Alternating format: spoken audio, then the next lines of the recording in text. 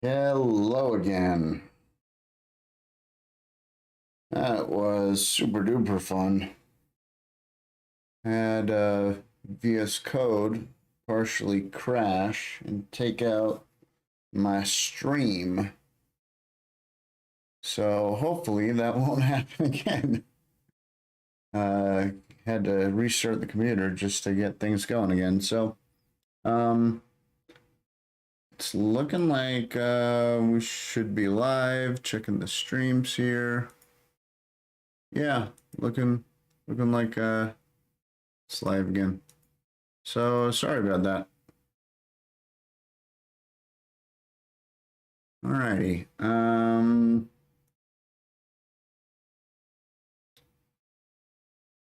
Now.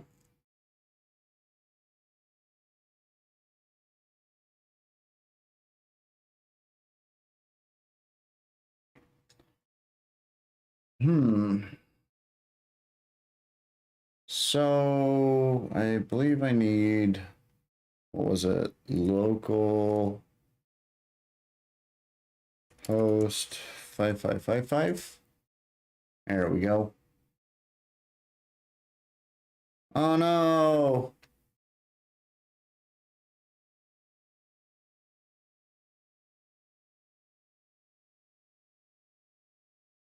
See if that's easier to see. So, because the browser closed, and this is a private tab, it wiped out all of my settings. So that kind of stinks, but it's okay.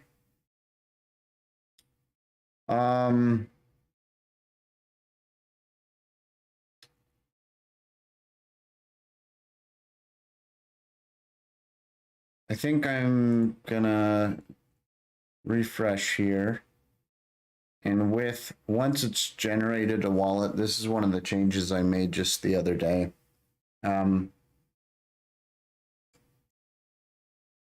Dash, so the testnet won't sync the first load until you have a wallet. So instead it generates a wallet, which I'm gonna actually change that around, where instead it gives you the option of you can enter your seed phrase or you can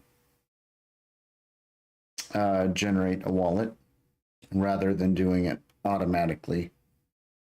So that's what I'll do eventually, but right now this is null.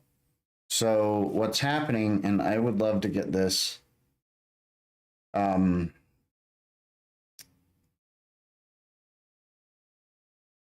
I guess updating or figuring out better what's happening. So right now it's technically syncing, but I have no way of indicating that, and I haven't yet figured out how to get that statistic. I was really hoping that, let's see.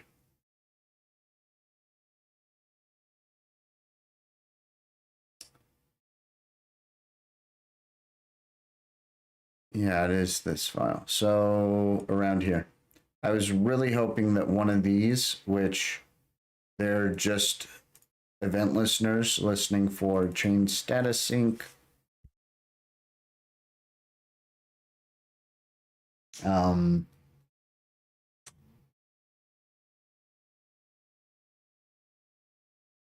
Let's see. Yeah, so I was hoping one of these would do it, but the only ones I've seen update are these last three. I haven't seen any of these others ever get triggered. That doesn't mean they can't, but maybe like some of these might need to be applied to a different section, whereas I'm waiting for the wallet. I had tried adding them to the client rather than the wallet, but I don't think most of these worked. I think the block header ones might work, but I wasn't seeing any of these work as far as I recall. In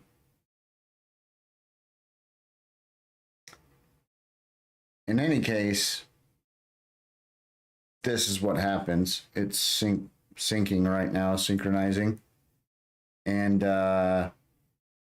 until it's synchronized with the actual test net, this remains null.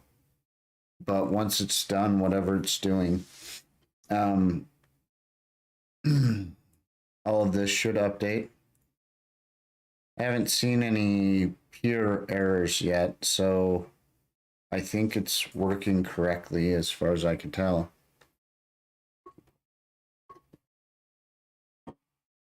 I guess that change status, let's see.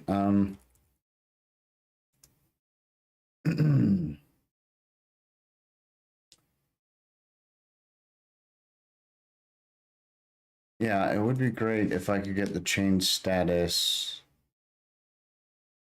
which is this core get status call. I wonder, let's grab that and come down.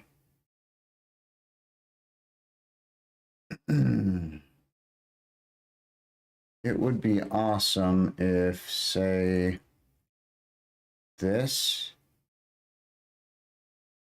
something like this,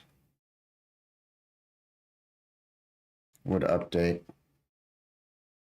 And I'm even tempted to, like, if I refresh, it's going to start this process all over. But if I could watch and see what's happening, if this worked, I could. Let's try this. So I'm pretty sure that errored, but let's try each of these, and we'll see if it errors at one line over the other. Let's clear this out and refresh. Okay, change network testnet.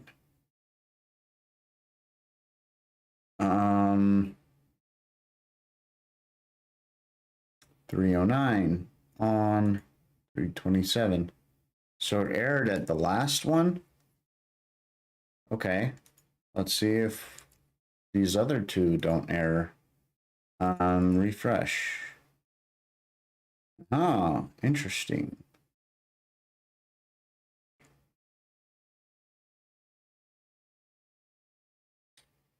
So it didn't error on these.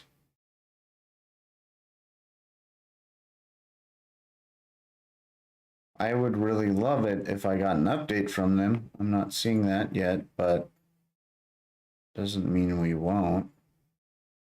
See, this is one indication that it's doing something, is this keeps updating. So it is loading stuff, but I don't know how to actually get.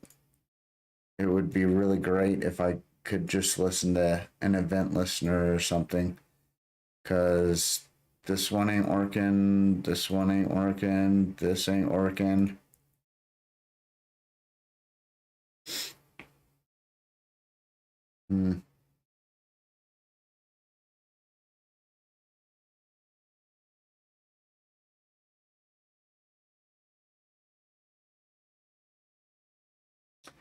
Maybe while I'm waiting for this to sync, I will go into github.com/-pay, and I think it's platform. And we're going to search for the change status sync.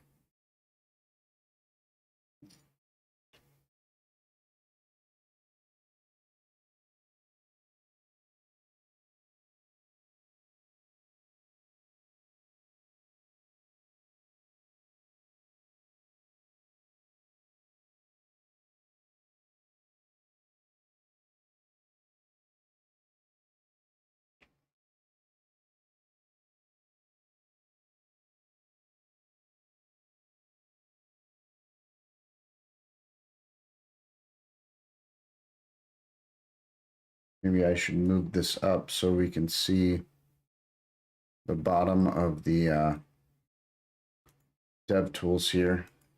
So if it updates, I can tell.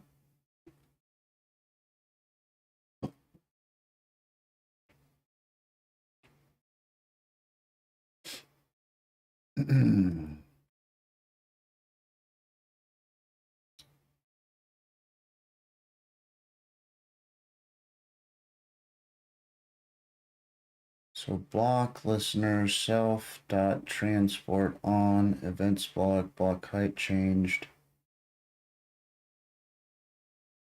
Continuous sync.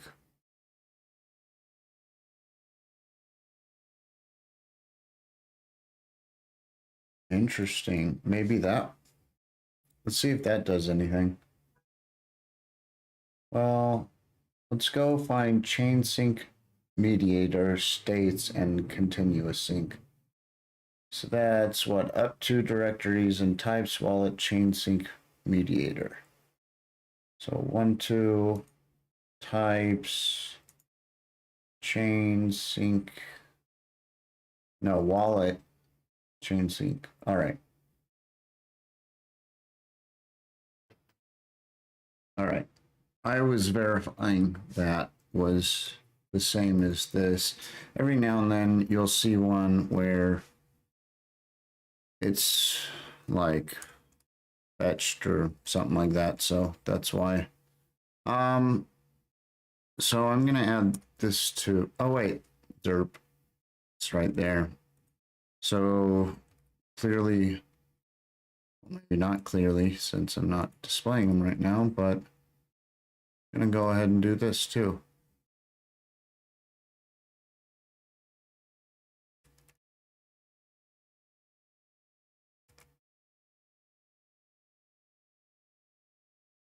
These are obviously not working to me. I'm gonna comment them out for now. And why did we come there again? Because of that. All right.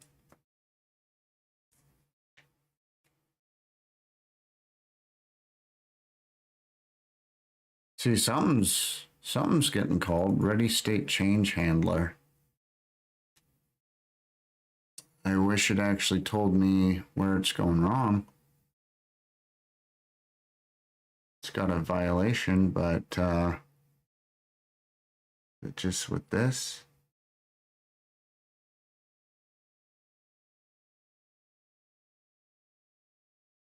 I'm assuming since nothing's showing beneath that, it hasn't synchronized and wallet has not updated yet. This is the biggest problem I found. Even if so right now it's saying the current block height is that. If I take that and come in here, so config to that, and then I think I had it one other place there. So that should limit the amount of blocks we need.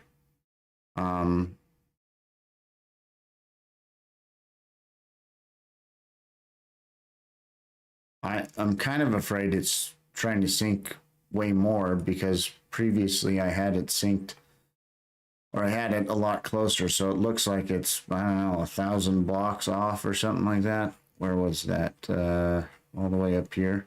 So nearly 2,000 or over 2,000.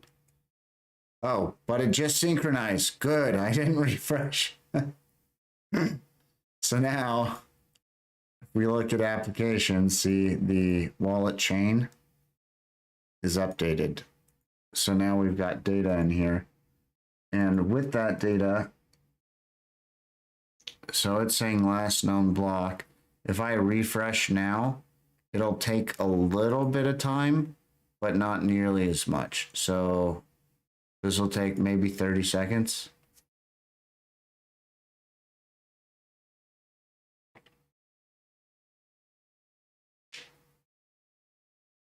Maybe a minute. No, I'd say 30 seconds or less. Still a little bit long, longer than I'd like, but at least it's not that 5 or 10 minutes, whatever the heck that was. How long's my stream been going?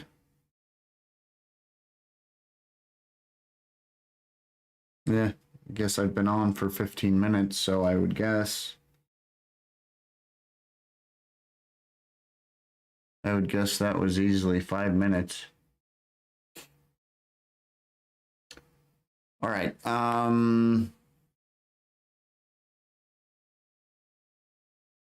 did add the continuous sync and change status to multiple things, and I see no indication that the event listeners are working. Why am I missing this? Where is it? There it is. So yeah, if this worked, these on and on ones, it should just there you go, console info, the event, which is this, and then the actual information. So that's what this is doing. Block height change, that kind of stuff.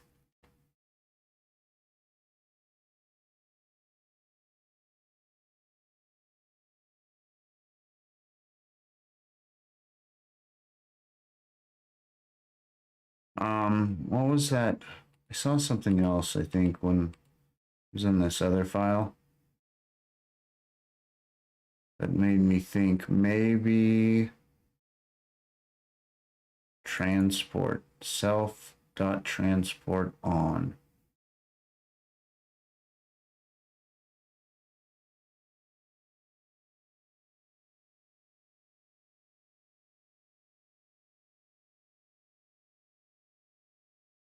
Let's I believe I add dash client. There it is.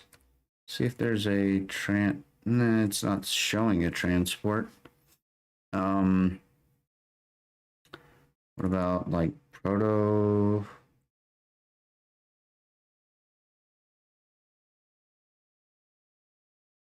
Yeah, it ain't showing a transport. Maybe Dappy client. Nope.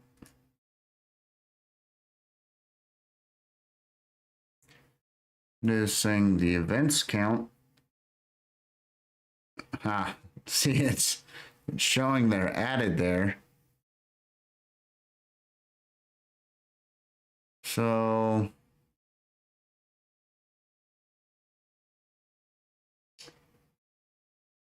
oh.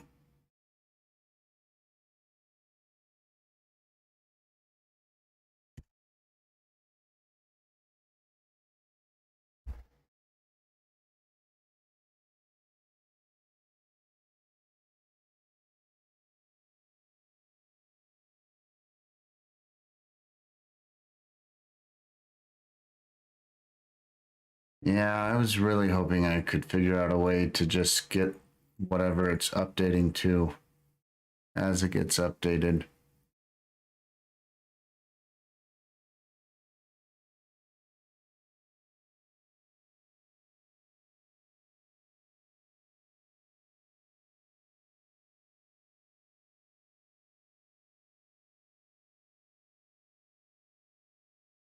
There's that subscribe thing.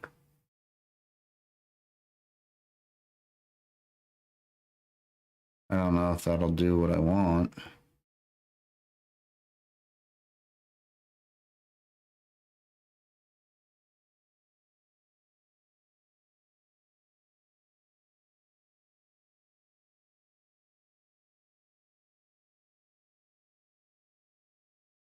Hmm.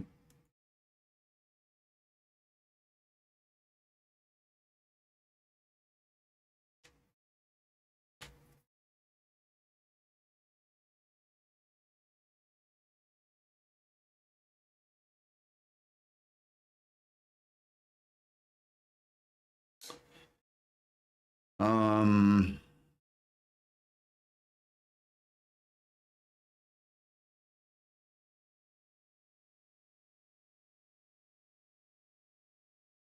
wish there was a way to see what events were available to subscribe to. I've never figured out a way how to do it in DevTools. Global listeners, message. That might be something I'm doing myself. Event listener breakpoints.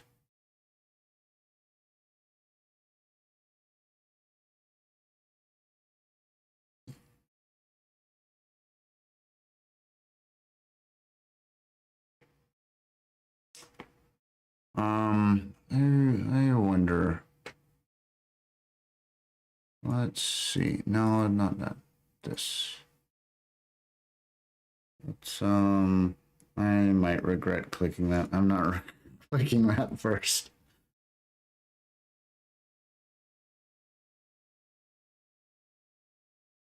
Not super helpful.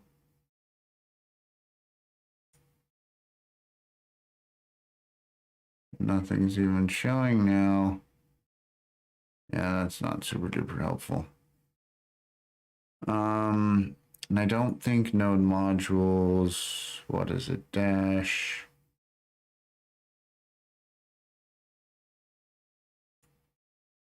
And dist. Yeah, it doesn't exactly have the source. It would be nice if it had the source there too. Emit.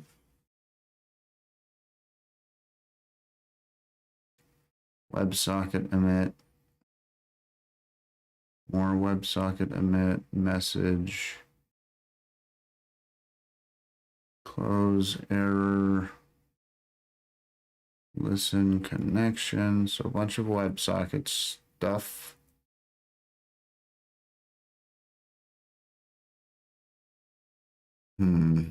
Loaded.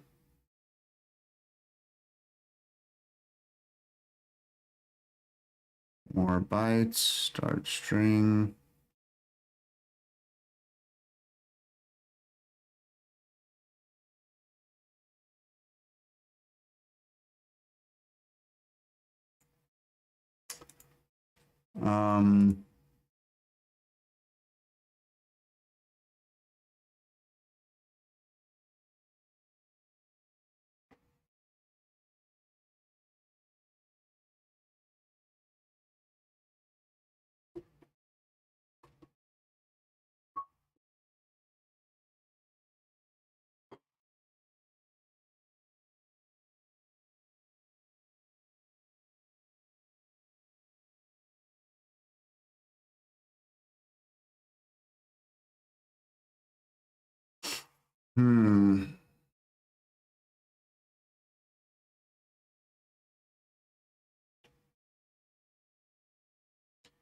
Tried to look through all these the other day. That's where I pulled some of these options from. But I wasn't sure exactly where I could stick the event listener.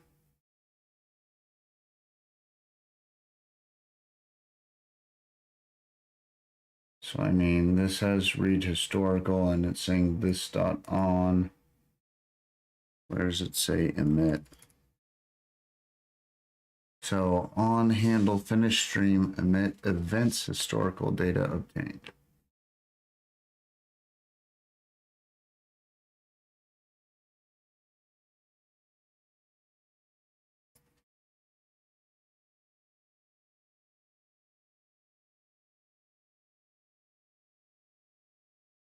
See, and this will event block headers, and that's one of the ones I do see is block header.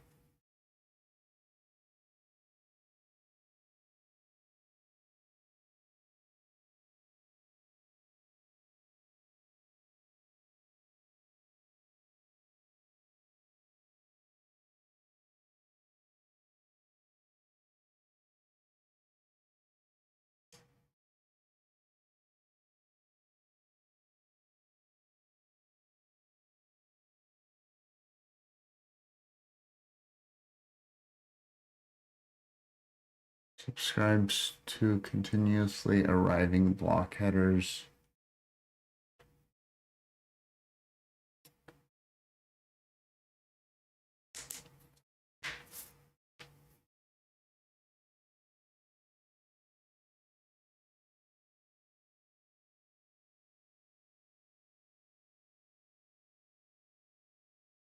Let me see if I'm doing this one. No, I'm not. Guess I'll give that a try.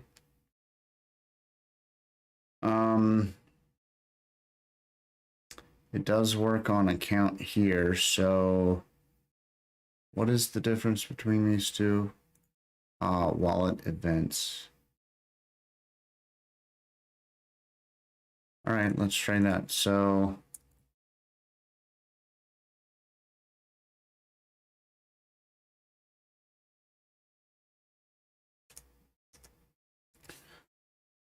and none of these appear to work, so I'll comment those out, and none of these appear to work, so I'll comment those out. All right, let's see if that historical data does anything. Clear and refresh.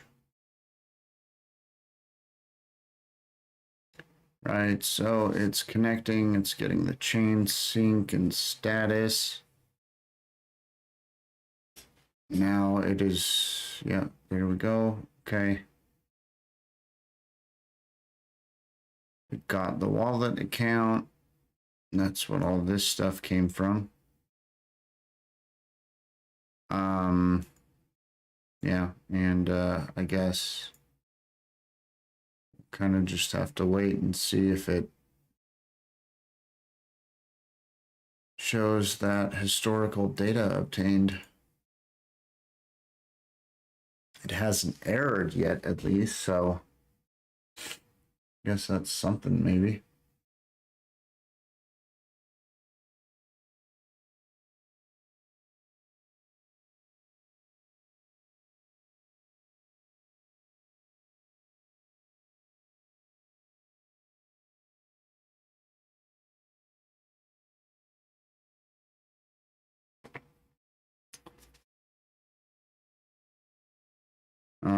Let's see. Dash client dot no.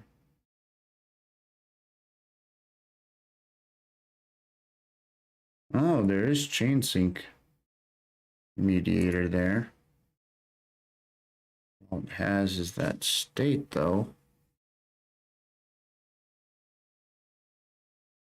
Continuous sync. So Dash client wallet.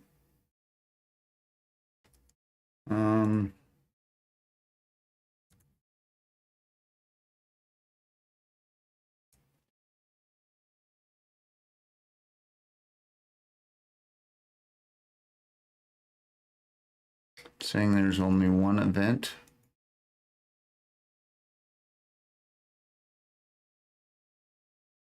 And it's an error event. I don't think I've seen it do that historical thing yet. My guess is it should have happened by now if it was gonna. Oh, hey, look, wallet transport. Events, block and block height changed.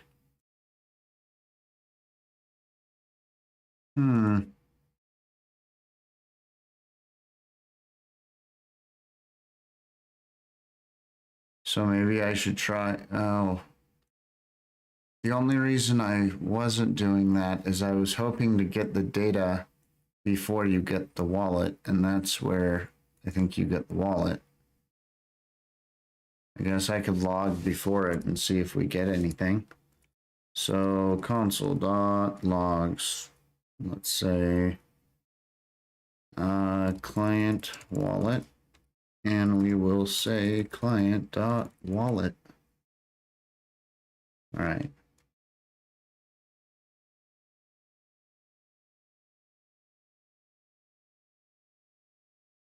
I did get that. That's interesting. And it's not really available yet, or shouldn't be. So maybe it is.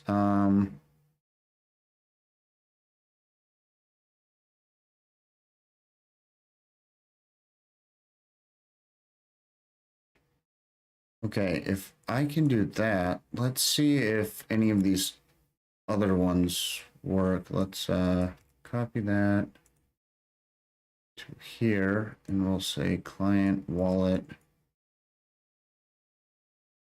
And I'm also going to try dot transport.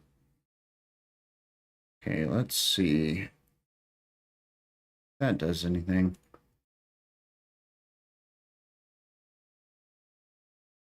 No error yet, at least. Okay.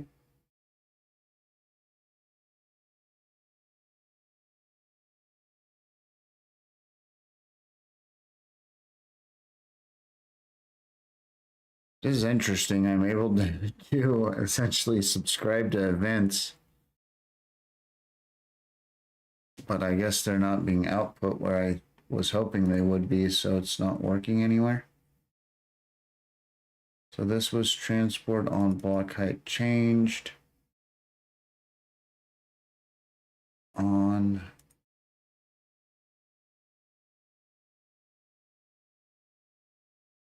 versus, is this not the file? Oh, that's a different file. This is the file I was thinking of.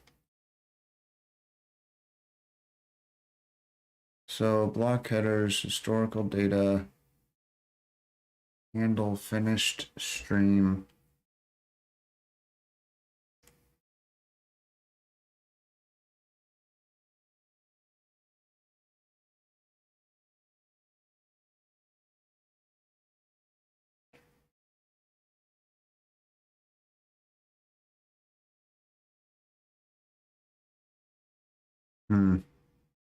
Should have loaded by now. Yeah, it's loaded.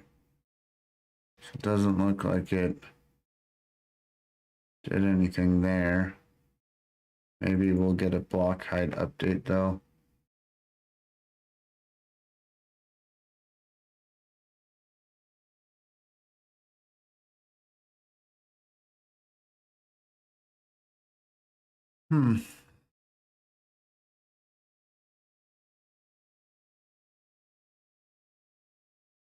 Subscribe to block headers with the chain locks.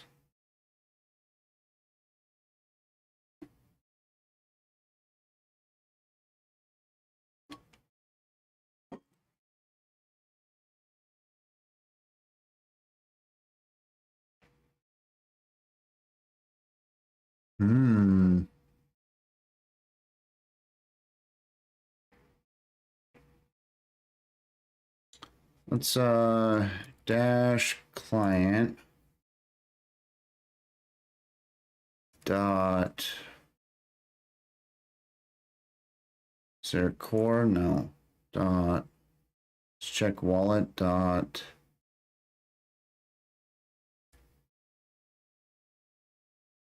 no core stuff. Let's see platform dot. Didn't I see core somewhere? I know I saw core somewhere. So dash client.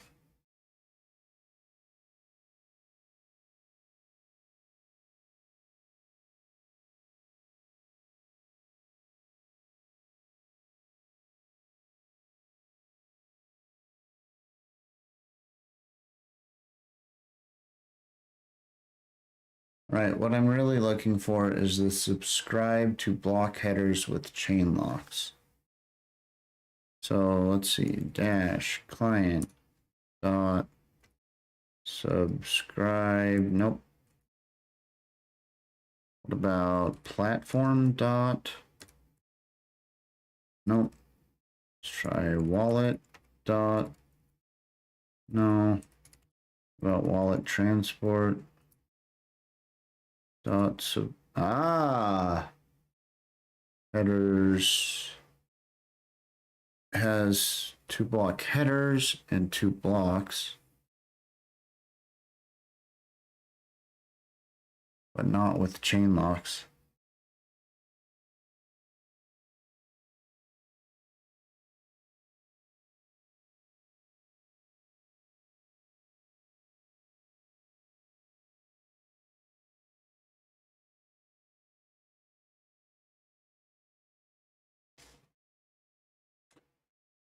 All right, let's see. Chain locks. Maybe let's search here too. Actually, what are we looking for again?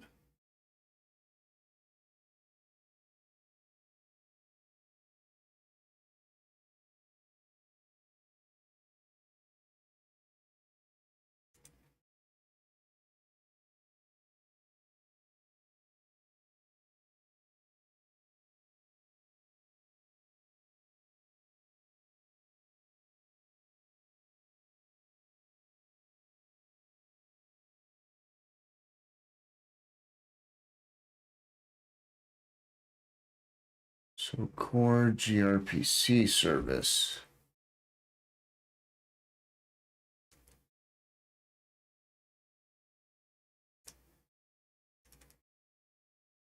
Why is it not finding it? It's right there.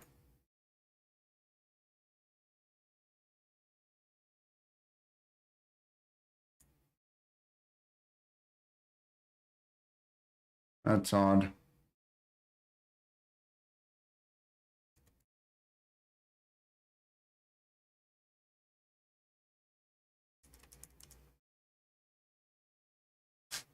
Was that spelled wrong? What's going on?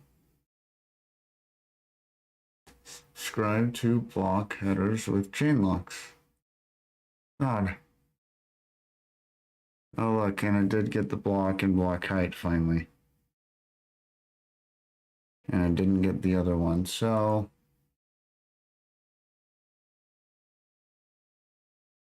So maybe I can't access that from the JavaScript API. Although I was hoping you could.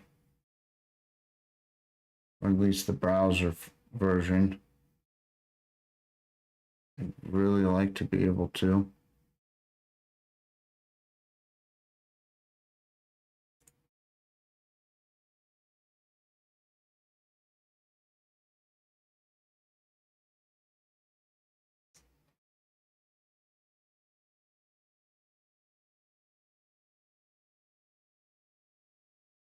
Hmm.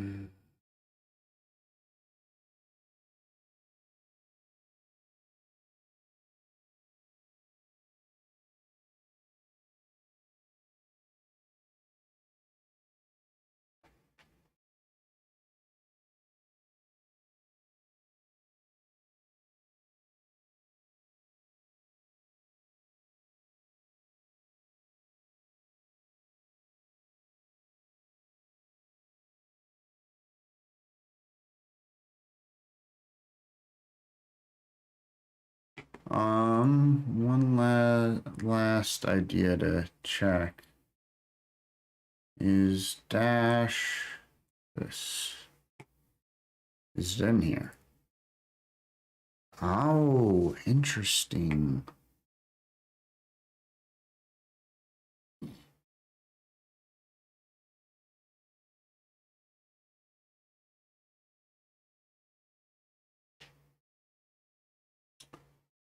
It even has the historical stream stuff.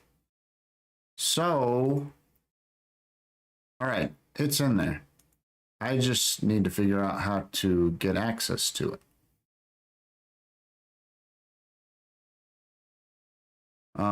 Let's trim down the search to just that.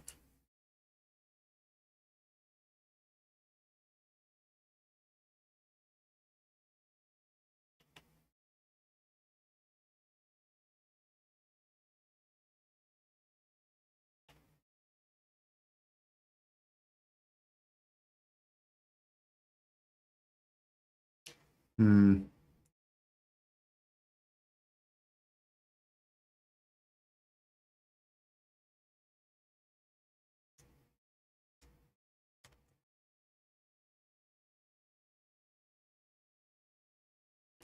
It might also not be part of the client. So dash core dot. What's in dash core?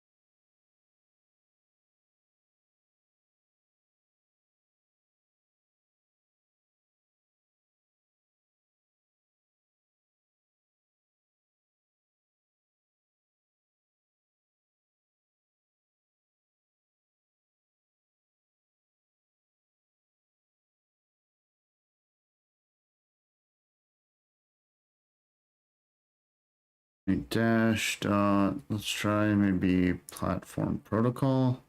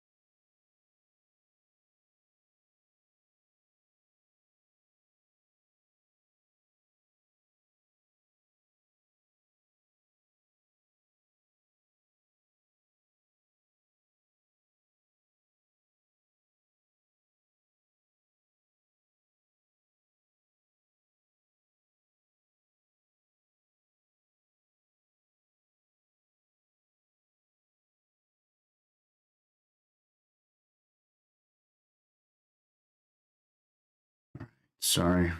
Let's get back to things here. All right.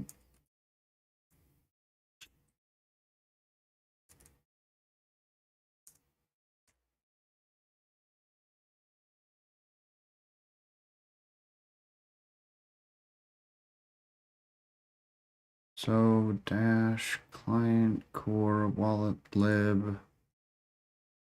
We're looking for subscribe essentials buffer errors.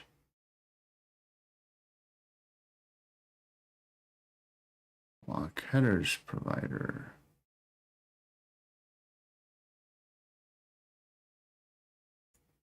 Um.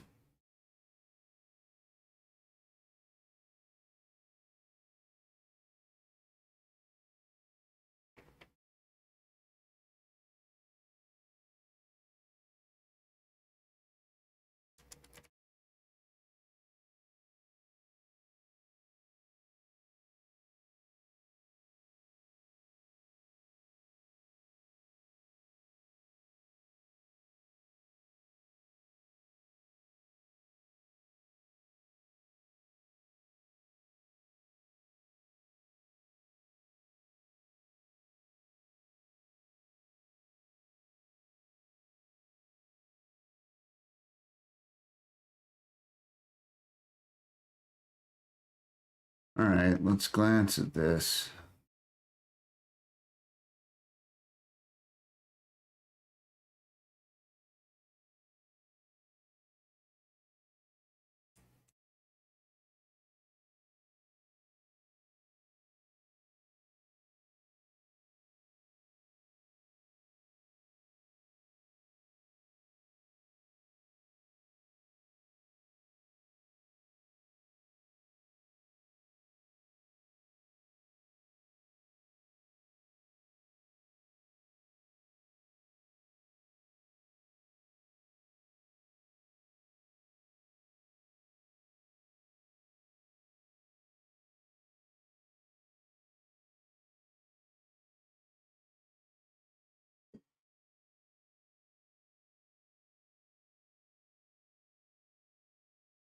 Hmm.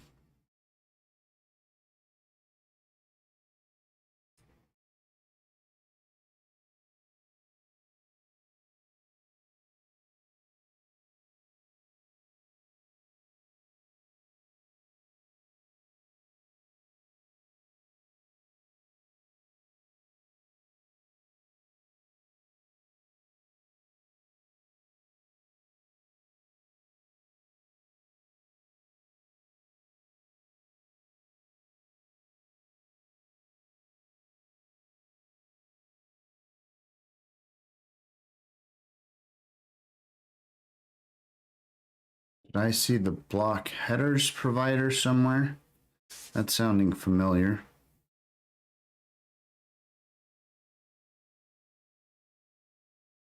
Block header.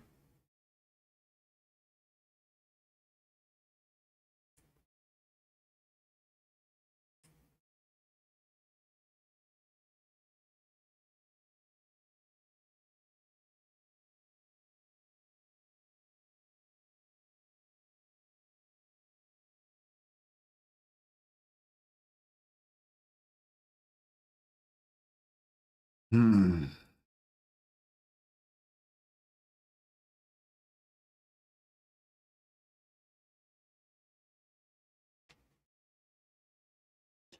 was pretty sure I actually saw the block header provider in one of these.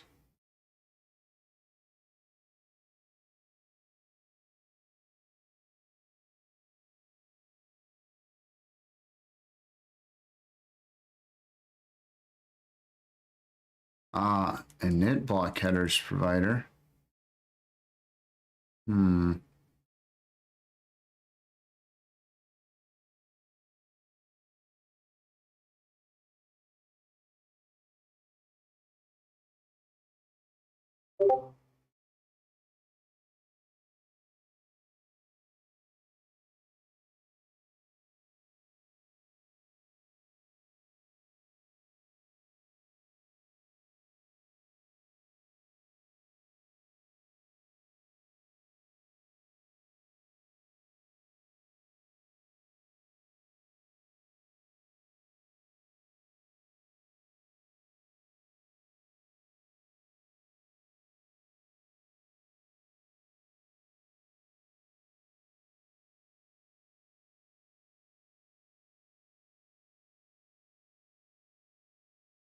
Is this all the available events, or is this all the events I subscribe to? I guess there's one. Oh, wait, no, I commented out a bunch. Yeah, it's not on the ones I subscribe to anymore, at least. So it kind of makes it seem like these are available, yet I'm kind of feeling like they're not available.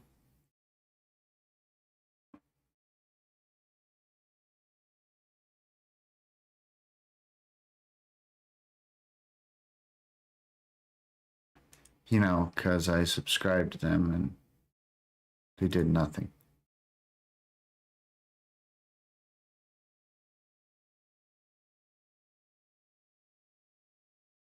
All right.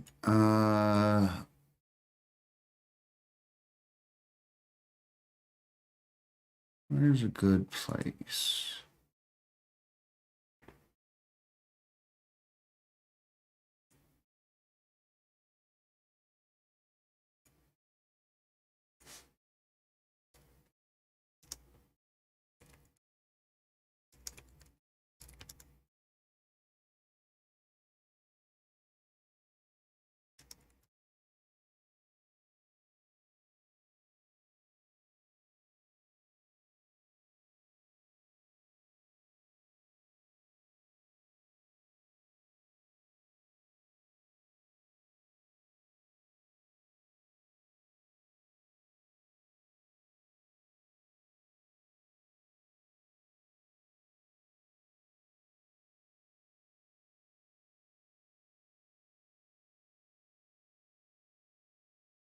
Hmm.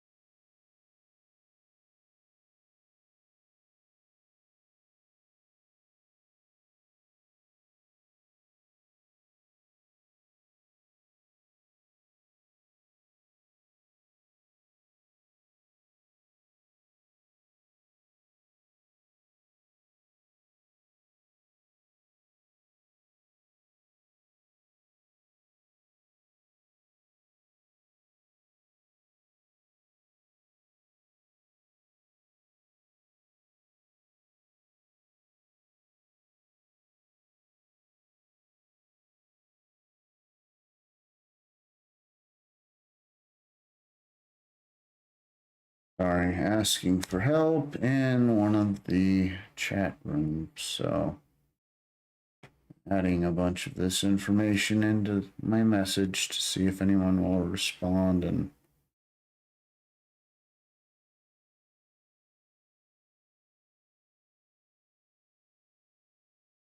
help me figure this out.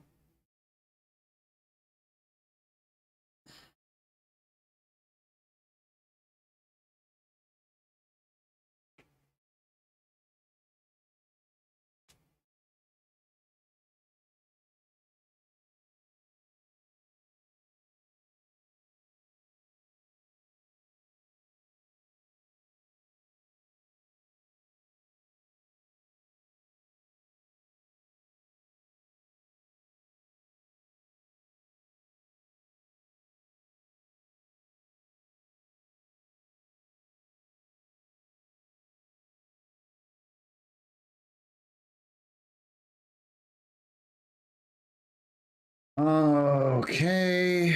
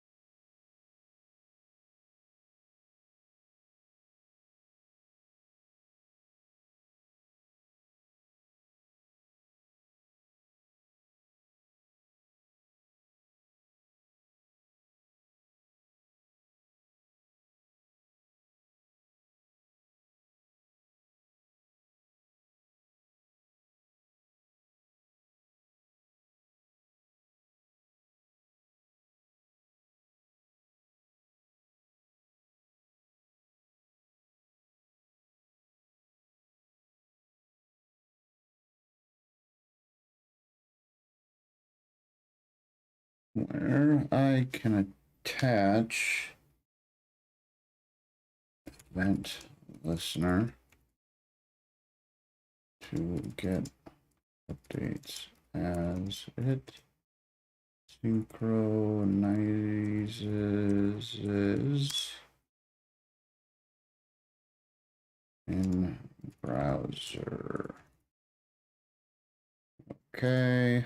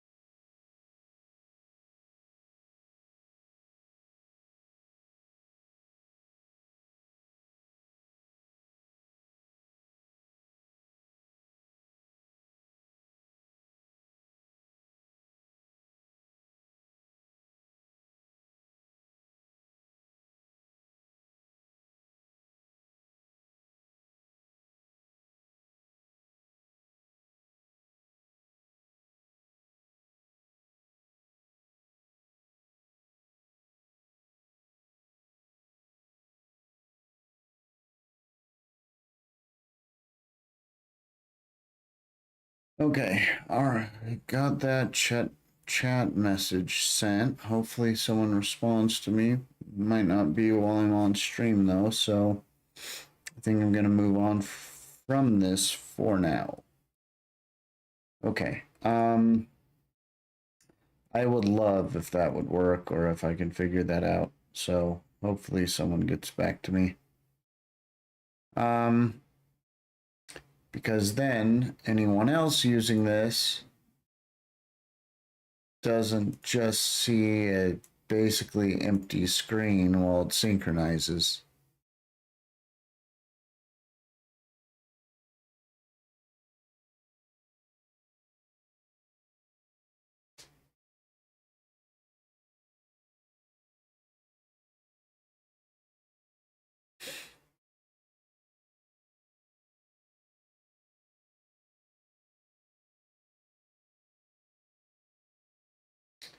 All right, let's see if this will work.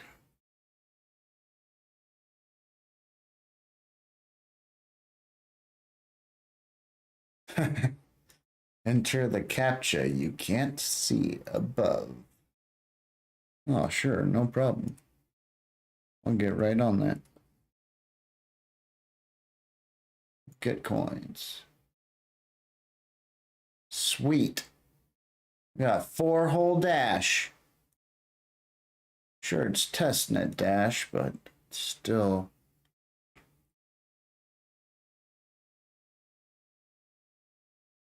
Block height change. Let's refresh. Come on. Big money, big money.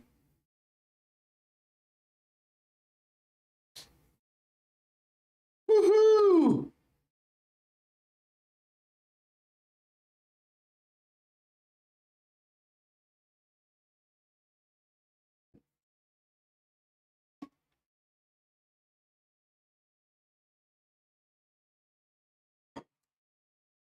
All right.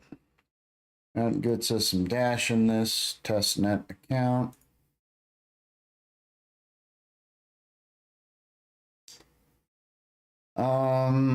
Where were we when my stream crashed? Hmm.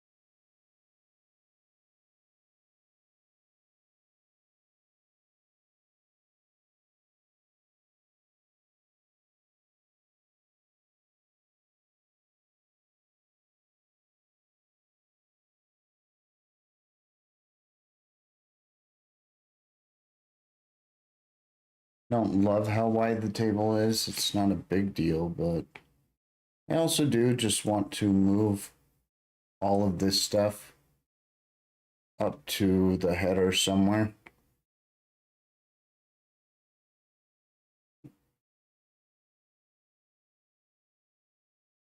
Maybe I should do that now.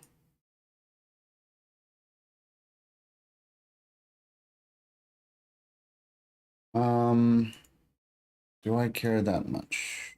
Do I want to do that now? So what I was kind of thinking is I would just stick whatever the current address was in the center here, which I think if I go ahead and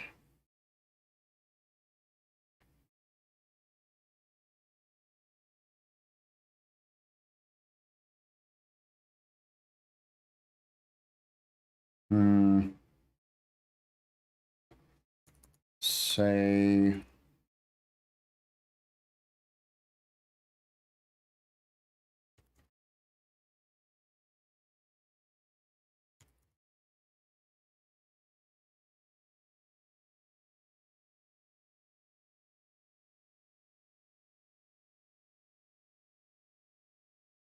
so if I add that,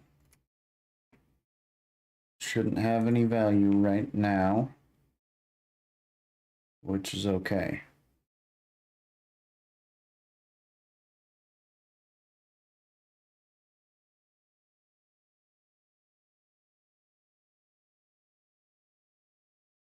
But it gives us that, and let's see, I believe T body is the element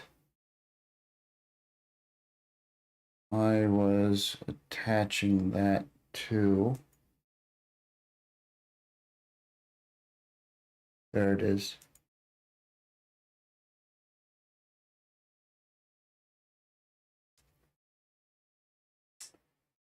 So let's search for that.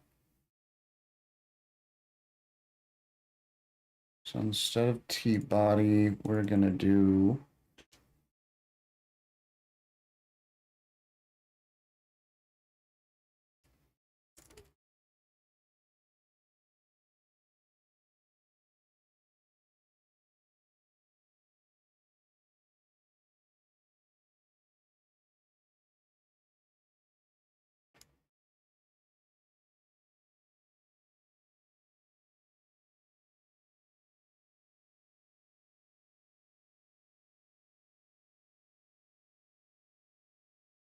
all right, so then if we do T body this, so enter HTML.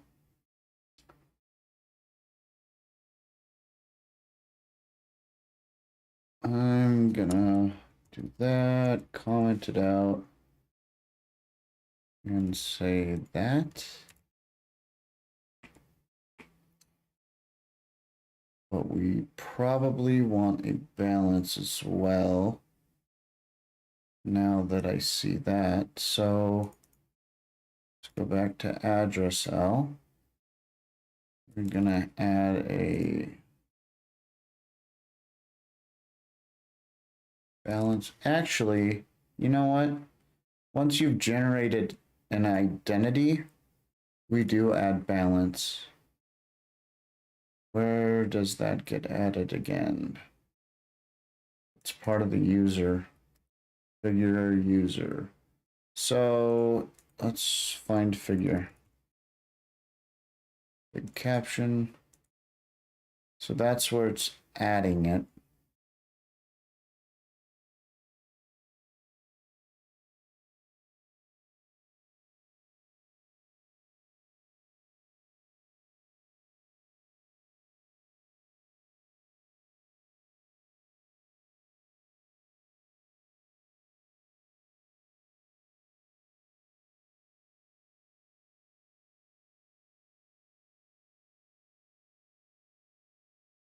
Hmm. Um.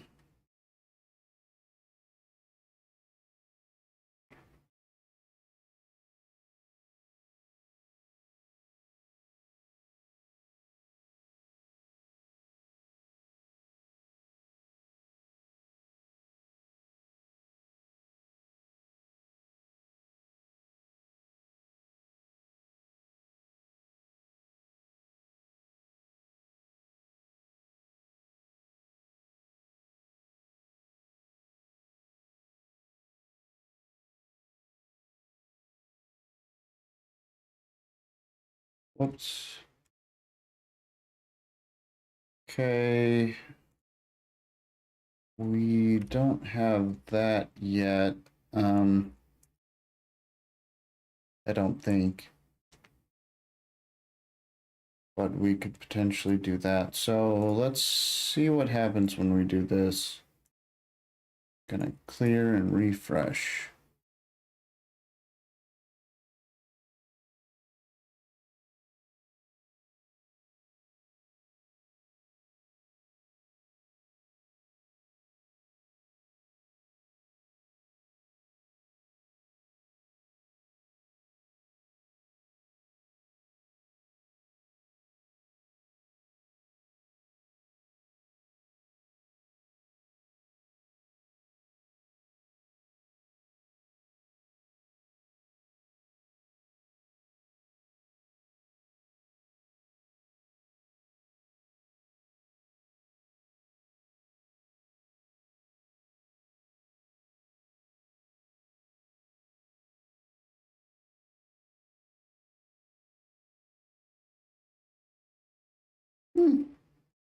Not the worst thing ever.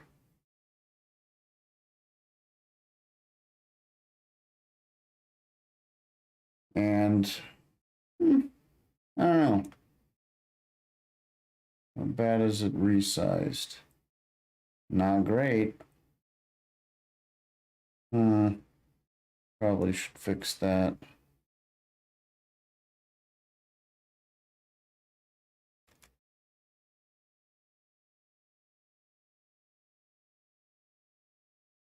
I think I do have styling for that. So I could maybe, is it getting set on the header? Let's see. Header display flex. So I might be able to do header flex direction column.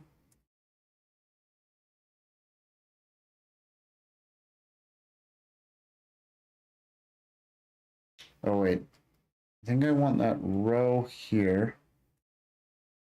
And then I want to take that and come up to header here and say flex direction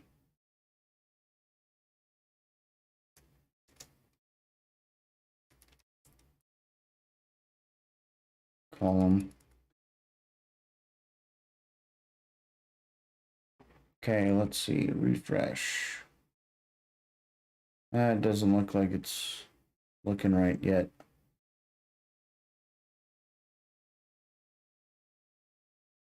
Yeah, that ain't right. It's gonna go vertical, but it shouldn't. What did I do wrong? Oh, I reversed it? Yeah, that should be row.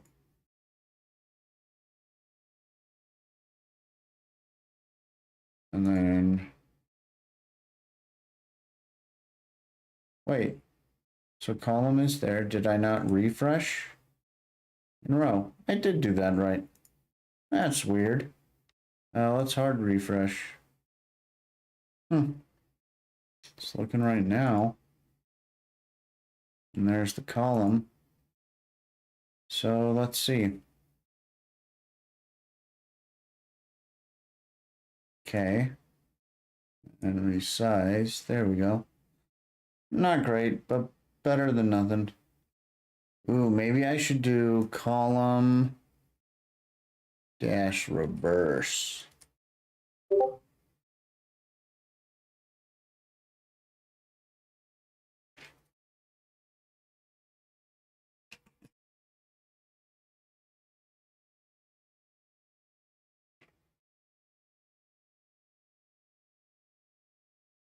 Okay. But let's copy this into the code. All right, back to header. No, I was trying to save space, but at this point, it kind of doesn't make sense. More annoying than it is space saving. When the file was smaller, it made sense. Trust me. What do you have to lose? All right. Is there a faster way to format this? I don't want to do that again. Let's see. Format document. Sure. Oh, there's no formatter for post CSS files. What if it's just a CSS file? How about that? Okay. Format document. Oh, come on.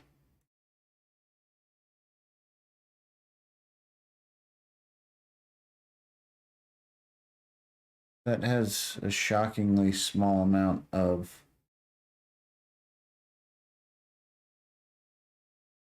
installs. There's 7K.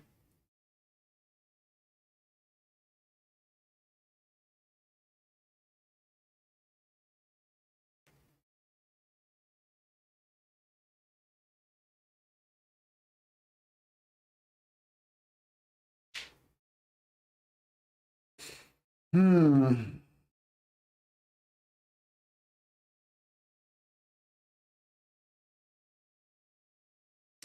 do have the post CSS one. That's weird. What if I swippity swap this back to post CSS? And what did I do again? Format document, stall formatter. do have that. CSS variable autocomplete. What's the difference? One has highlighting. They both say highlighting. I don't know. I don't know. I don't know. Let's see if that'll do it. All right. Surprise me. Yeah, that sounds about right. About that.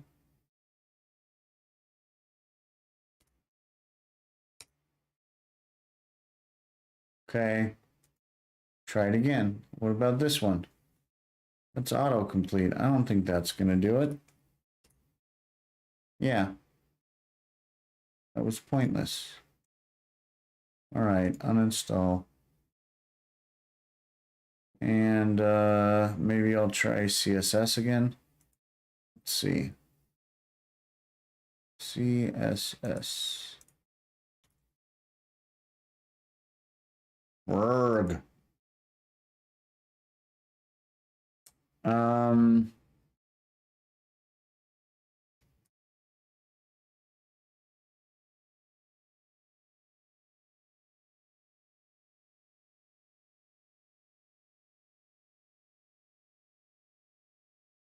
You are a liar.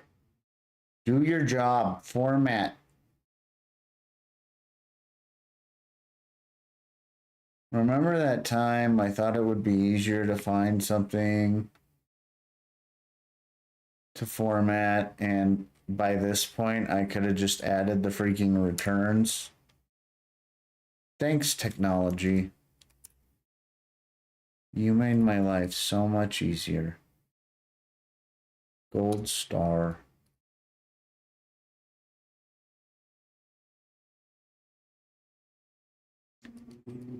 Is there a way to break lines? Let's see.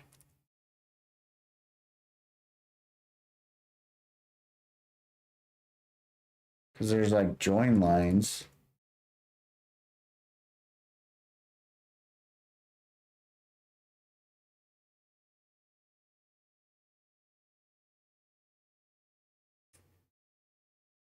All right, I've got my idea.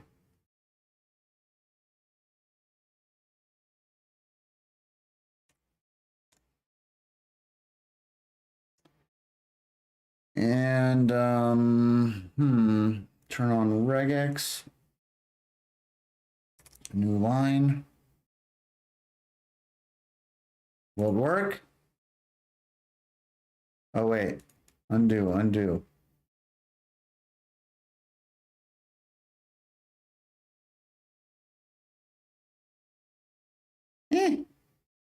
Not terrible.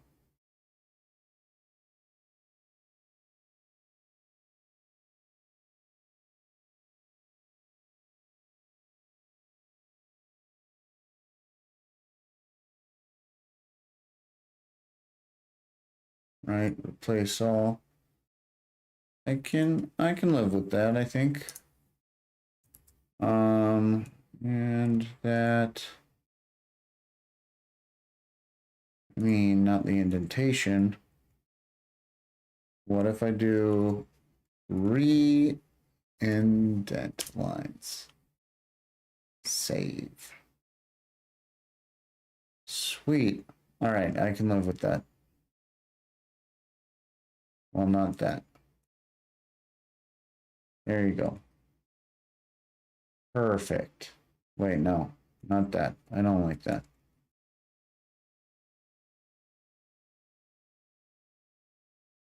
Almost perfect. Ish. Kind of. I don't know.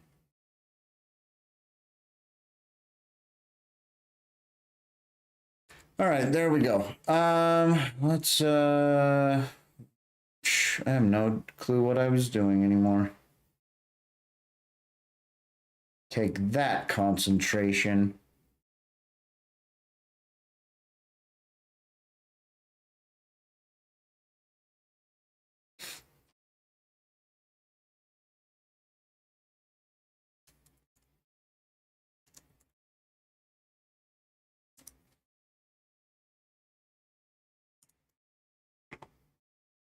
Oh, I don't like that either. Or that.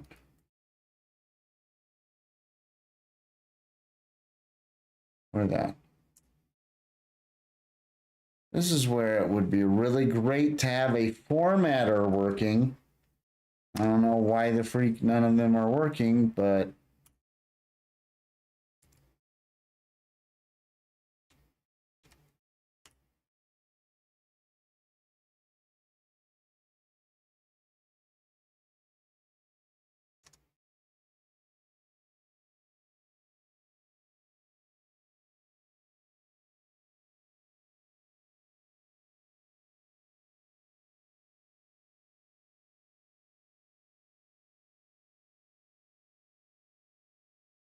okay.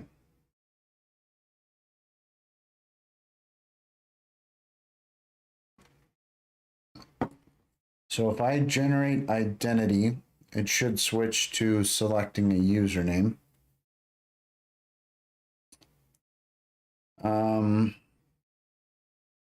So I'm going to clear this real quick and generate. Create identity, block header stuff. Will it work?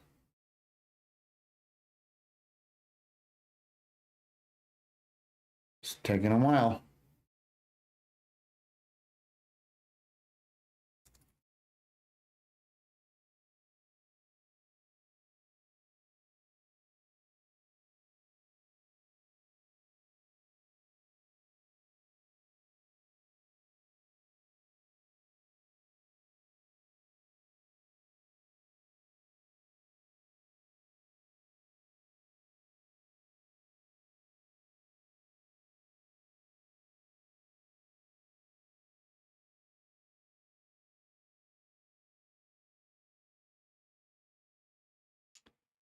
Huh.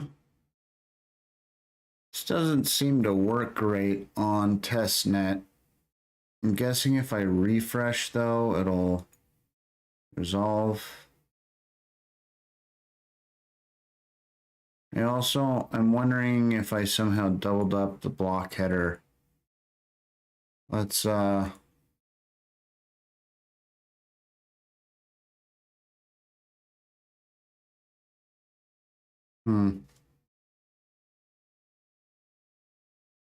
Well, that's interesting.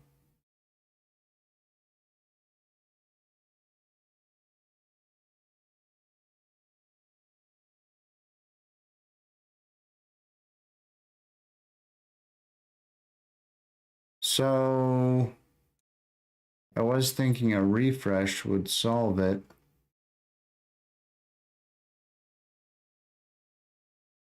But clearly it did not.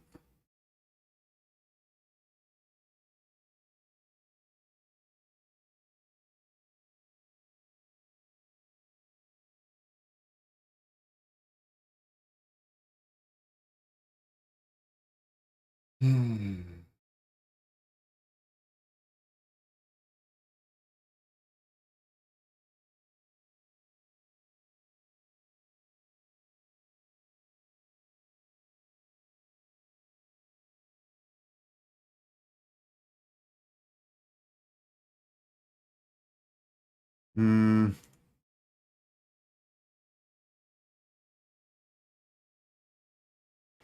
So find T body.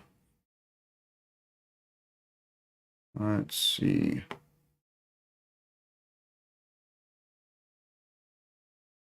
I think I'm gonna comment this out for now.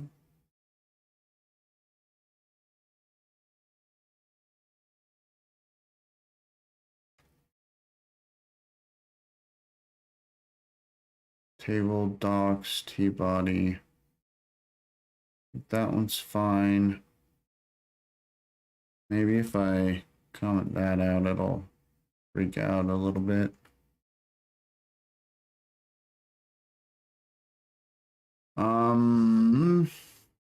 List body.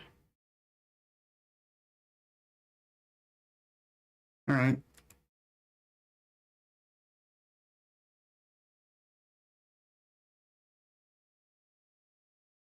Oh, I wonder if this is going to break stuff. It's going to come here, delete that, and then delete this. I might be adding like appending something after that, so this might break things. All right, refresh. Right, best block hash.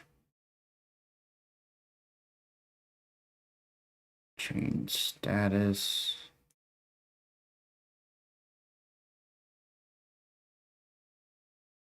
Master node chain.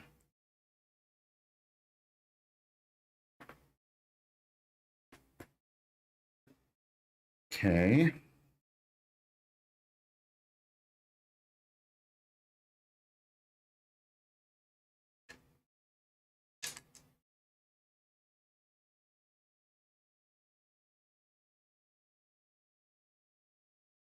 I was trying to see if any of those events might be on there.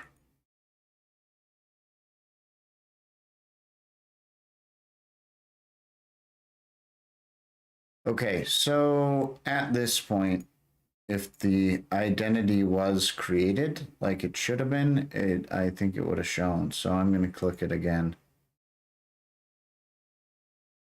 The fact that that returned so quickly like that worries me a little bit.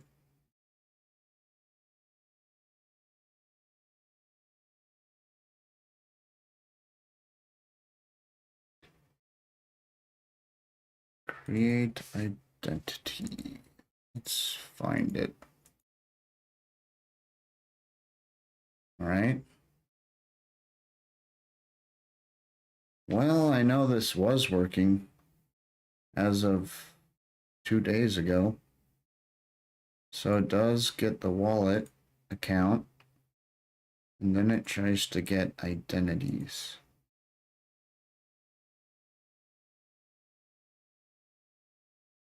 Oh, so after those run, then it tries to register an identity.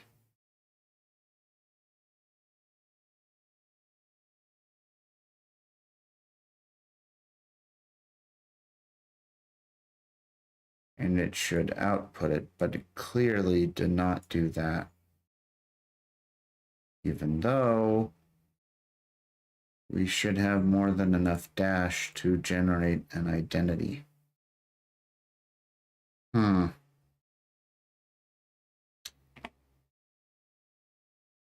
Well, that's annoying.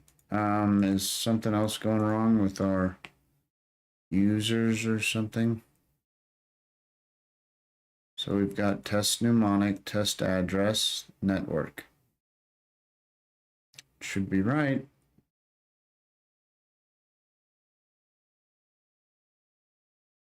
Just doesn't seem to be generating an identity.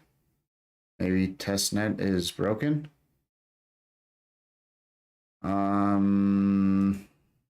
Guess I can switch to my local net and see. Let's give that a shot. Uh-oh, error. Chain on. Transport. Interesting. That's really weird. It errors on the local one, but not on the test net. Where was that? Client transport, wallet transport. So, all right, I'll comment that out and save. I'll refresh that.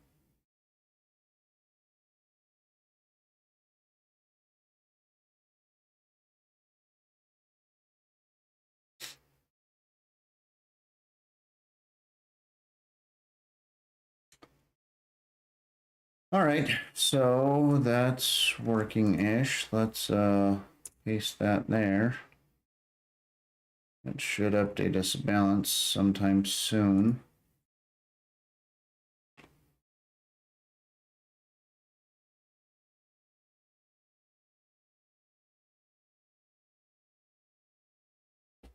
Let's see, was it under Dash client that I found that list of possible events?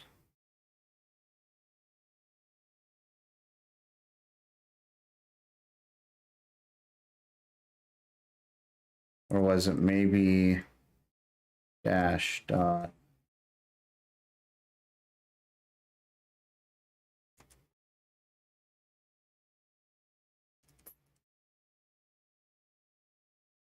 Got a new block header and stuff.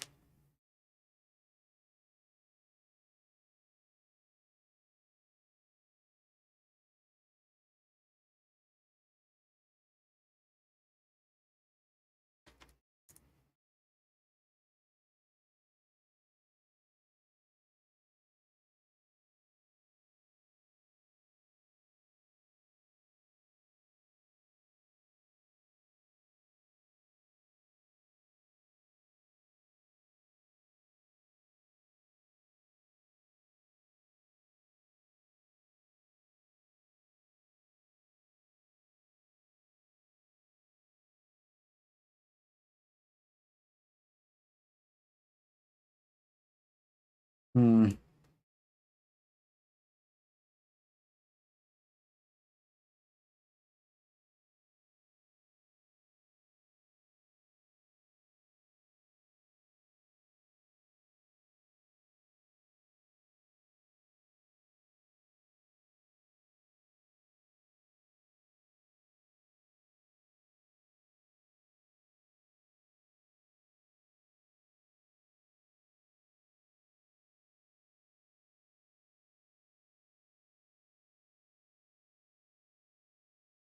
All right, well, we've got our 100 dash balance on local.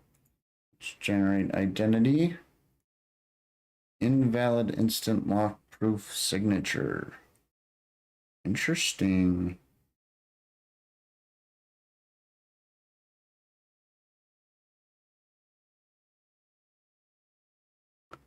I wonder. Oh. So we've got two different.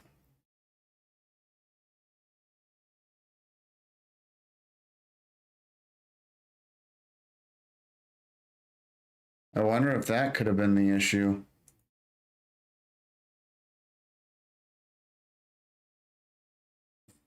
So I'm assuming 1265 is the local chain.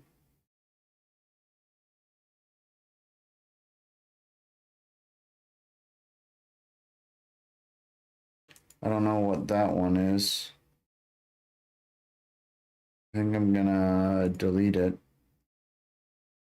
to refresh, see if it comes back. It did not. All right, let's so we've got local address, local mnemonic versus test and test. We've got the network set to dashmate. So let's try again. Something went wrong. Invalid instant lock proof signature. Interesting. All right, I'm gonna try. Which one was which?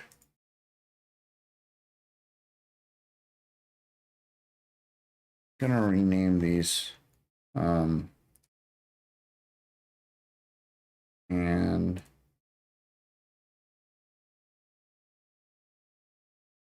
all right, let's refresh again. Okay, so this should be our local. We also, it shouldn't be grabbing that testnet one. Obviously, it synced this a lot faster and generate. Interesting. What changed?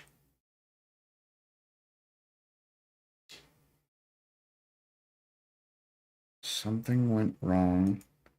Error. Invalid lock proof.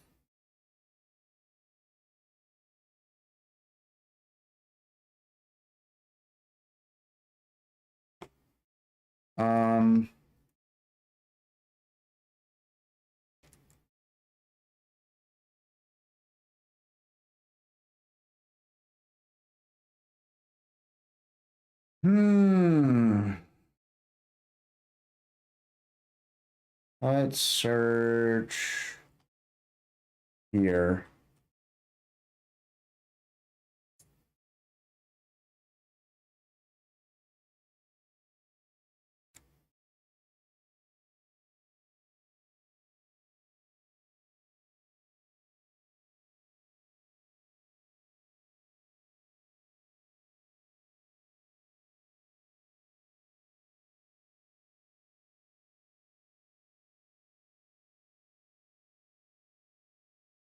Maybe, let me see.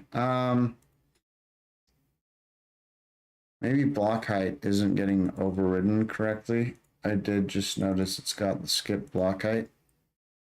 So, current height.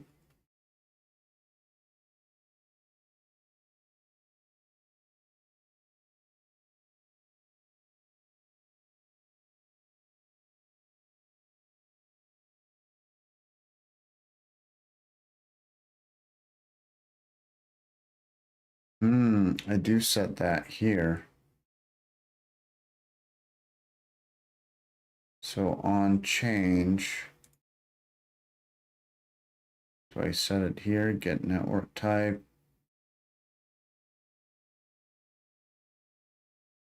Let me see. I've got current height here. I forgot I was setting it there.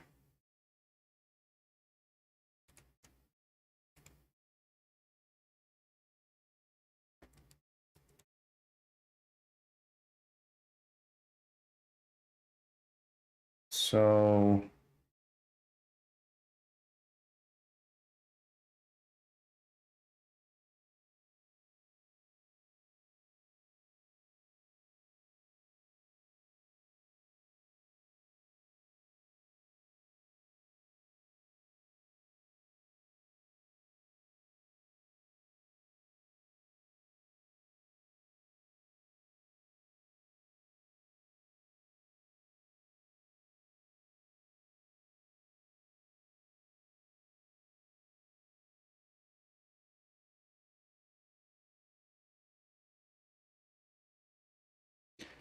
all right, let's gonna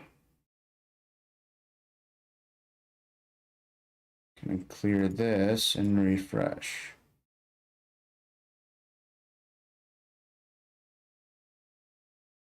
Actually, before I test this, I'm gonna delete this wallet, and now I'll refresh.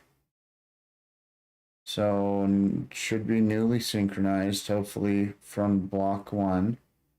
Generate. Went wrong. Okay. Are there any other errors in here?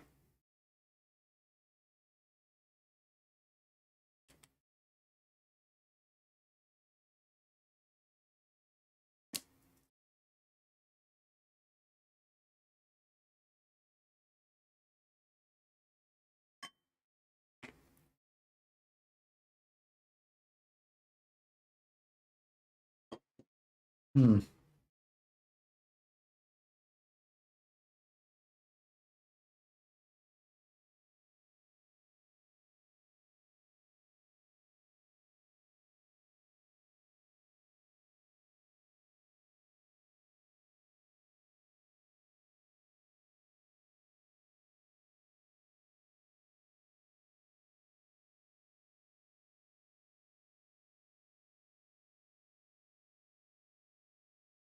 Well, this is interesting.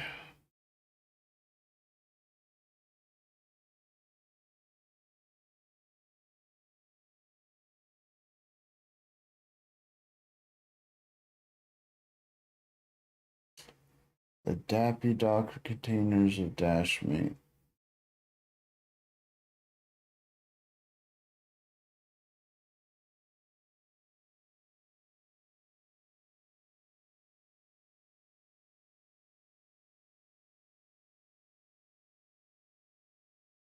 Hmm. Uh, this hasn't been running that long. Only 3 hours.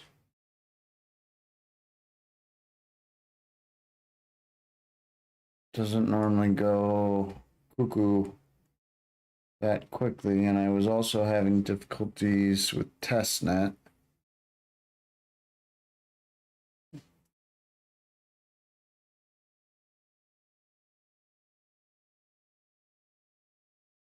Well, let's check the logs for some of these. So Docker logs that.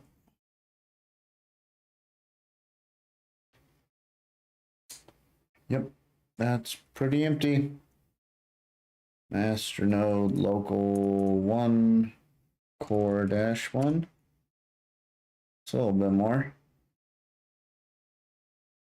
What's going on?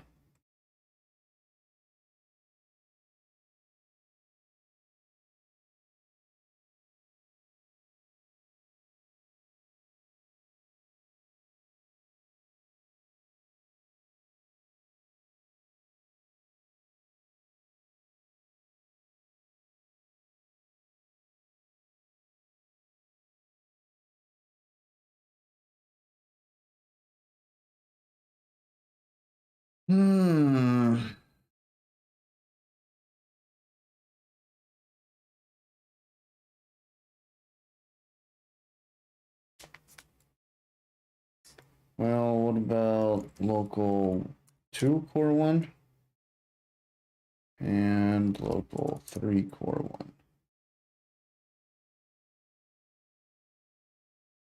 I don't know what I'm looking at here or what I'm looking for.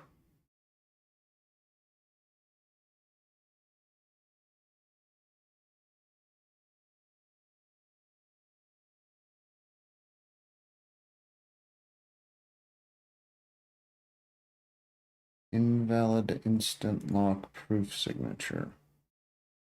So enforce best chain lock.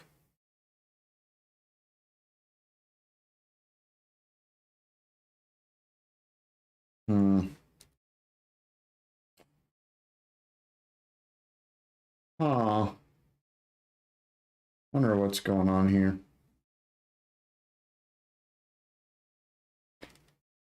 Maybe I will try to reset DevNet.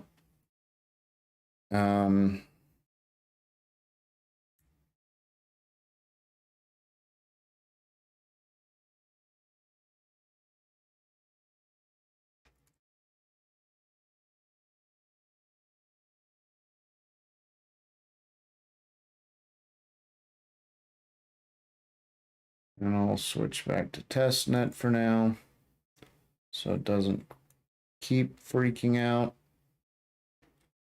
All right. Should run some stuff there.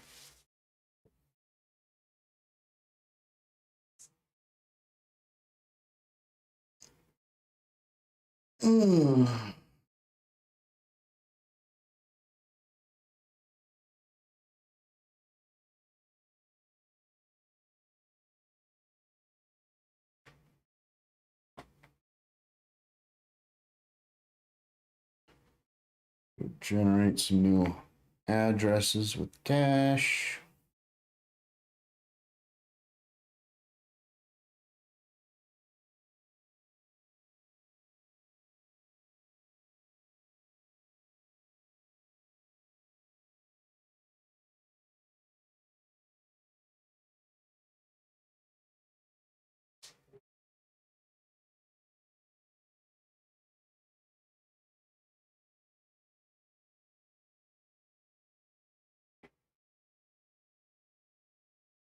What was, yeah, that's what I was looking for.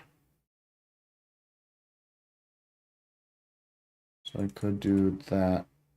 Wait.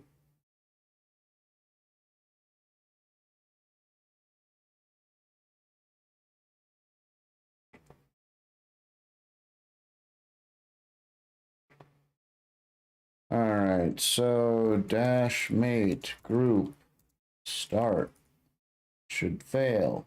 Well, it usually fails. Shouldn't fail, but it usually fails. This might work. Huh, how about that? That's always a nice and weird surprise. And that still hasn't loaded because it's testnet. Takes so long.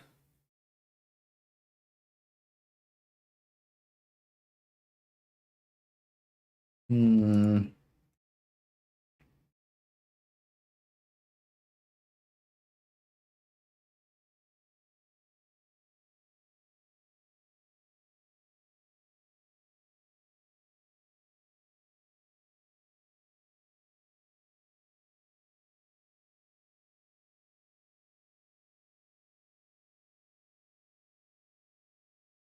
Hmm.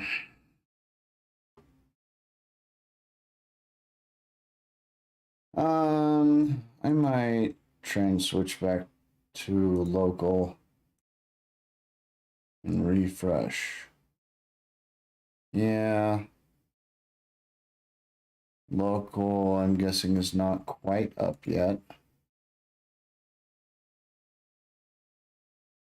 And it's new. Wait, do I have? Yeah, that's not gonna help. Just delete and refresh. Okay, there we go. All right, let's send some money to the address.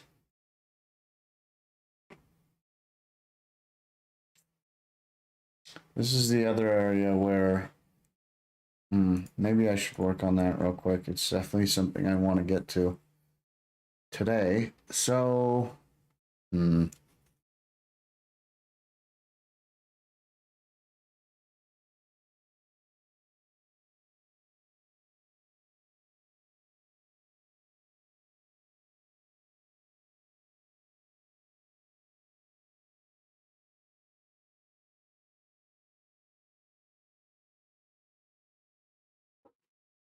all right, let's see.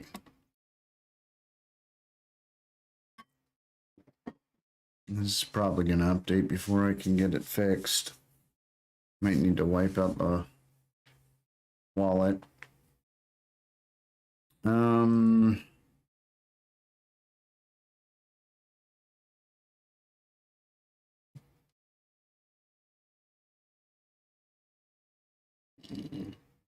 excuse me.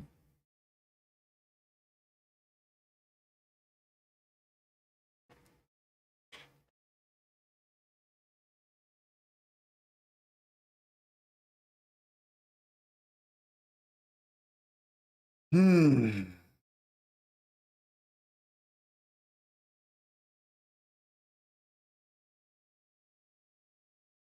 Right, so I want to find this message area, which is right here. And these are both getting added as part of the message, I believe. Can verify that. Yep, they're both inside message.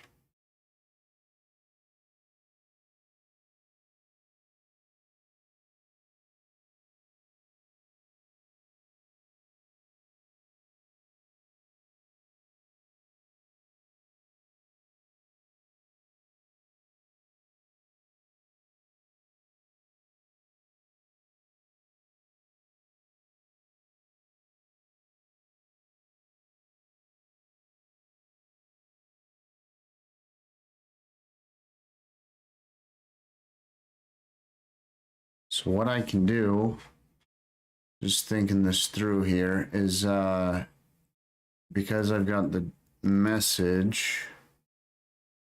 So set message. Where am I setting message? Few places it looks like. So account balance. Can I copy this for now?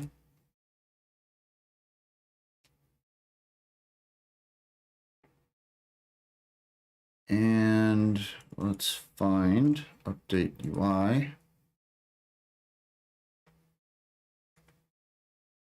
is there. This is what we want. So get wallet balance. That clears the message.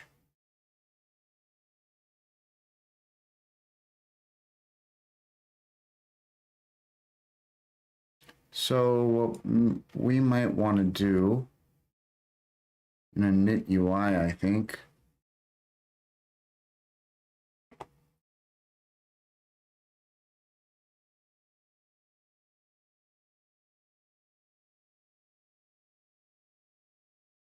it's if something or other, do that, set message. So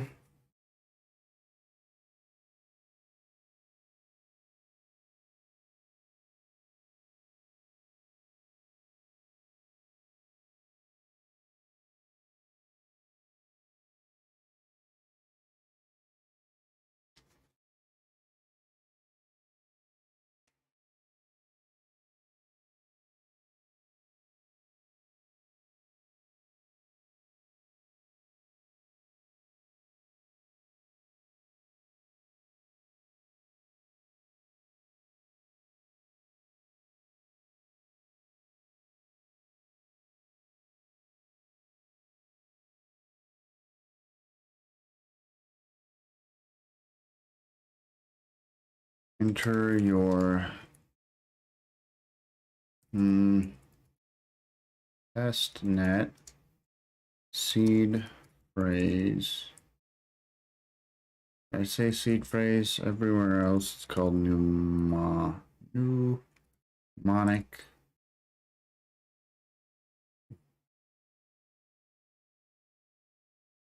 We'll do input type equals. Yeah, I don't need type. It defaults to text, and it's going to be a text field.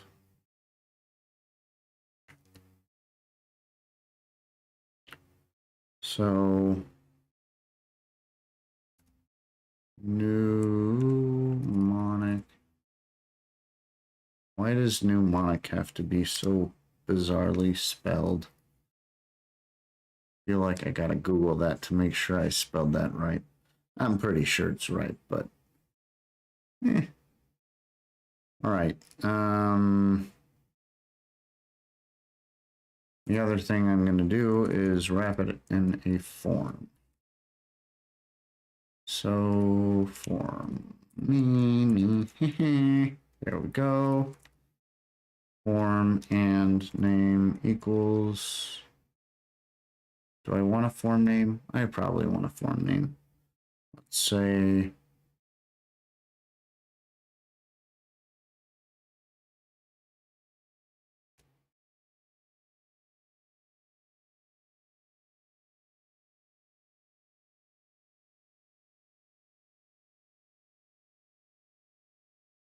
and we will add a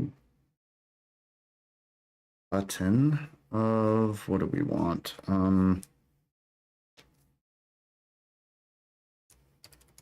Button type equals submit. Button. Okay.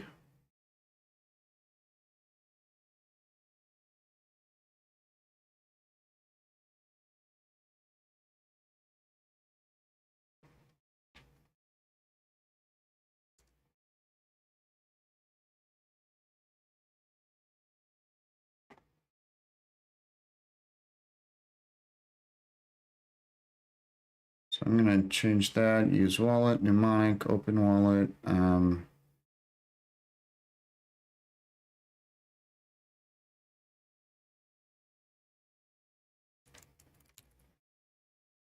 going to say enter a testnet, wallet mnemonic.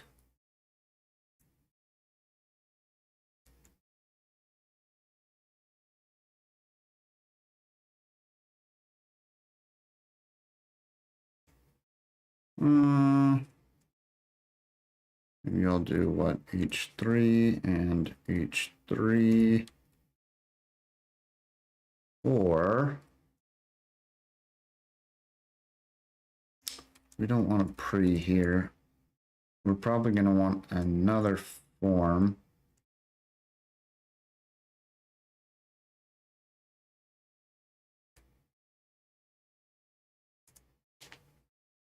This one's going to be generate new wallet. Okay. Gen wallet. So use wallet, gen wallet.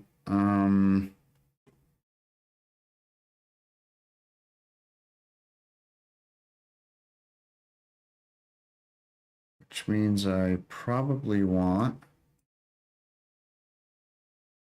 another one of these. And oh yeah, I should, add stuff to this if. And what we're going to do is mnemonic. So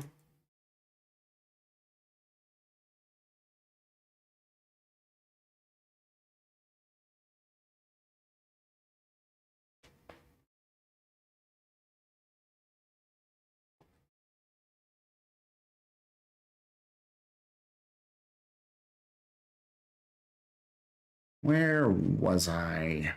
There we go. So if no alpha mnemonic. I should rename these. It made sense for how I was originally writing this, but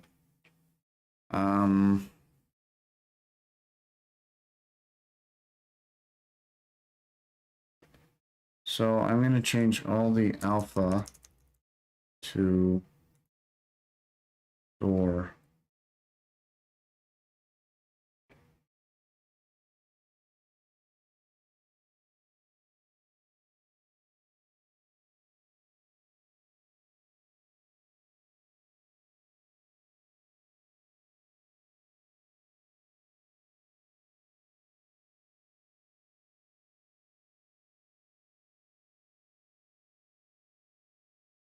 I think this should work.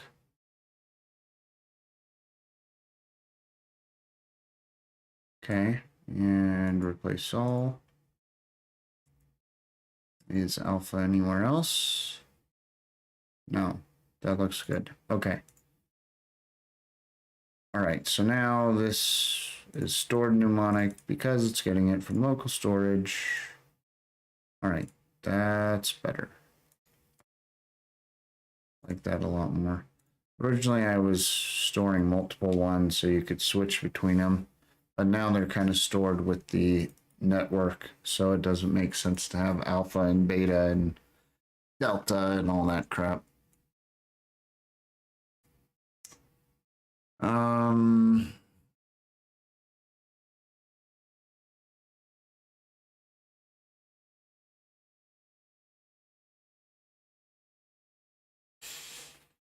So this wallet should actually have funds in it now. Yeah. But, since it's localnet, gonna wipe it out.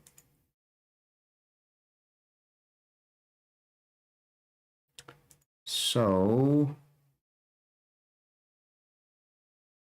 long. Delete and mnemonic delete. And I think I'll leave that for now. Refresh. That doesn't look very good.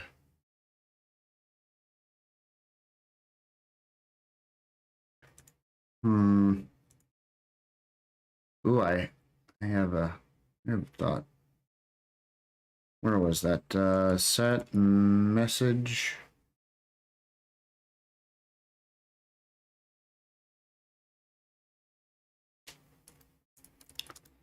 Let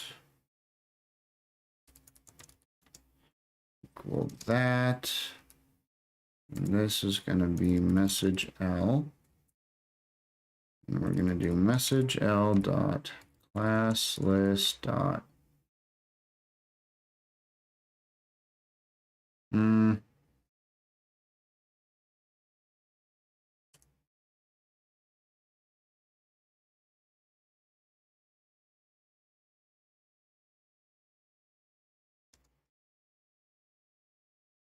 class list dot add class.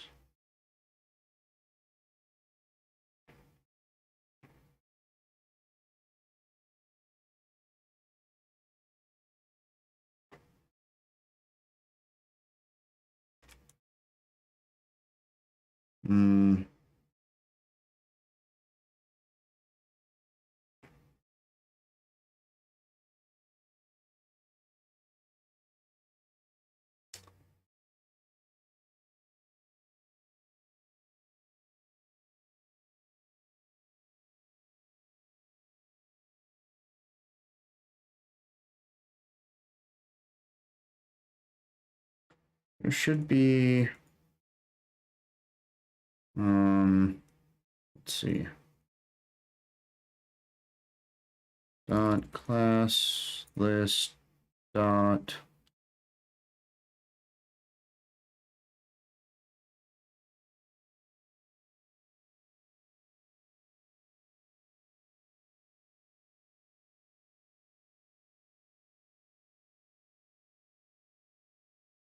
maybe replace would do what I'm thinking.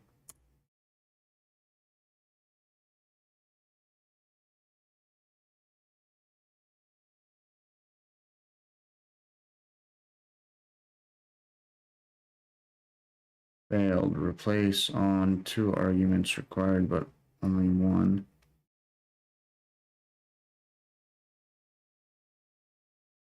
Oh, okay.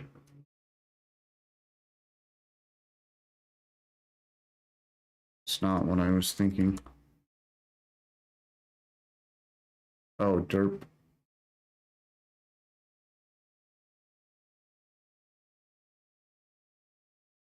So I don't want replace. What I want is to reset the entire class to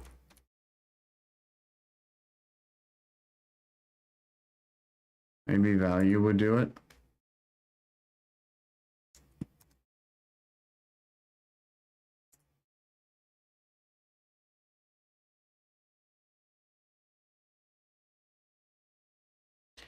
Okay, this will work. Yep, okay. So class list value,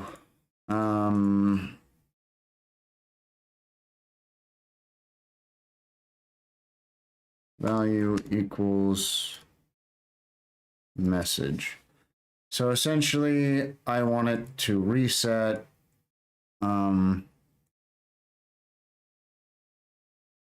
maybe I'll delete that and instead I'll go if class, and we'll wrap that. Okay, so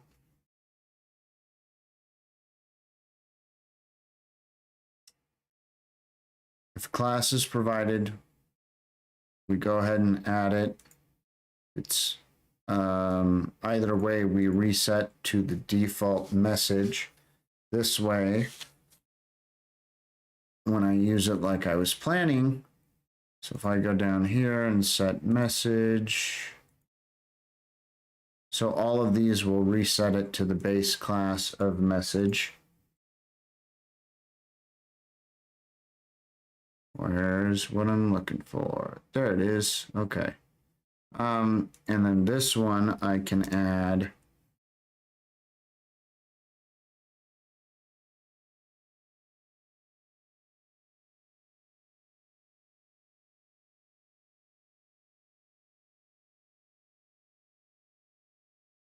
just say center. And right now that will do nothing other than break. Okay, I broke something. Class. Oh, derp. Don't do that. So class is a restricted keyword in JavaScript.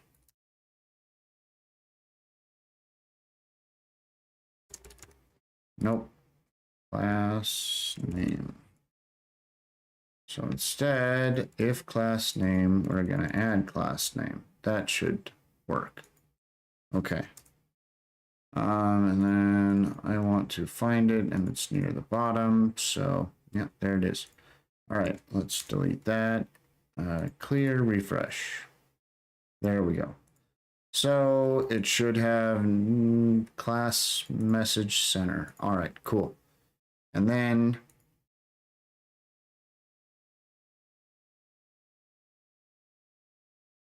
oh yeah, I didn't set this up. So we want a use wallet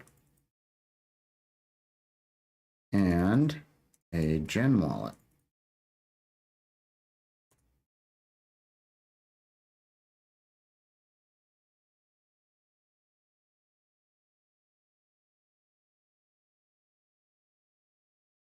And I think gen wallet is going to do get wallet balance.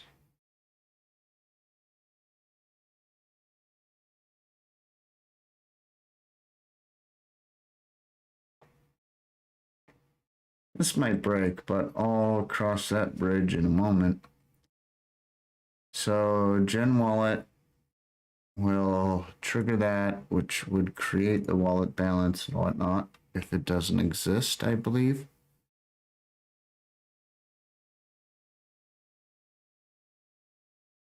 Whereas this one, we want to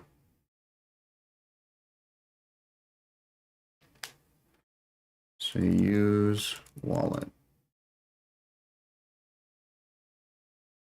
Maybe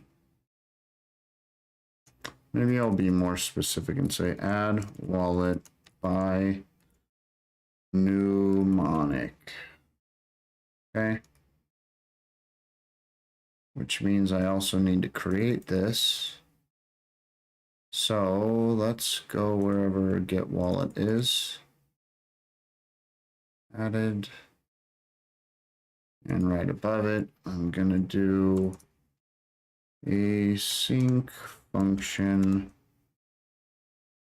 Add wallet by mnemonic and that. We'll probably reset the set message. Let's see.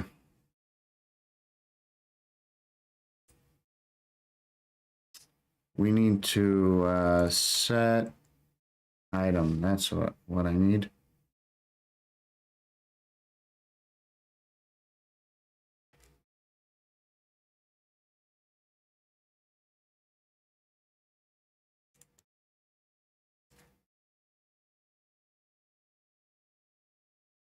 So set local storage, set item, dash mnemonic, and we're going to get it from document dot, what's it called again? Ooh, I wonder if this will work because it's with the form that's being added dynamically. I don't know. So I believe it'll be use wallet and mnemonic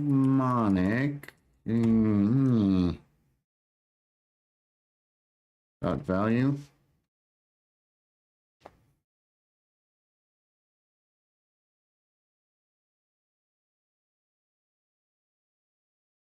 If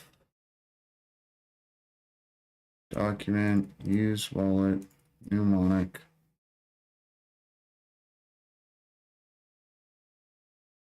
Maybe I'll change this. I don't like repeating that right there twice. So let's say let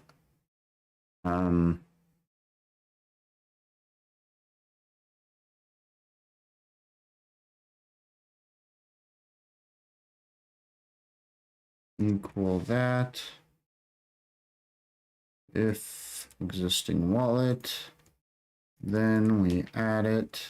to there and there.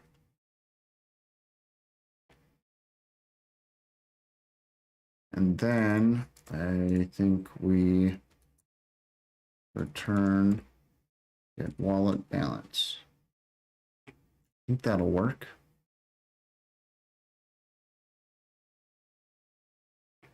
Let's make sure I remember use wallet. Yep, that's it. And it is mnemonic. I think that should work.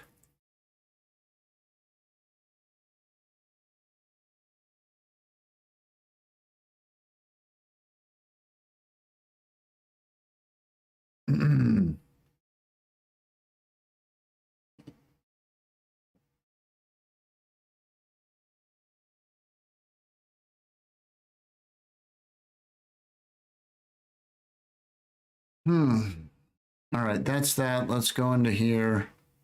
I don't super love calling something center. It's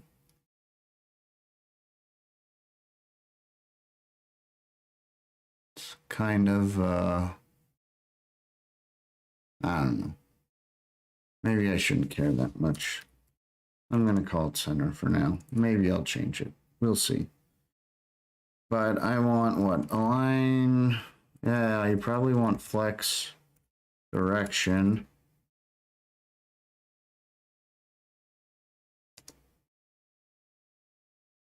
Column.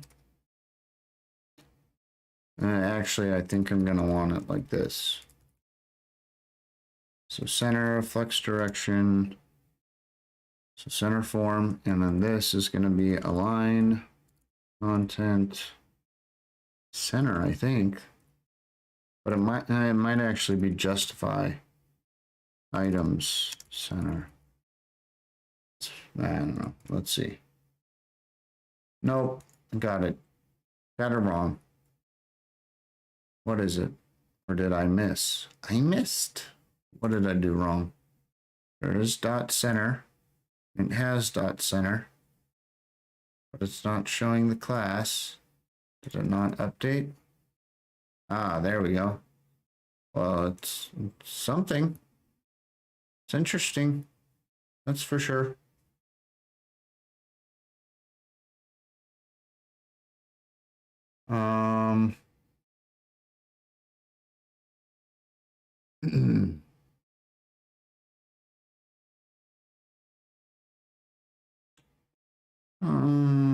Let's.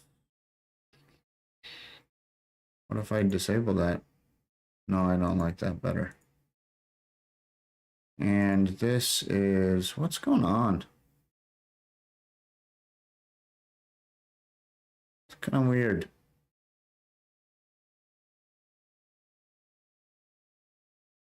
What if I say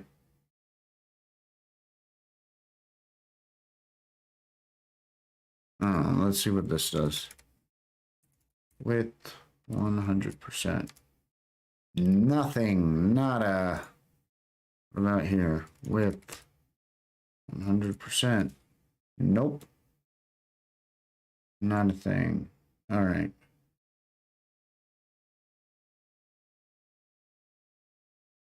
Well, that's already with 100%.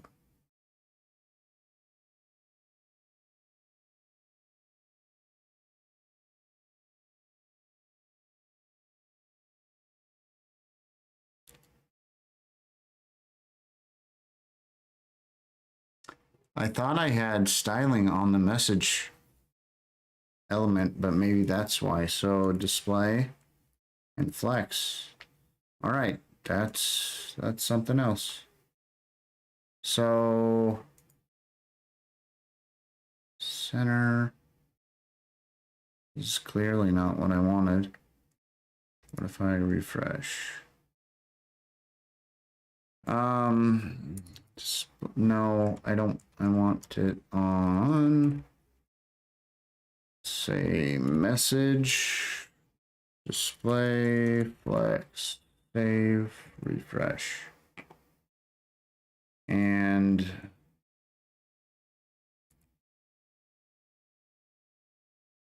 that ain't right.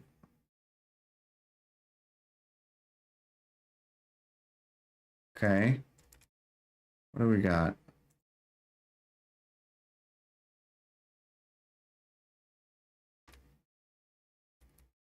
Hmm.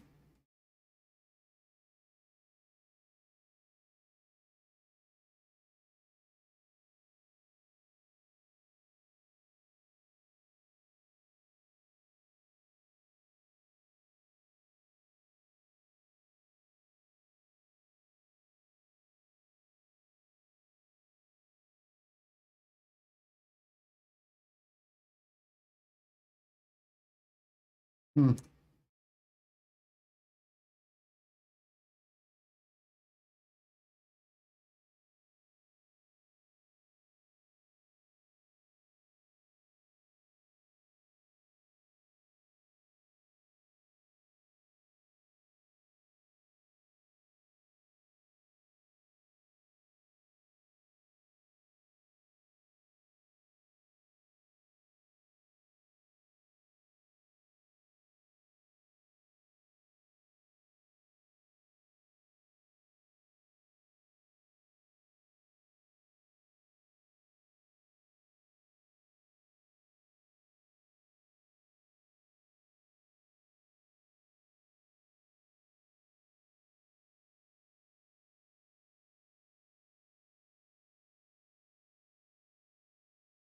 Hmm.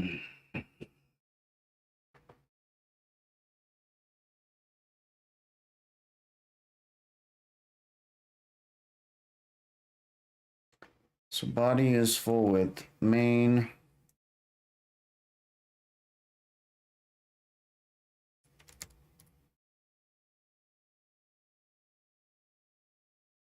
That at least gets main full width. And it also does that. Okay. But then form is not. But if we add width, inherit. Let's do 100. That's interesting.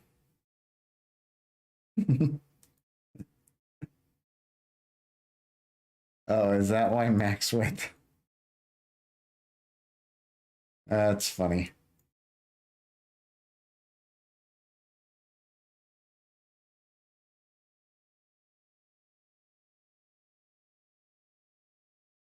Hmm.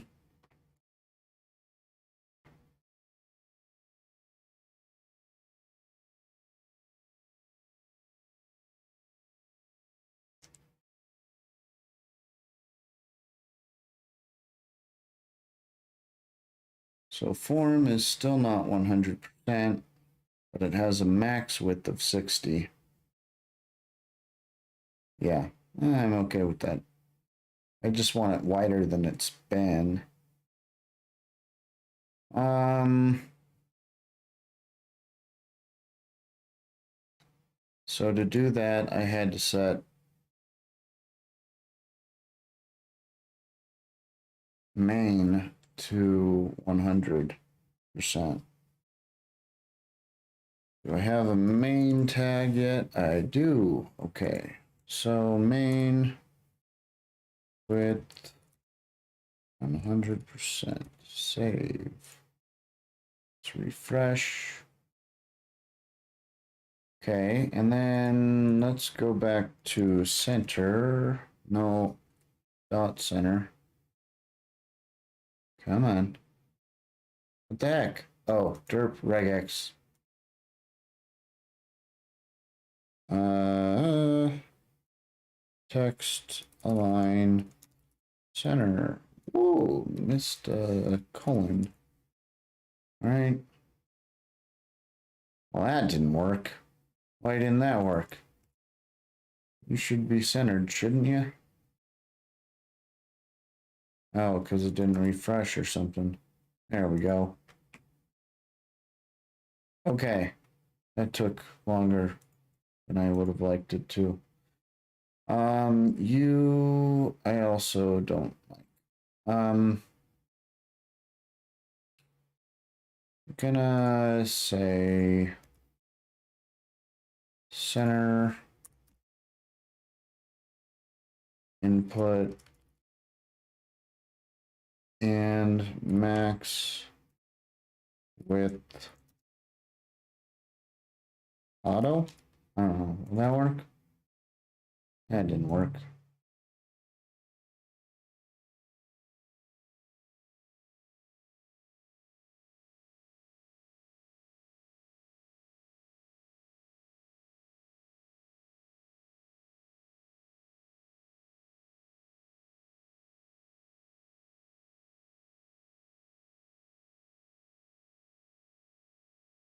Oh, that's right. I didn't expand the form.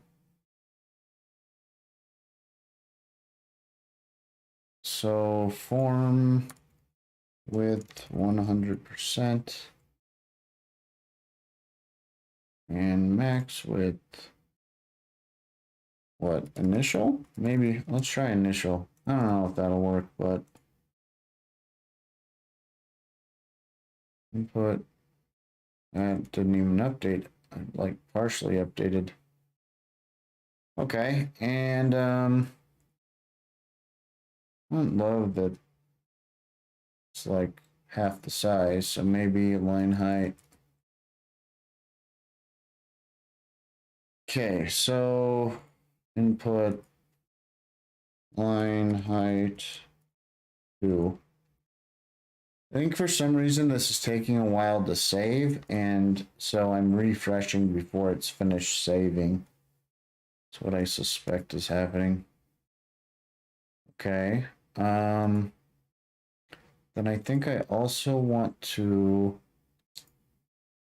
come in here and say form margin bottom is 0. Save.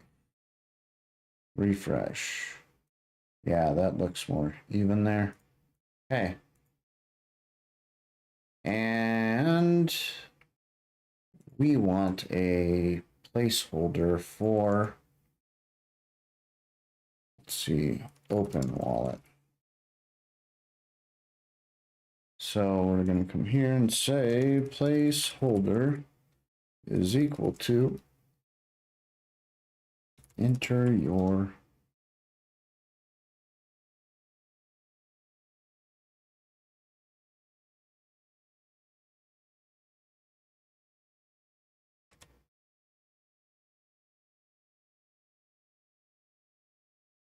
dang it, I did it again.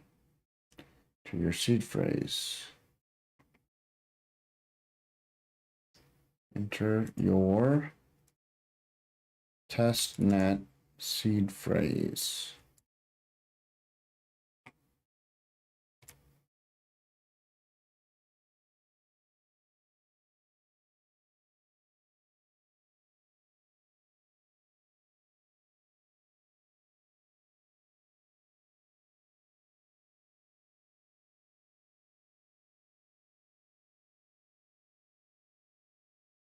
All right, cool.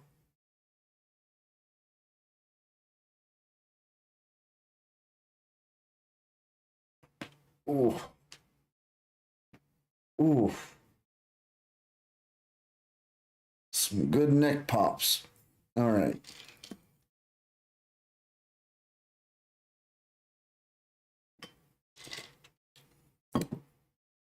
Now, if I was being really fancy, I would like build in how long these could be, and it would like format it and stuff.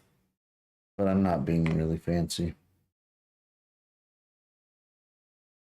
Okay. So let's try entering the seed phrase first. Darn it. I didn't keep that seed phrase handy.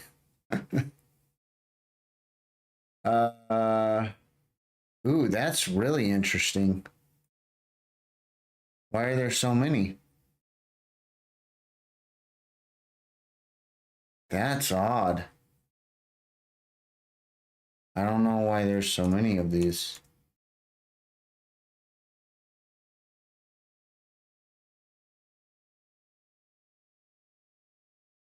Slightly concerning about that.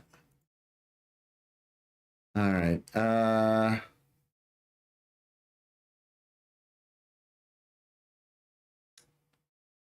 So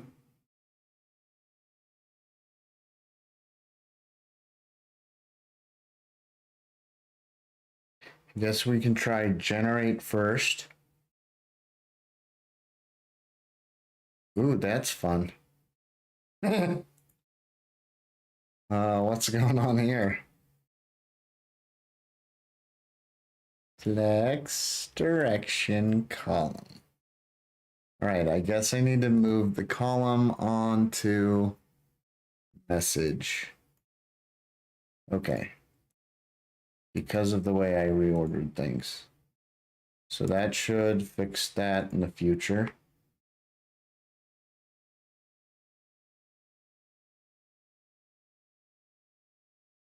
Okay.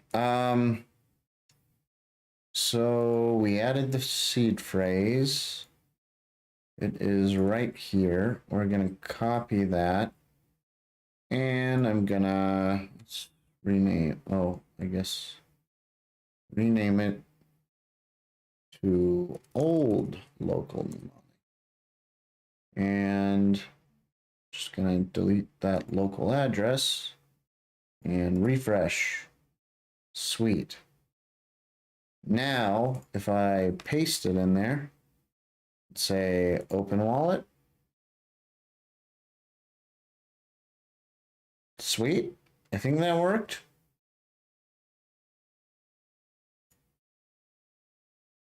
There's probably a command to test a mnemonic too. And let me look and see if that's possible. So, all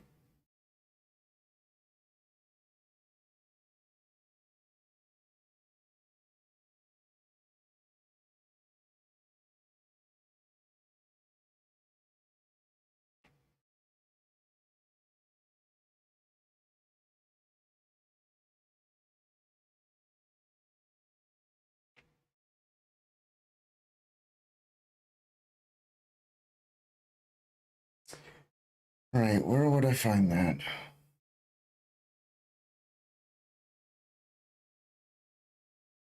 Packages, JS, Dash SDK. See if there's anything in here.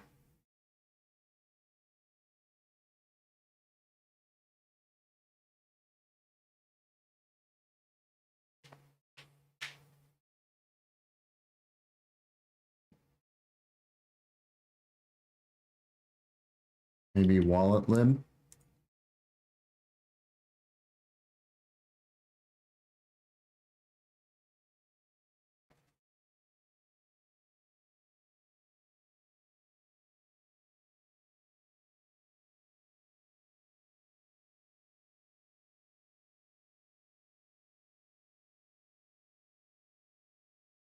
API client library.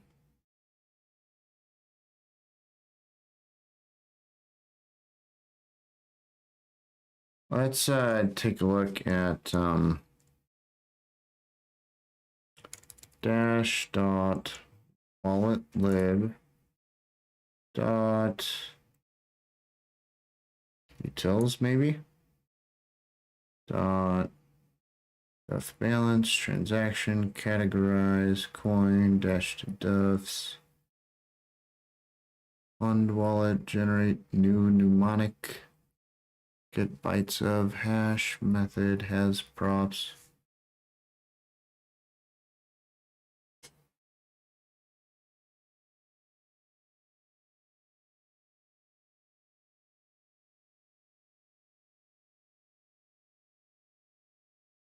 Huh.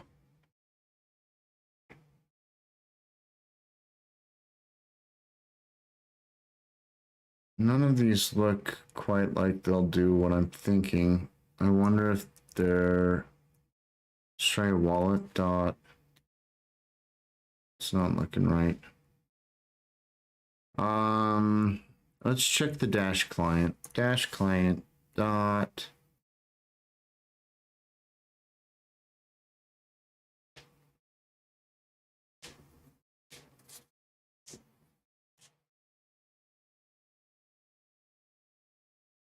Oh, I just realized something.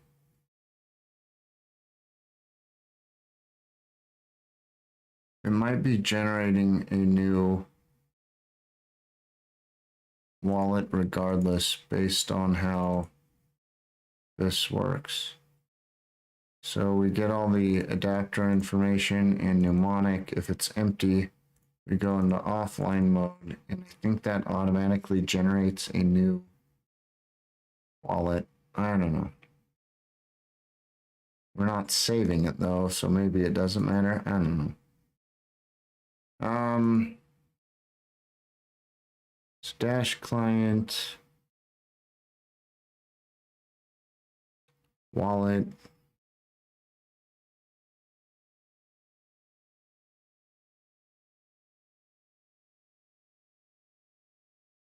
Mnemonic. That is not the mnemonic that I just saved. That's interesting. So wallet mnemonic.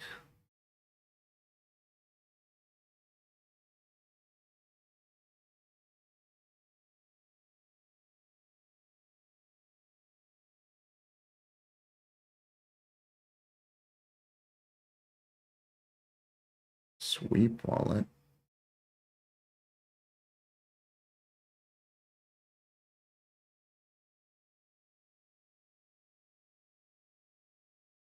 Maybe that would test it from mnemonic.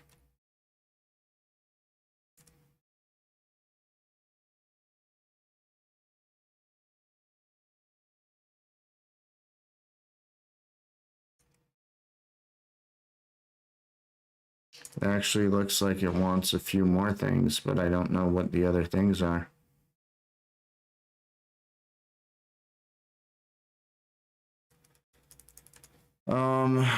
Let's see. I did save that again, didn't I? Oh wait, look at that. It did not save the mnemonic I entered.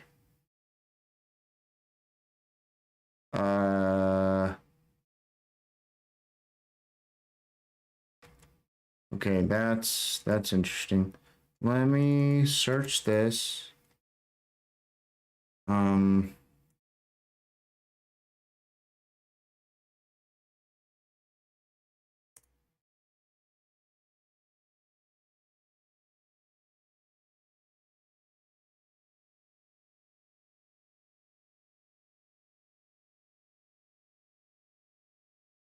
This is an internal method.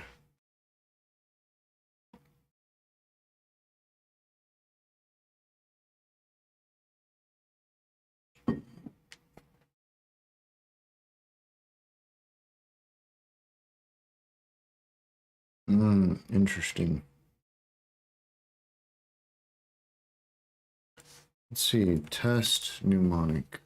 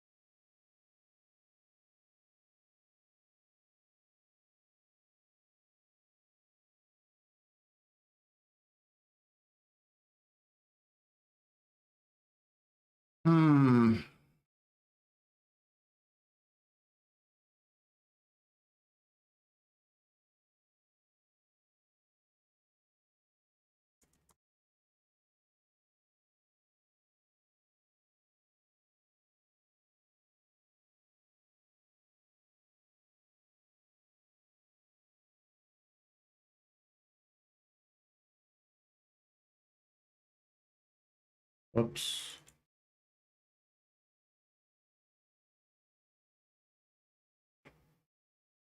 Generate new mnemonic. Mnemonic to wallet ID.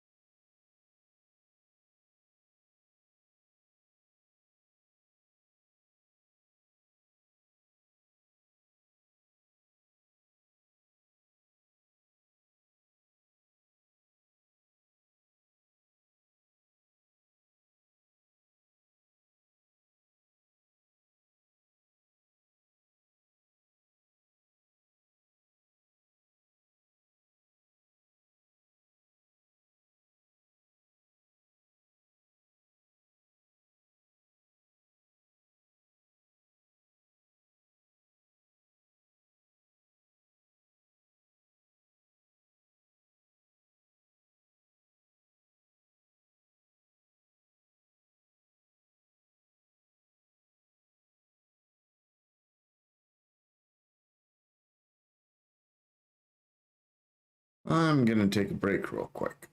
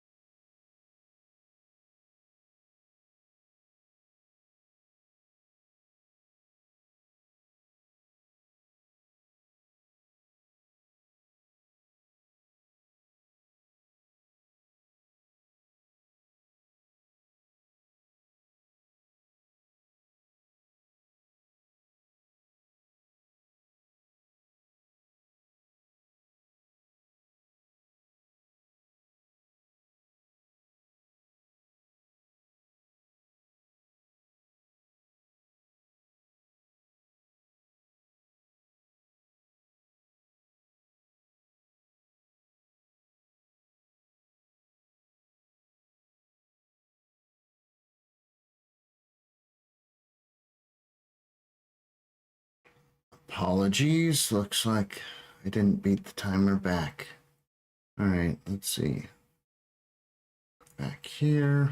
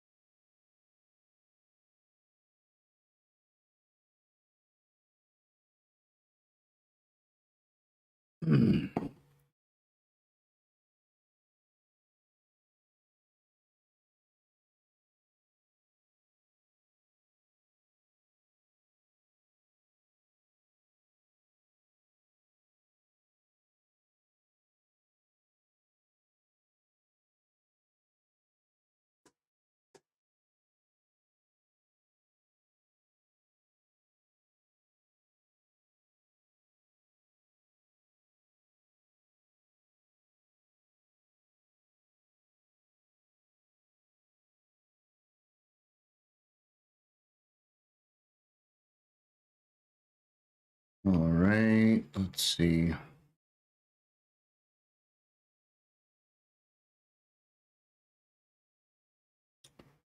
So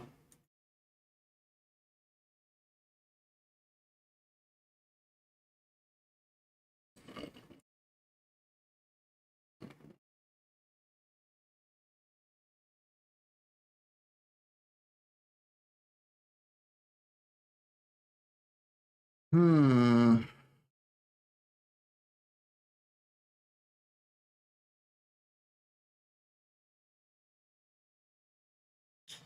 So use wallet did not end up setting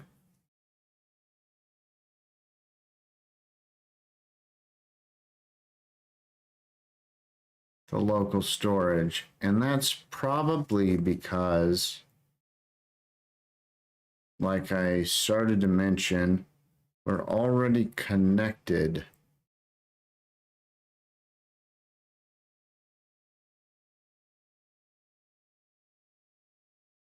So I need to find where a client equal.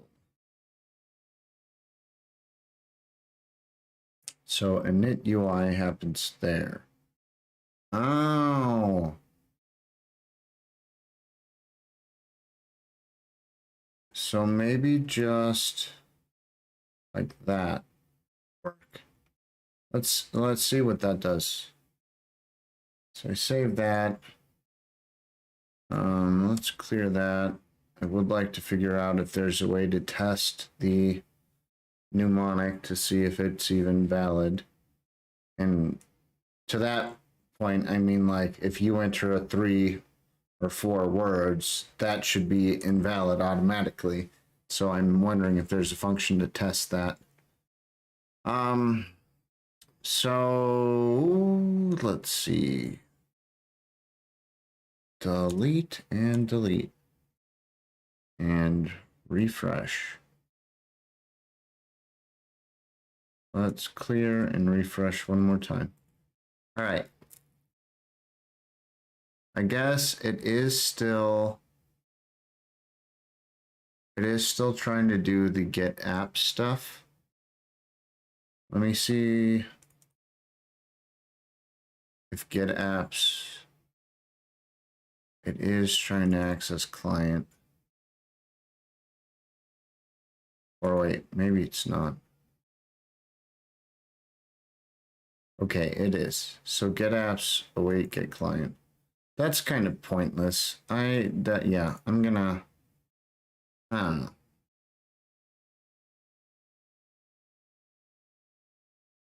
Let's move this in with generate wallet balance. No, I'll just.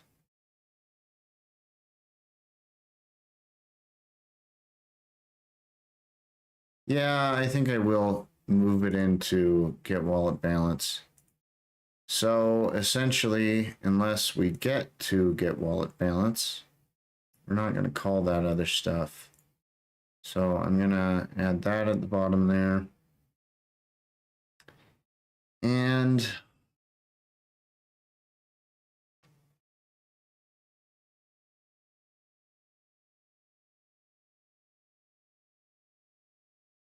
maybe I'll move that above that.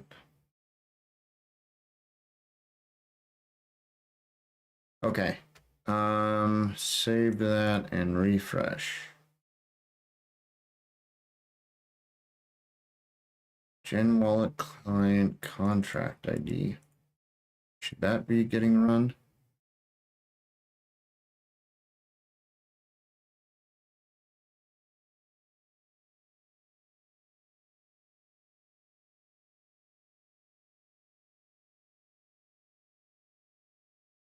Ah, yes. Yes, it should, because that isn't here, I believe. Yep. So it's trying to list the contract ID, which doesn't exist. But it might be more beneficial to drop that and wrap this like so. And then it should say, yep, there we go. So contract ID null and config. And yeah, that's better. Okay, that's looking right. We copy this mnemonic, paste it. Let's see if that, ooh. Historical data.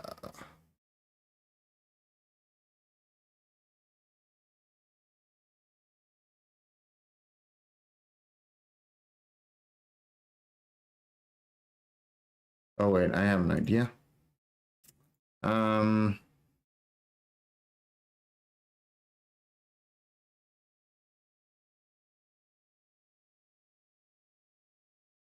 No, that's not right. And I don't want return either. This is what I was wanting. So, wait.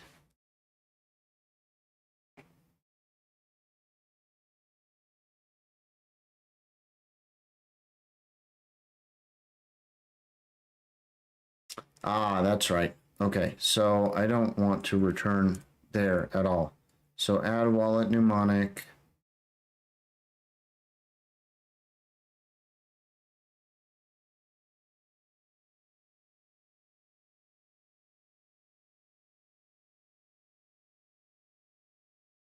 So if there's no mnemonic, it shows us the form. We click that. Add wallet mnemonic gets triggered. And maybe we want to init UI again.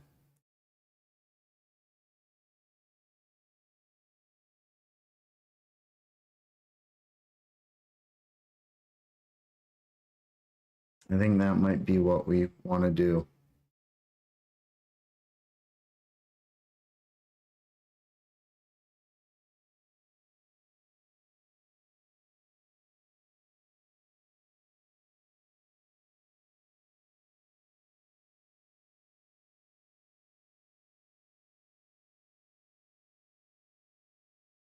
We might actually want that enabled then,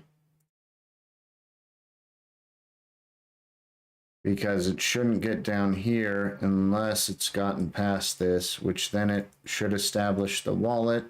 Oh, wait. Where stored wallet credentials?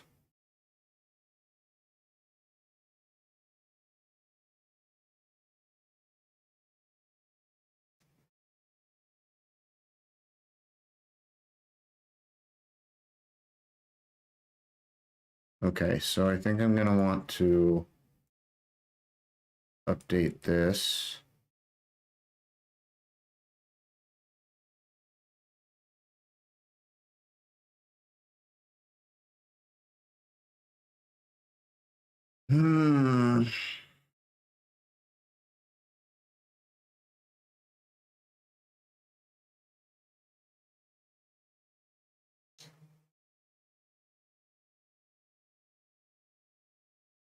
Yeah, I think that's what I was missing. So that should update the credentials, which then we get back to here.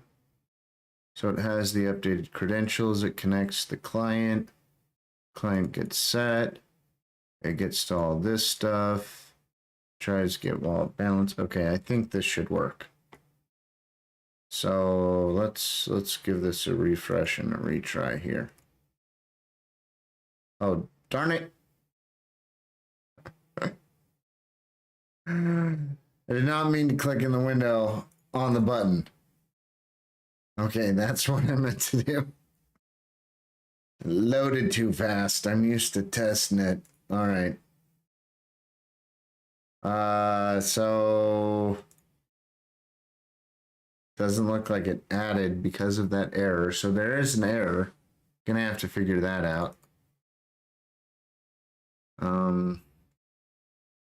Let's try this again. Open wallet. Oh, derp.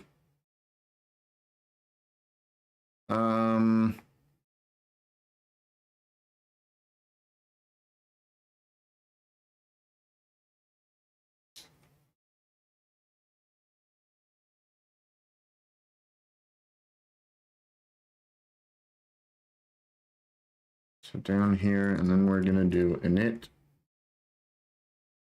I really hate when VS Code, it's been having so much trouble with the freaking IntelliSense stuff. It's quite frustrating.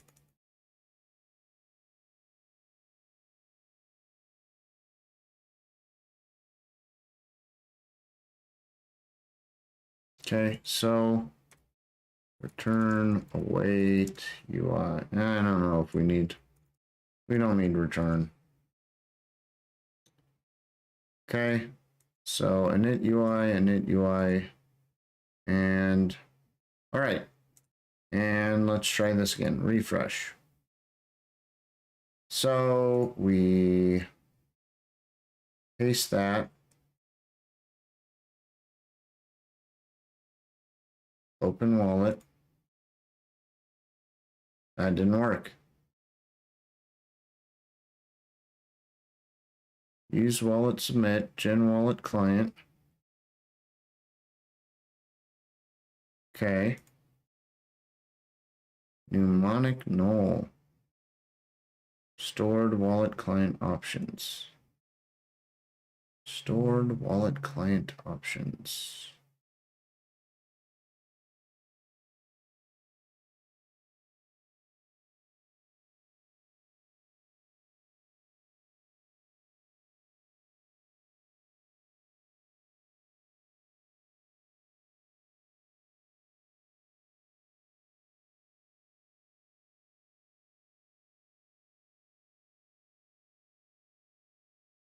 Stored mnemonic, existing wallet. I guess maybe I should log this, console.log.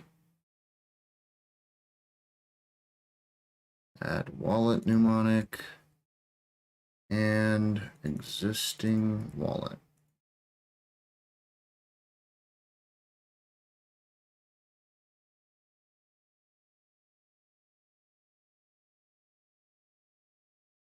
Maybe I'll do this as well.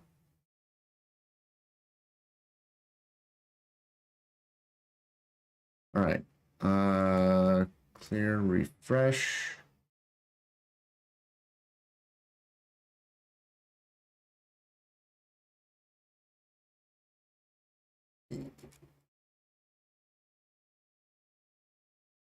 Submit, add wallet. Ah, undefined. Okay, I'm doing something wrong here. Or,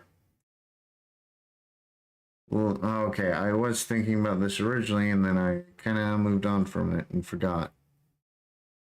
So,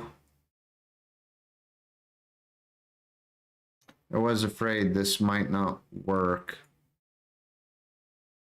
with how it's being added. So set message. I don't think I can await this. I don't know if I need to await that. But essentially it's setting the HTML, and after the HTML is set, that's when I want it to call this stuff.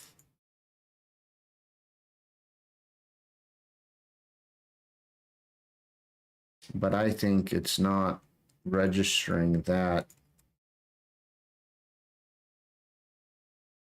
So use wallet mnemonic. Let's see if document dot use wallet dot. Okay, that exists. Unless I spelled mnemonic wrong. It's more than possible. Okay.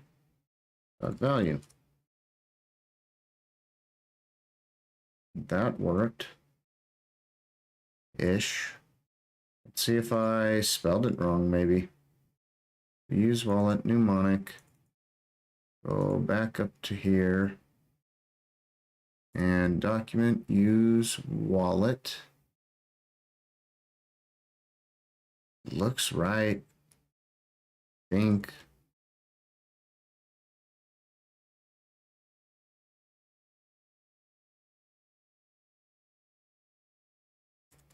I think that should work, actually. It does look right to me.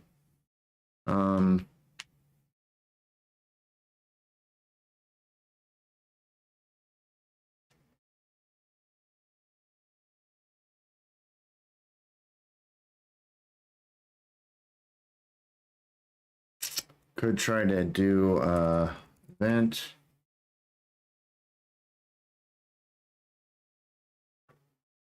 Or actually, let's see if this works.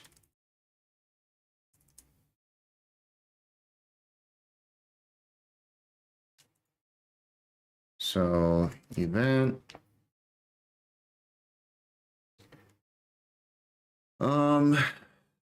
And let's log the event out too. I'm assuming I could do event target dot mnemonic value or something, but let's see what we get here. All right. Open. So existing wallet is undefined, but event has a value. And target, it does have the input. So let's see if I can use target.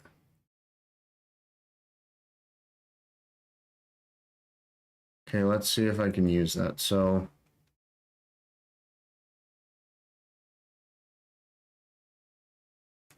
event.target.mnemonic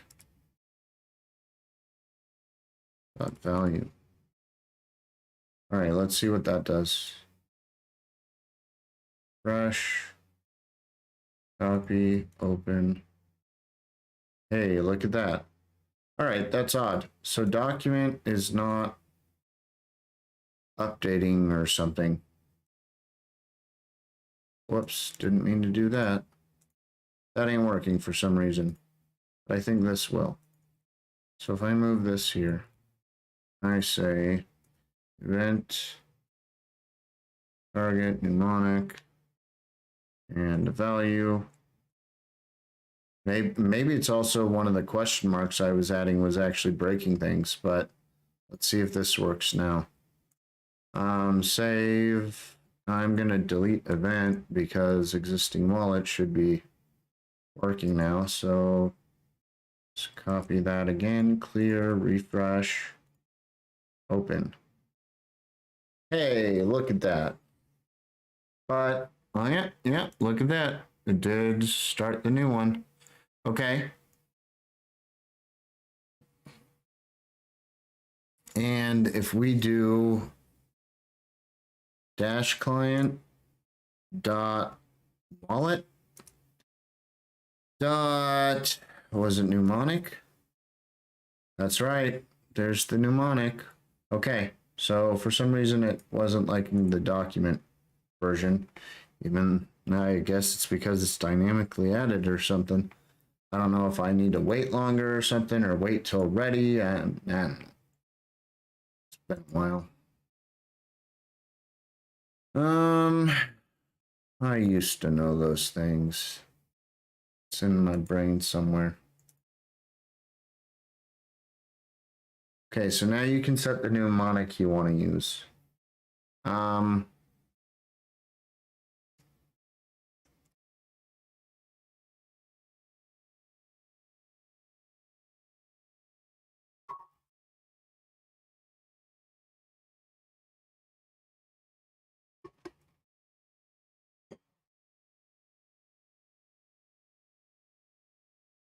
Let's see.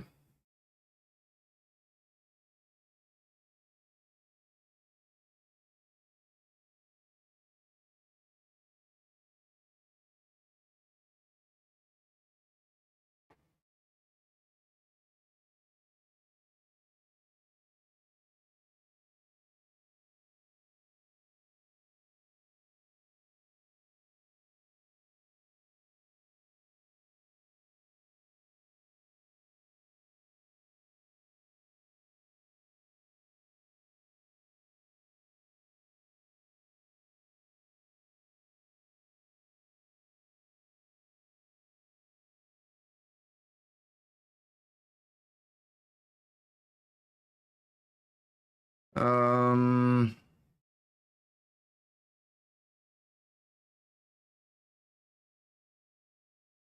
okay, before I go forward with this, I actually want to go back. I'm gonna resize that down there. We're gonna delete that and delete that. And now we're gonna refresh here because I believe there was an error clicking this. Oh yeah, there would be an error clicking that. But I know why.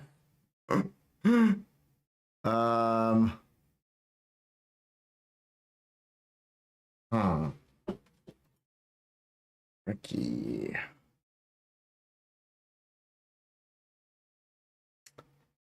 So essentially the Dash client doesn't exist, and that's why it broke. So it couldn't generate a new one. All right, so I need to go back down to where this is being called. And so I'm trying to skip to get wallet balance, but it actually doesn't have the client. So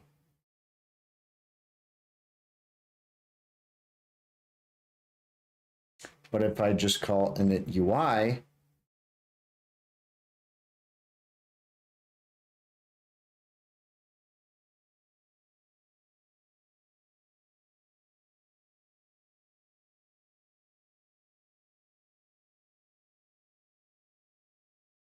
so I need to reconfigure this. So this is going to be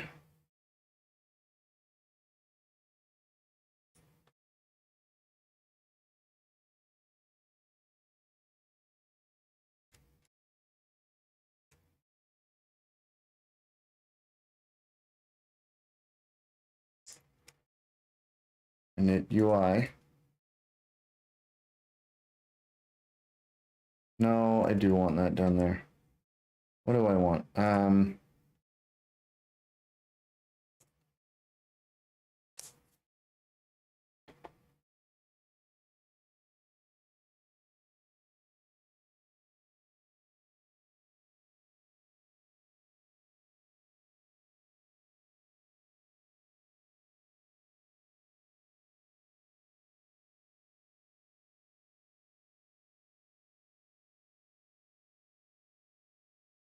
I don't know. There's probably better naming here, but this is what's going to happen. Wait and reload UI. So this is init UI. This one gets reload UI. And then all the others should use init UI still. So init UI is there, and init UI is here on change. Okay, I think that'll work. So let's refresh. All right, I'm gonna clear, generate new wallet. Boom. And mnemonic is different. Cool. All right. That's cool. Whoa. I don't like it. Don't do that.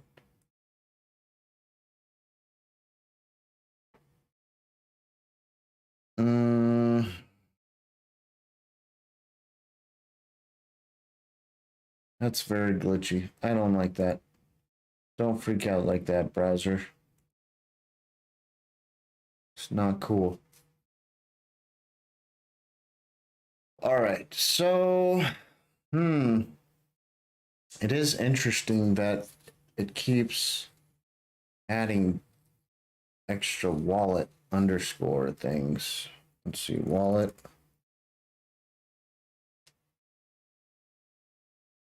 I don't think we should have 3. Are these wallets specific? Like, what's going on here? I wonder if, I don't know what'll happen if I do this, but I kind of want to try because it would be nice. Network, that's what I'm looking for. So if network is testnet,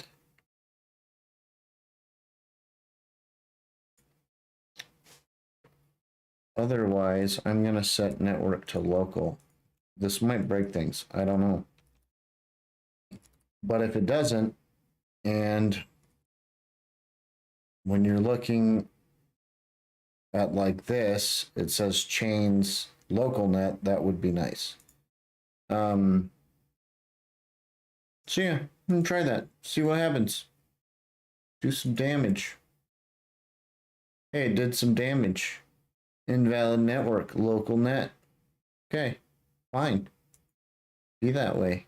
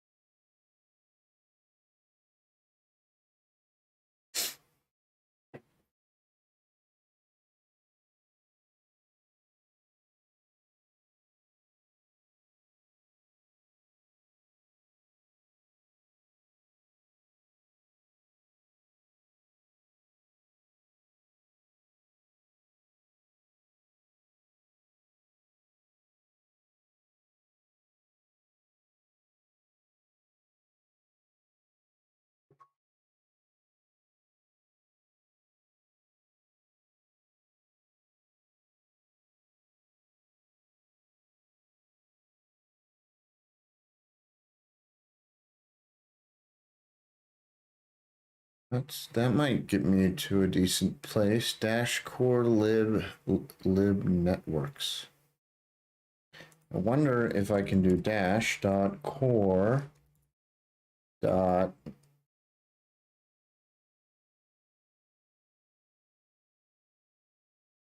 networks.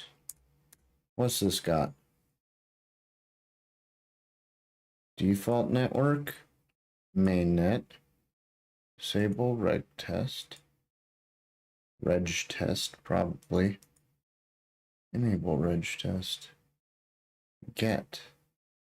So LiveNet, mainnet, testnet. All right. Oh. I don't know. I kind of want to try add, but I also don't know what it does. So it would be sucky if it tried to add my local network to some public list of networks, which I don't want.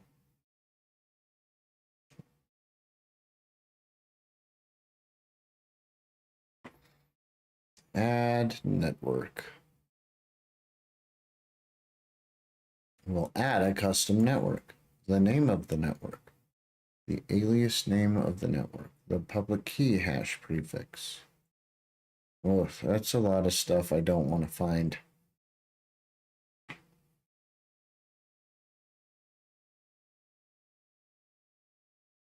I mean, that's cool to know about, but yeah, I don't want to find that.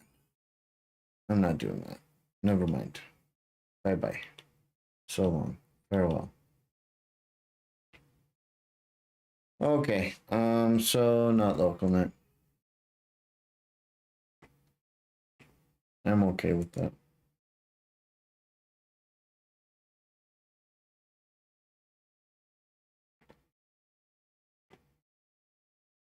All right, so we got that. Let's send us some funds. Wait, was I gonna do something else? I feel like there was something else I was gonna test.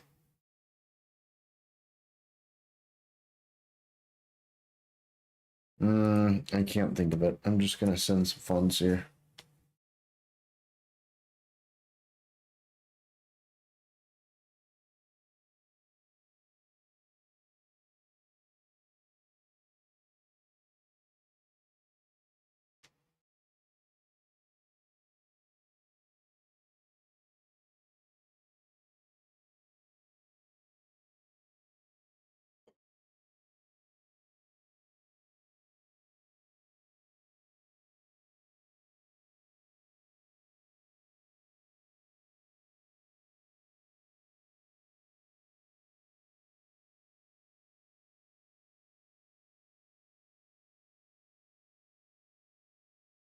And refresh. Nope. No bueno.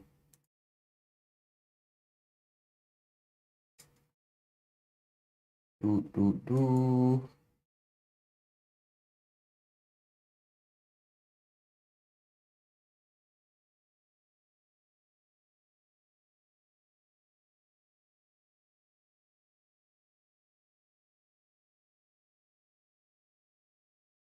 Alrighty, there we go. 100 dash.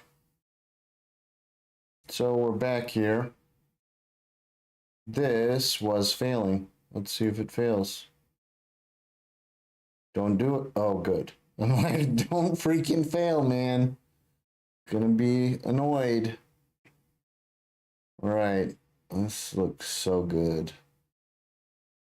So good. If I like, what's going on here? Yeah, don't do that. Stop. Come here.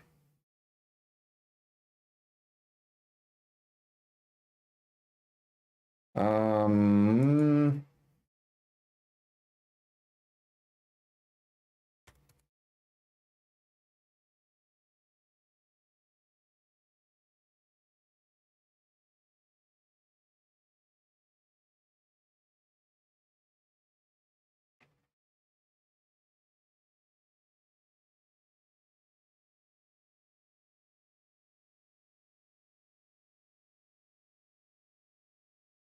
What am I using custom net for?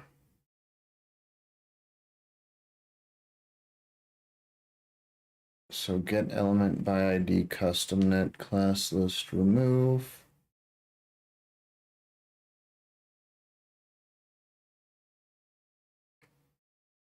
If I'm only using it for those couple of things, I'm gonna switch it to class.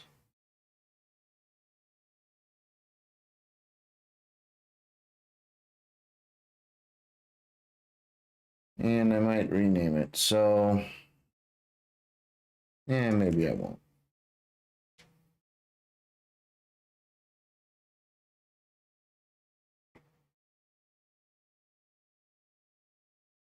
So custom net. This is going to be query selector dot query selector dot, and then I'm going to take that in here. Might want to move this stuff. Let's move it like all the way down here.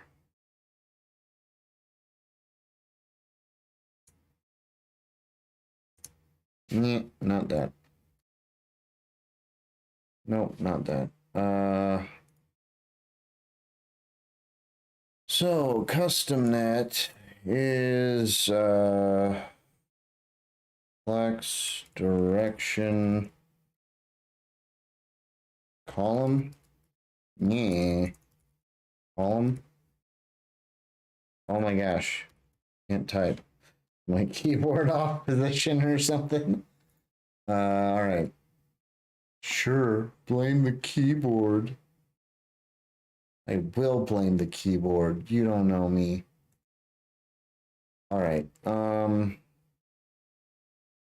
It's like a little bit better. It's not like amazing or anything, but I do think I'm not loving the variation in input size, right?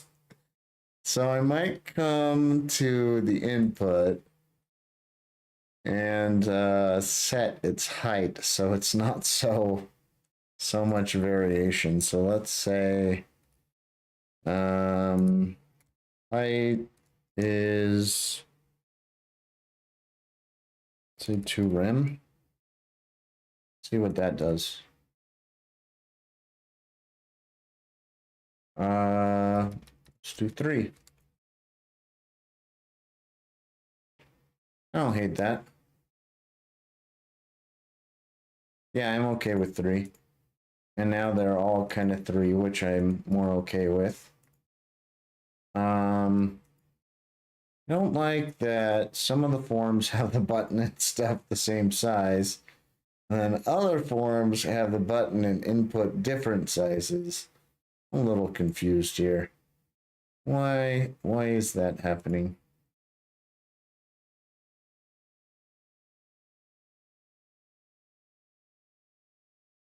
Like, why is that one?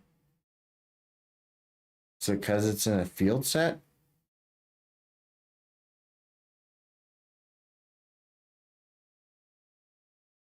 Like, if I moved this down here. Oh, come on. Gonna delete. Where's remove? Delete element. There we go. All right. I want to move the button down here. Come on, move.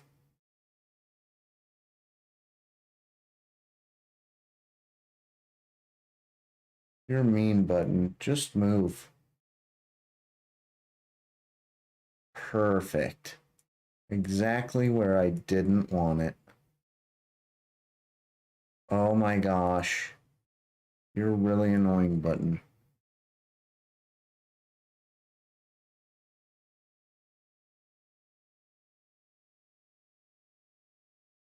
I'm very confused. It doesn't mind moving out of here, but it really dislikes moving inside. All right, cut, and then let's see if that works. Paste. There we go. So Yeah, it must be because it's in a field set. That's interesting.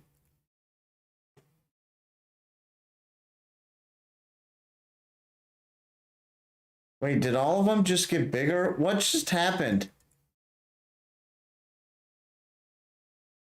Did I like what? I what? I'm confused. I'm so confused. I guess I liked the 2 and it hadn't updated. All right, let's switch that back to 2.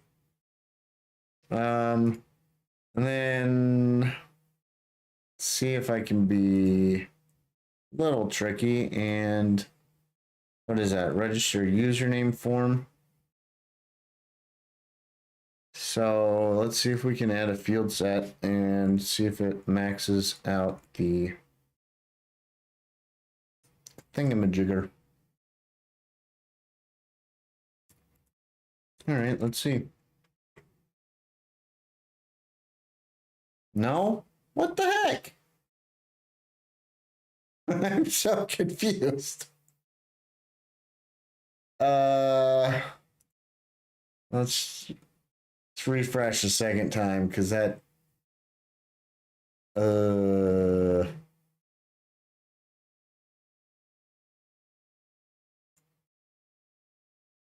All right, maybe I'm gonna do this.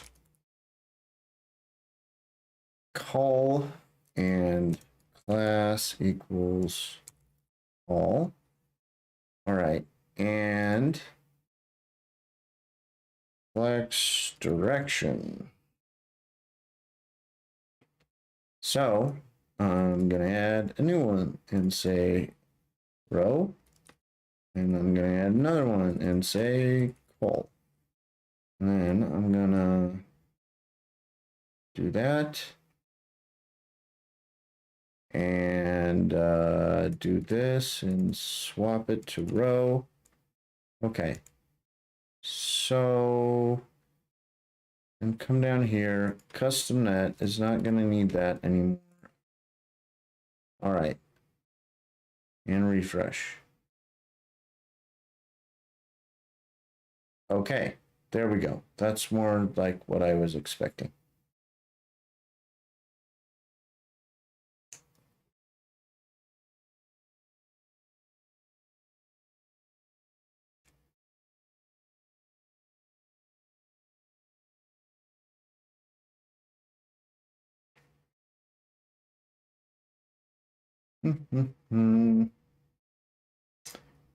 What's it look like if I go down to mobile-ish?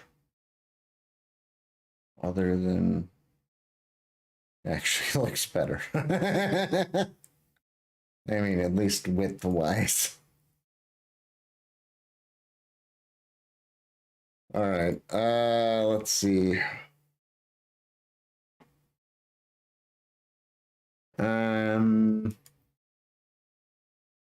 See, but now this is so big. I don't know.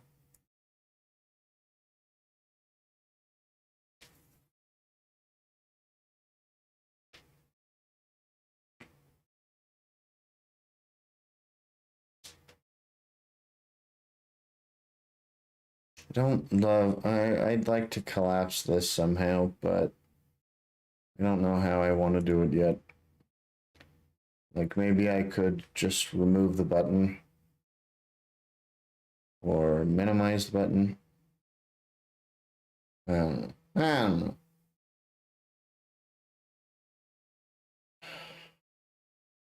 Automatically save as you type, you know, something like that.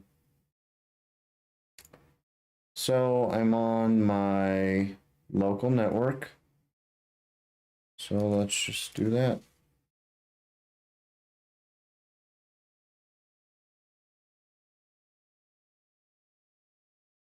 Hey, look at that.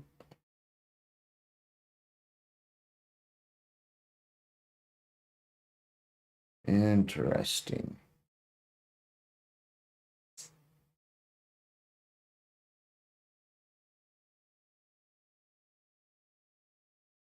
So even though we should have already, yeah, we did have the balance. If I refresh, it'll get the balance and the username. There we go. So something about setting the username.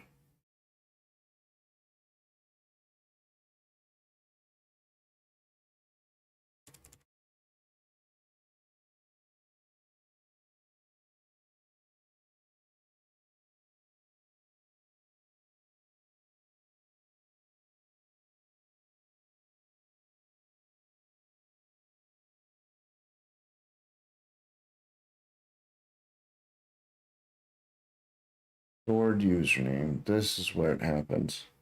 So we set stuff right here.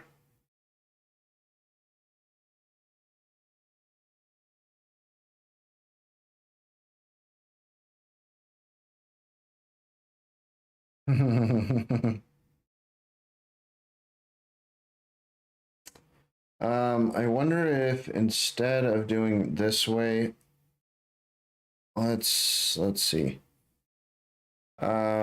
Fig caption. Let's comment this out for a moment and say oh dang it.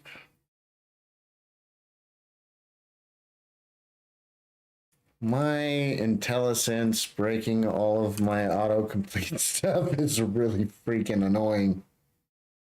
Yeah, that's it. I basically want the same one. So insert adjacent HTML after beginning and gonna cut that and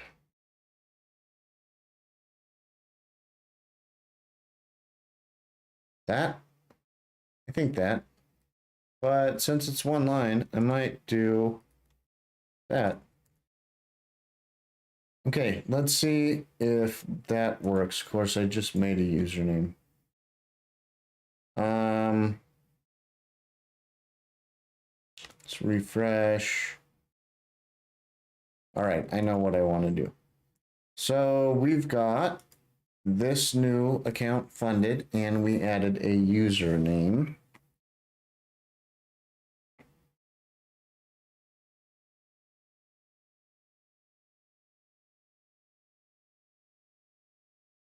Oh, filtering. Derp. Okay. There we go. So we added the username. What I'm going to do is mnemonic. Where is it? Local mnemonic. So we don't need that one. Local address. Old local mnemonic. So we're going to change this to Jojo local mnemonic.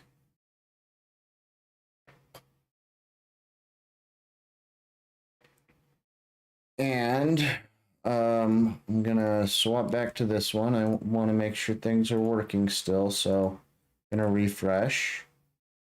Sweet. And then I'm gonna paste it in there. Open wallet. Sweet. It's empty. Oh, you know the nice.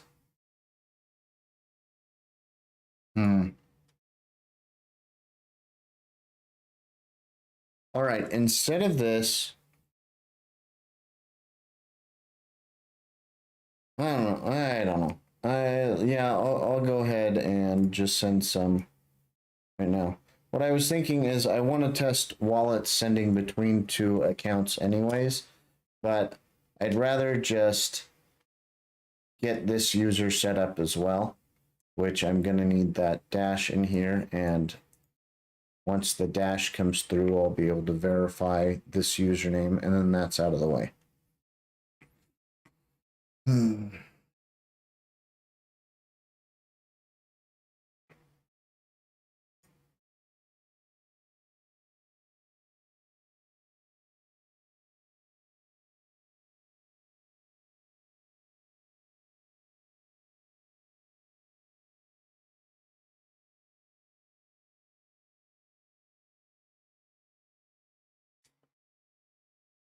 I had some updates.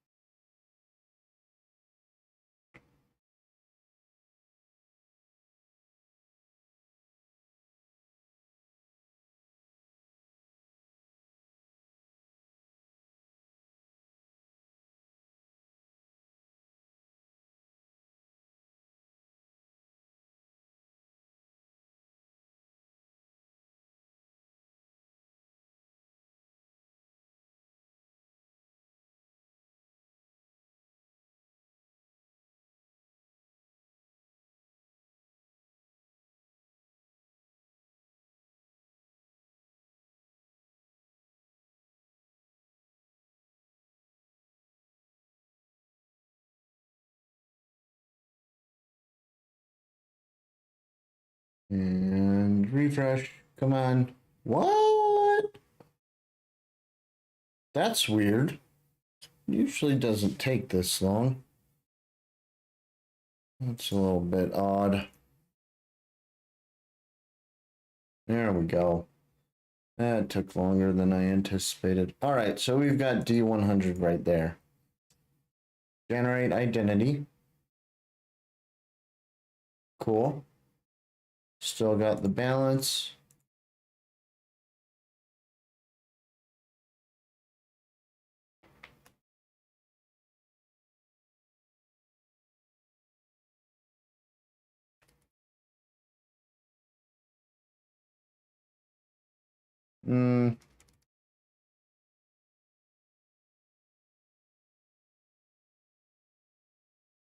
So it should. Eh, it kind of worked-ish. Ish. I don't know why it didn't stack though. All right, it at least didn't delete it, and it kind of worked how I was expecting, but do I have a BR in there or something? So let's figure that out real quick. I think Fig Caption should find it. Oh yeah, I forgot about that. I do have a BR in there. Okay, that's where I'm messing up. So I did add, where'd that go? Let's say user bell element. But I don't know if I use that anywhere, so I'll do that. Balance element. Okay. And then we want to find Fig Caption.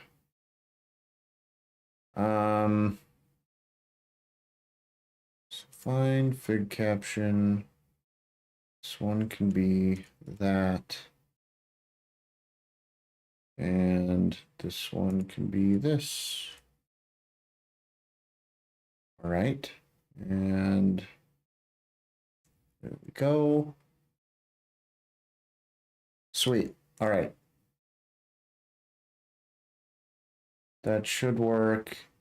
Oh wait, I'm forgetting. BR.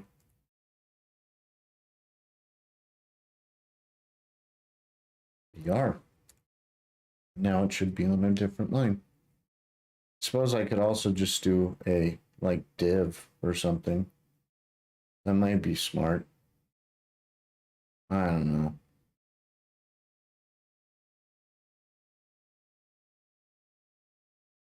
I don't know. I'm just gonna be not smart today and do that and use a BR. Deal with it. Okay. Refresh. Sweet. Different lines.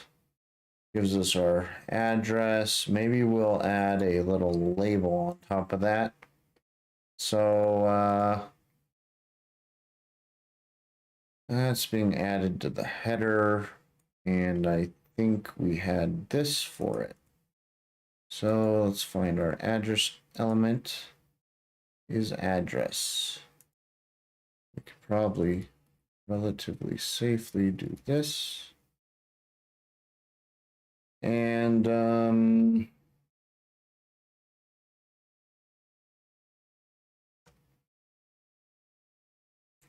wrap it like so. And we're gonna say unused address.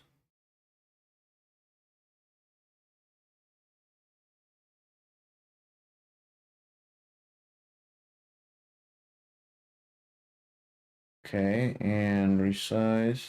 Yeah, I'm okay with how that stacks. All right, cool.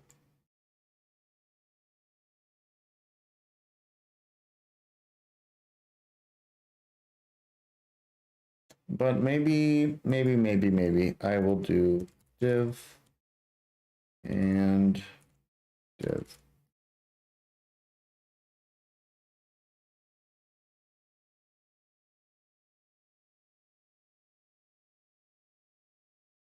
Yeah, let's do that.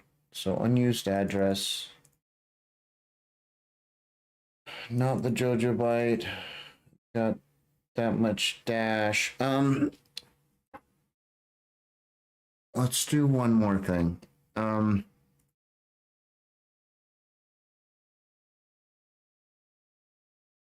We were adding what, T-body? That's not right.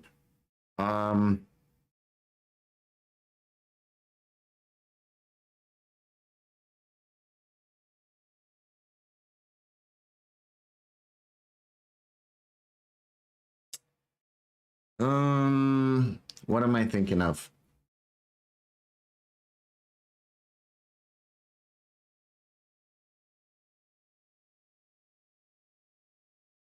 I think I commented it out actually. So where was that? Maybe it was around here actually. To the identities. That's it. Okay, we were adding the identity balance. So let's uncomment that and that.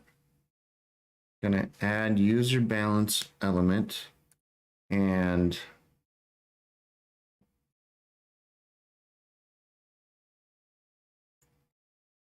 we're gonna swipe this. Can delete that. So after, let's do before end.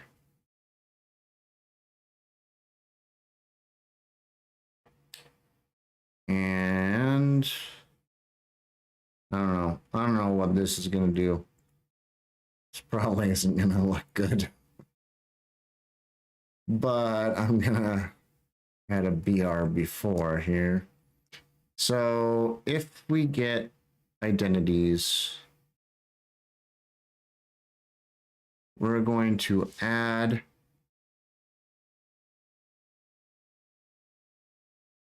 their credit balance.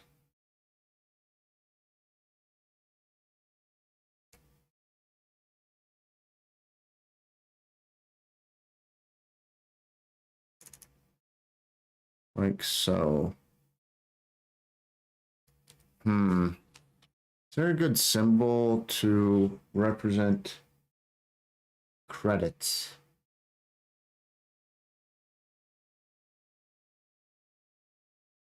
Let me see.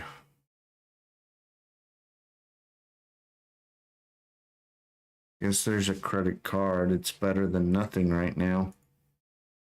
Let's do that. Okay, so refresh.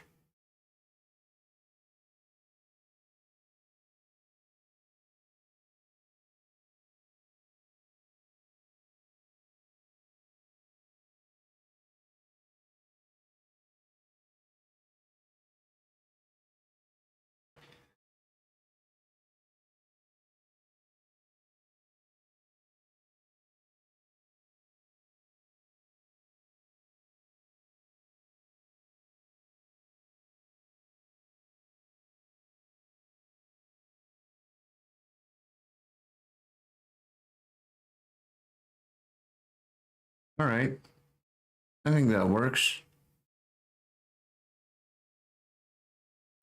So we've got not the Jojo byte. The wallet has 99.99999 blah blah blah blah dash. It's got 100 million credits.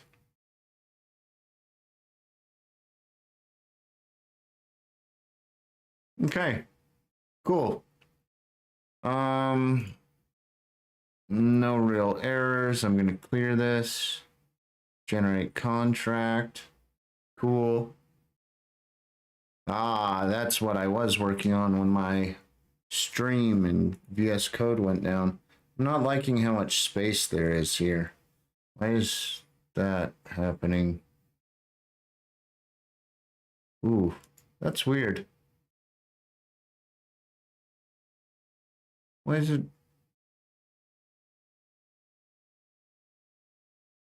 Oh, there used to be a table above it, and I eliminated the table. So let's fix that subdoc.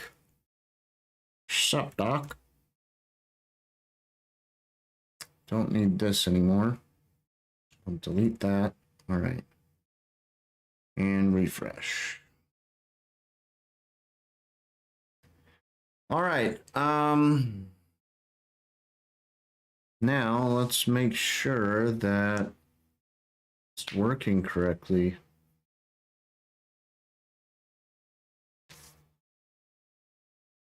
Message from not the JoJo byte.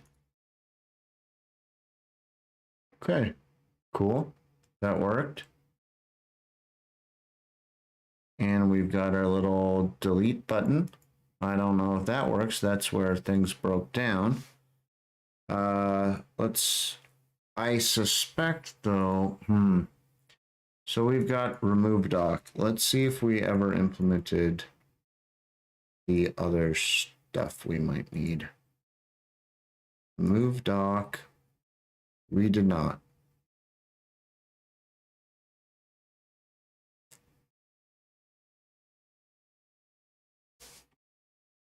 So the other thing we'll need there is an actual generate button like that, but I don't think we need it as complicated. So I'm going to copy this one. And I think when that gets added, let's indent that. So insert adjacent. We're gonna generate button.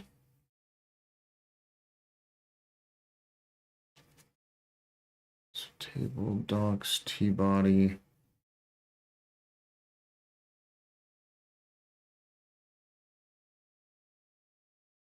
Oh, maybe I could flip this around. I don't know. How do I want to do it? Oh yeah, that's going to be a problem.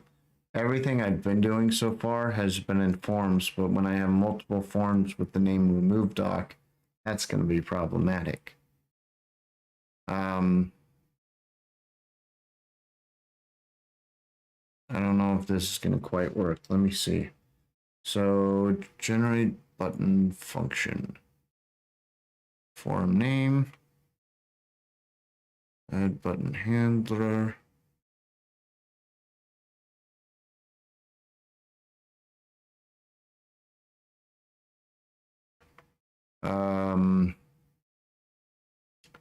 We could potentially, I'm sure there's an ID somewhere.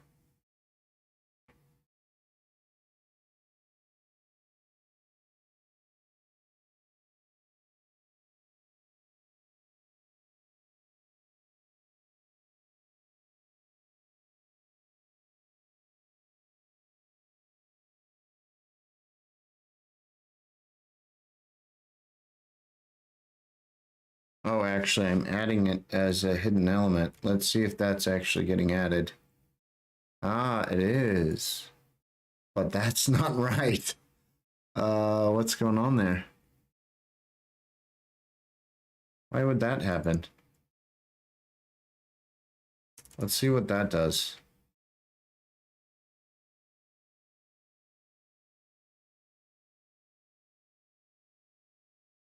Undefined.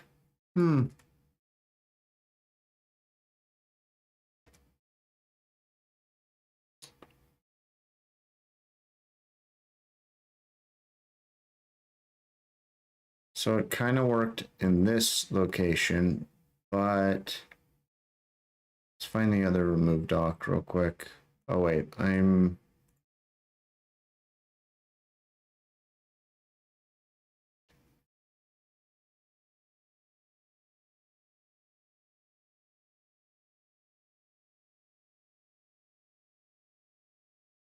think I was going to do something like this. Subdoc, sub or mod doc, and we were going to do ID is equal to this thing.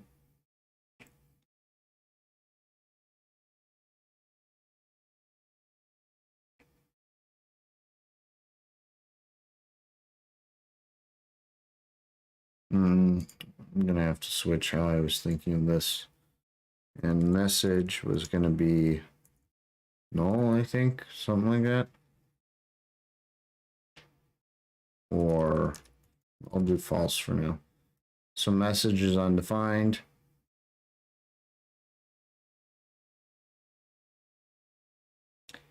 And you've got an ID that should delete it, but I'm going to comment it out. And we're going to find the other remove doc.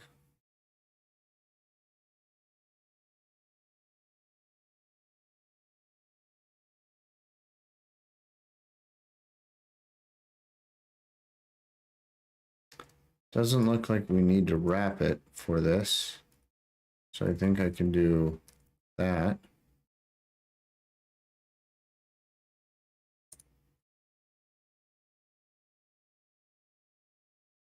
Okay, so this, in. Let's see if that works. And refresh. And, aha. But look at that. Again, 2 quotes on the end. That's a little odd. Let's see what happens if I remove the quotes around it.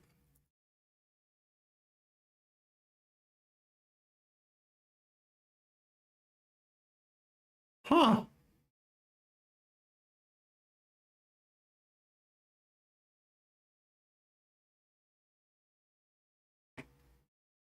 Okay. Forgot to wait long enough for my stupid VS Code to save. So the JSON stringify is providing the string wrappings around it. That's what's going on there. And when I'm adding wrappers around ones that are already wrapped, that's what's happening. All right, let's see.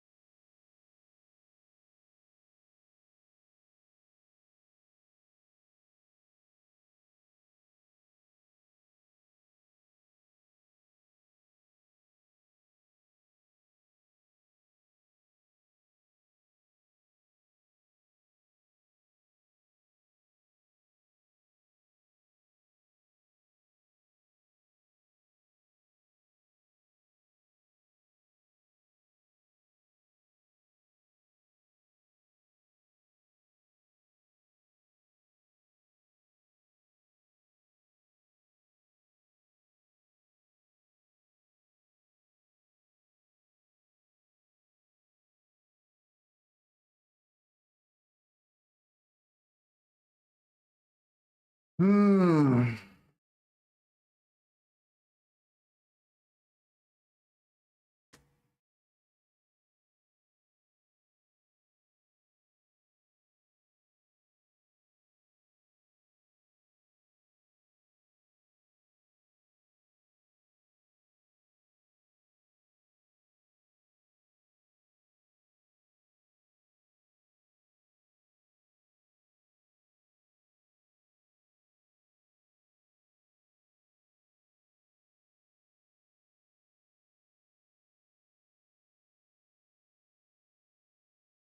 All right, let me rethink here. The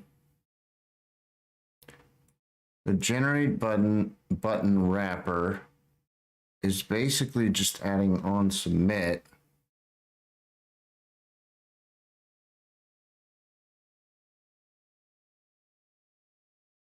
to the form you specify. Where the freak is that function? You need to organize stuff better. Might be time for a reorganization here.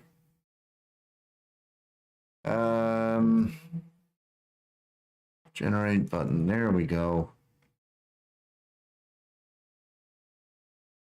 So it's taking gen button handler.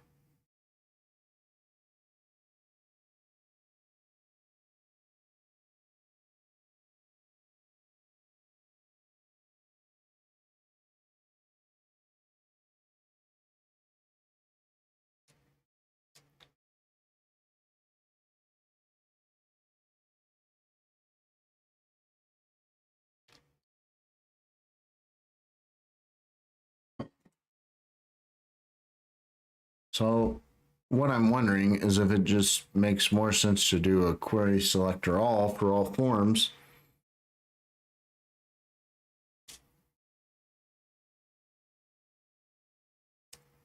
Or listen to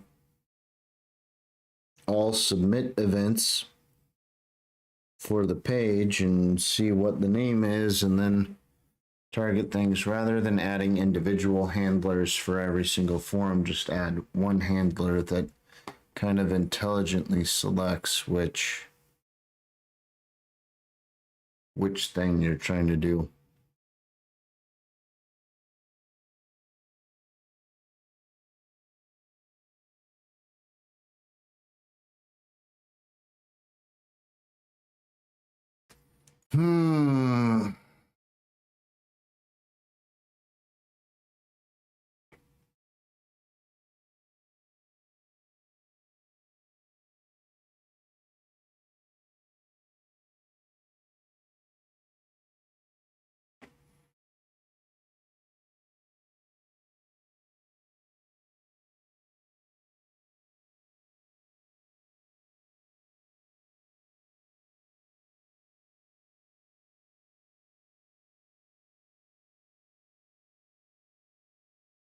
Like this, as it stands, if I add a form name with remove doc, or I could add the ID to the remove doc form name. Let's do let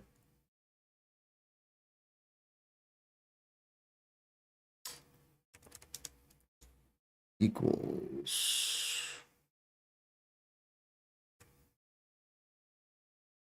that, and then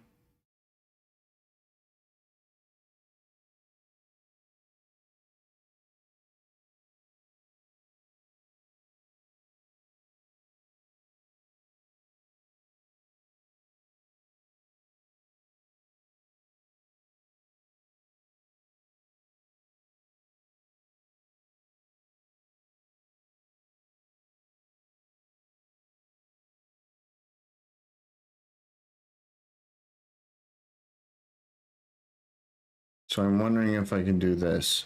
Or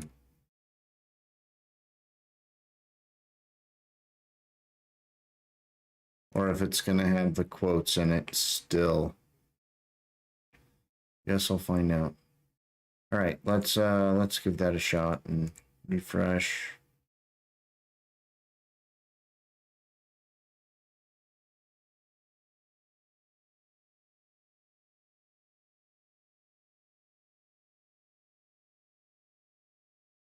Maybe didn't wait long enough.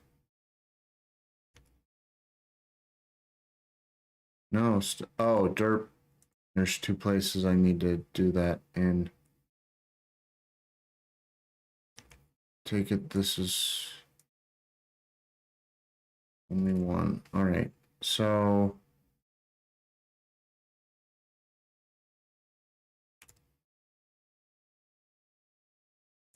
And let's see.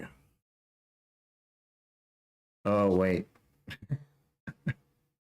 uh, remember that time I just removed these, and yeah.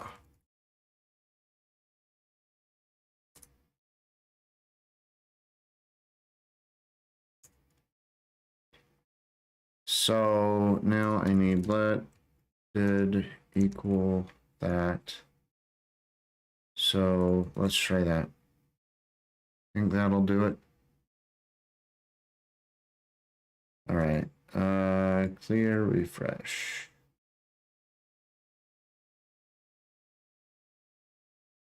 And it did it again. That's so weird. What I maybe let's see. So say NJ, and I'm gonna stringify in.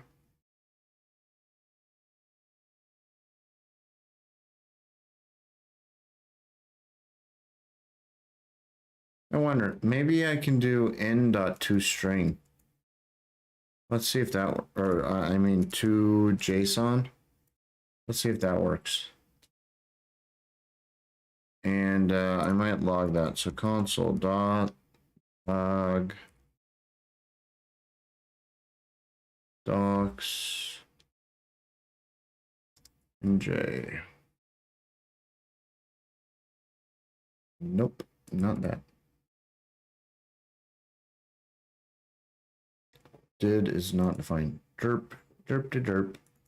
Let's say n.id and oh no nj.id and nj.id. Let's try that. So actually, let's look at the docs first. So it did try to log something. Ah, look, it switched to the $ID. Okay, so let's try that then. Glad I looked first. So $ID. And refresh.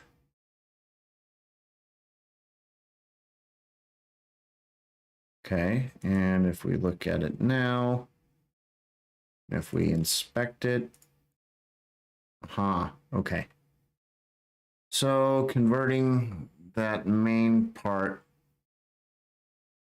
seems to work better. Let's see, docs, data contract, no message. Let's do in J message. And did it have revision? It's a $sign revision. So NJ revision, and what is it? Type and type. Okay.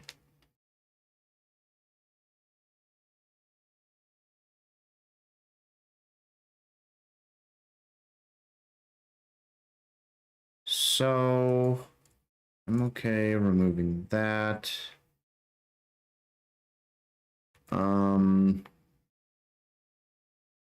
Move a line there.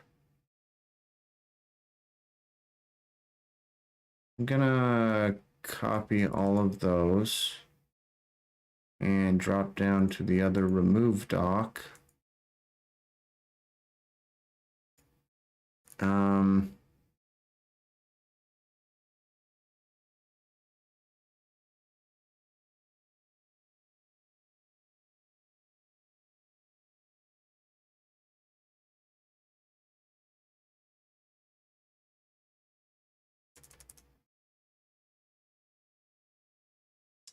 Yeah, let's move.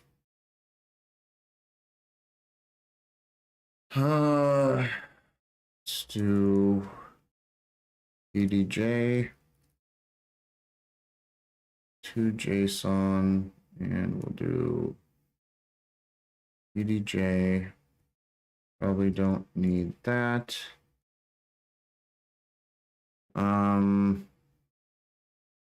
Maybe we still do. I don't know.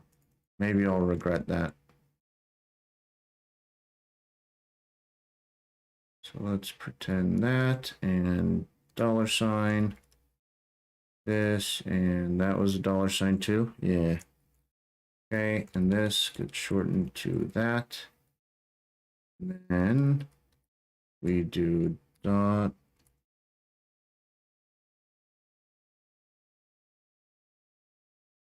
Okay. I think that should give us what we want.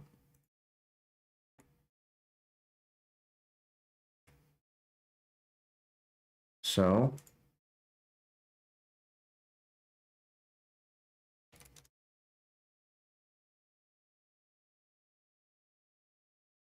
I'm gonna clear this first and save. Ooh, interesting. Undefined, undefined, undefined. And that is because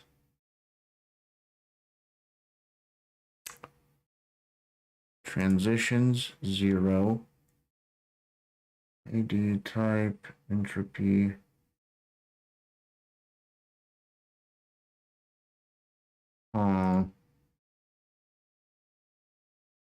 So D.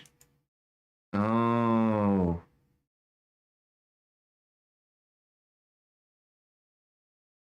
We did PD and PDJ. So PD does that, and we looked in transitions there. So PDJ transitions is where I needed to look.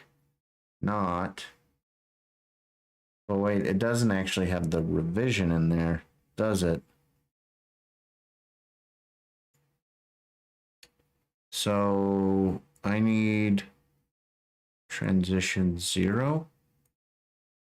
Is that right?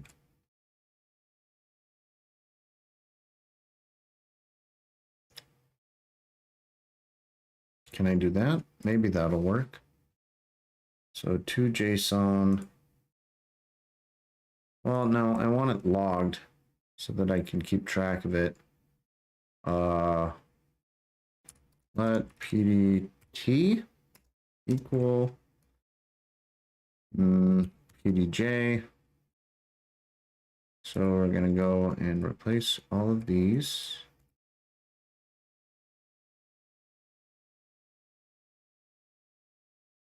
But revision doesn't exist. Does it exist higher up?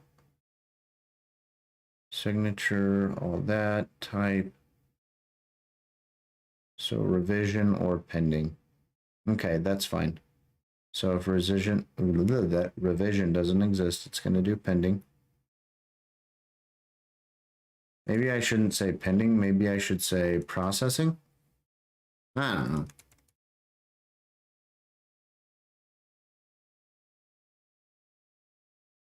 Okay, so clear, refresh. All right, it did do that stuff correctly, told you the Jojobite. Now that we hopefully fix that stuff, let's try it one more time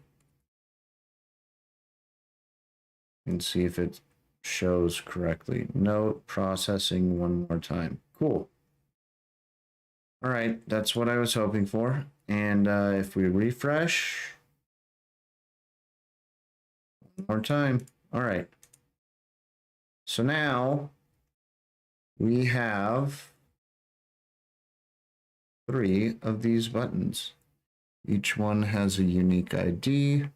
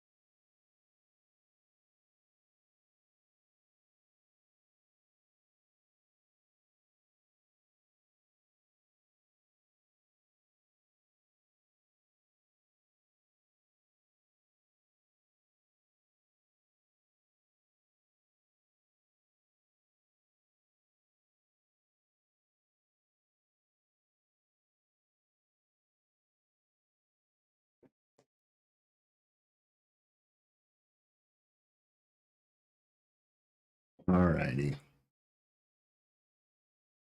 So the messages appear to be working.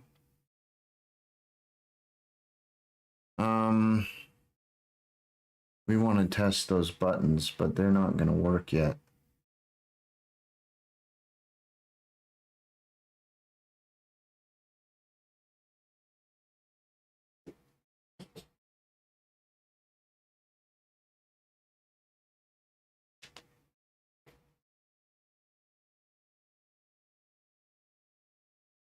Ooh, I wonder if I could reverse this and go,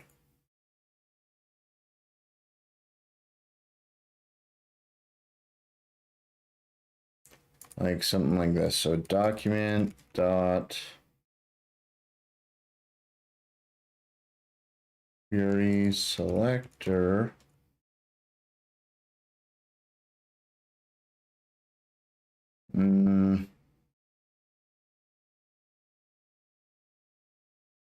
Maybe, let's see. So document dot body dot add event listener submit console dot log. Oh wait. What I actually want is event console log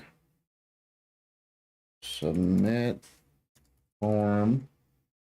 And before I do that, let's go to generate button because it's using generate handler, and that's what I want. Maybe I'll copy both of those. Okay. So let's see. I want prevent default form.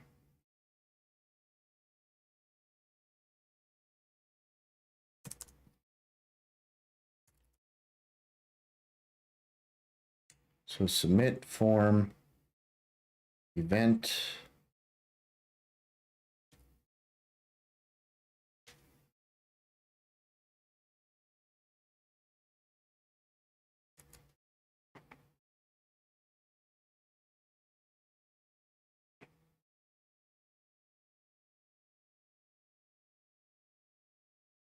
I'm actually going to do event target dot name. Let's see what that does.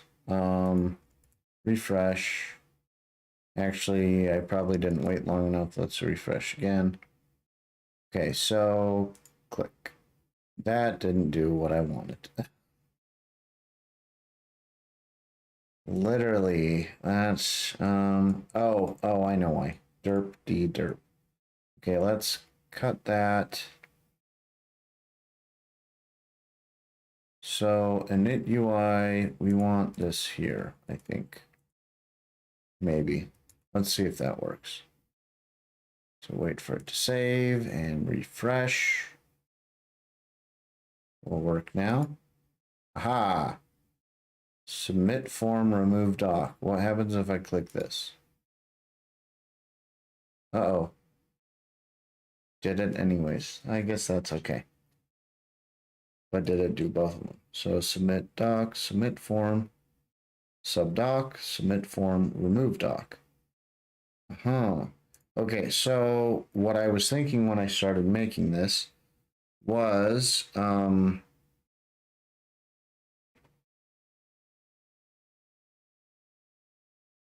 like this. If event target dot name. So if no name,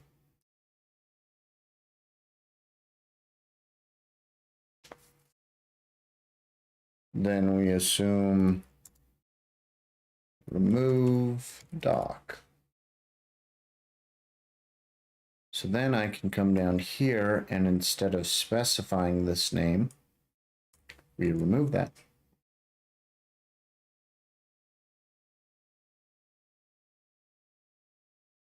And let's see, find.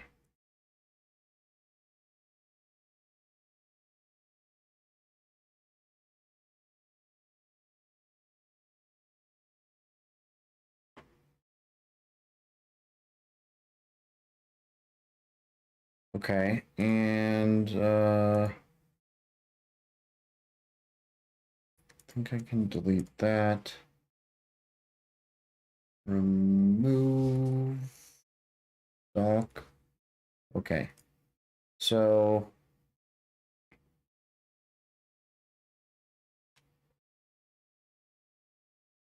oh yeah, I forgot. IntelliSense isn't working.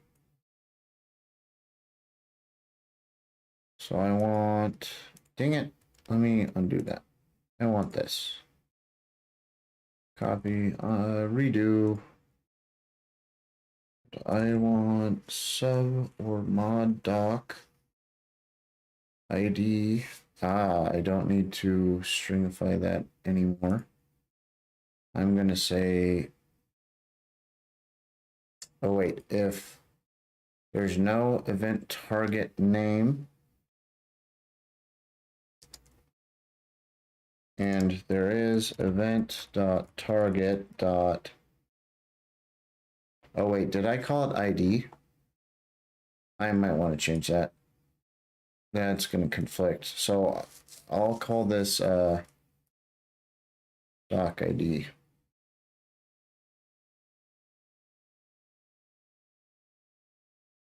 Okay, and then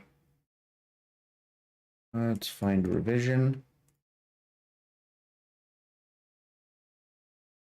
Okay, and this is going to be doc ID. And then move doc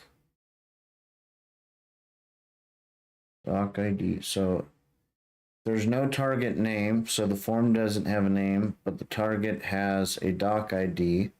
We go to subdoc and we set the ID to doc ID, message to false, which should delete it. And let's try a then.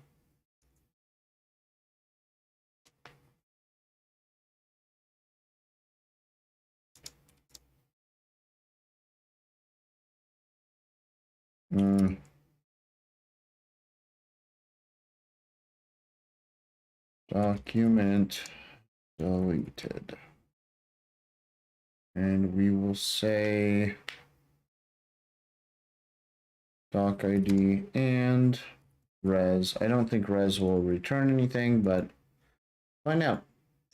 Okay. Let's see if that works. Refresh. Clear that. Clear it again. All right. Delete. Identifier expects buffer. Ugh. So where do we go wrong? Submit form. So we did submit form. Tried to log that. Maybe we should try to log event target ID.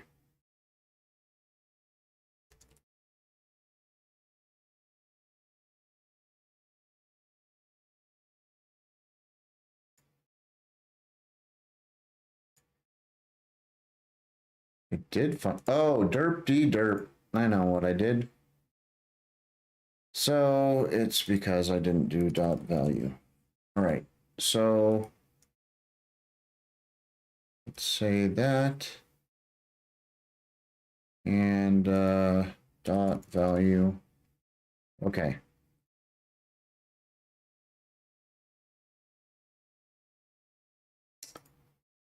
Refresh.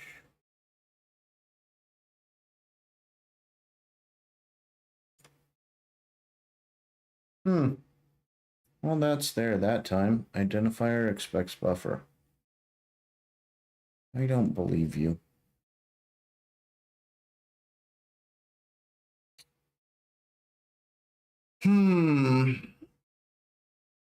So I think it's safe to say it is getting inside of the sub or mod doc.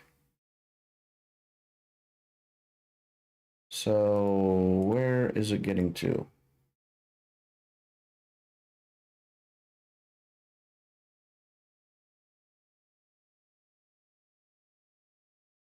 I don't like that it's not showing where my code is calling it. That's annoying. Let's say, oh wait. I don't know if that matters, but I think we need async here.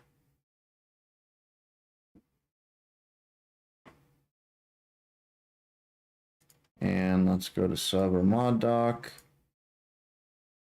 So it expects doc gets broken out into ID, message, and time. If there's an ID and a message. Okay, so let's go back here. And we're gonna log doc. Submit doc.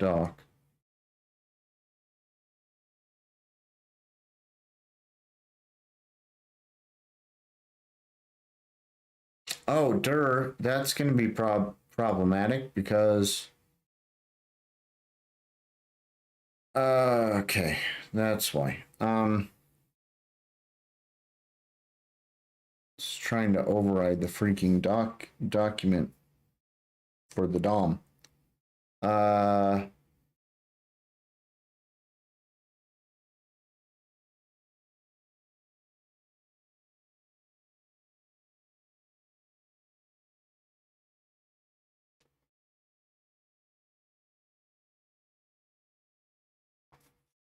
But it doesn't even need to be called that because it's expecting an array and it's getting the first item of an array. So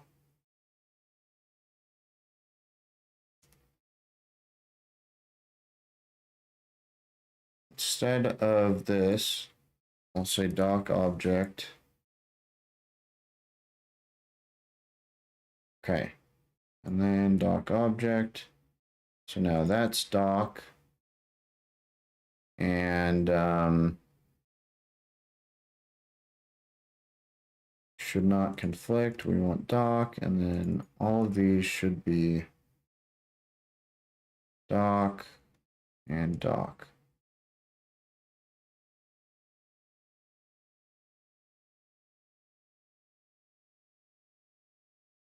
Okay. Let's see if that does what I'm thinking. Let's refresh.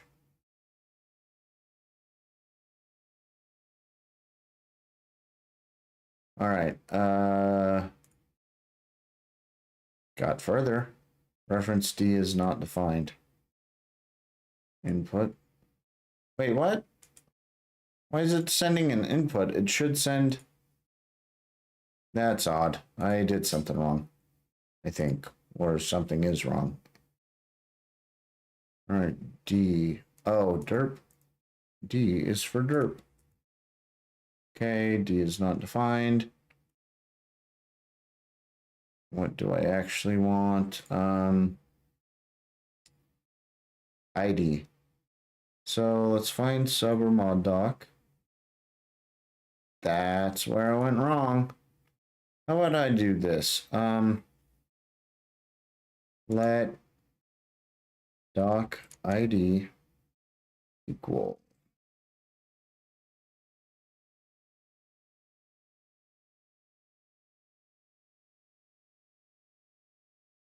Okay, so now I can do that. And I can do this.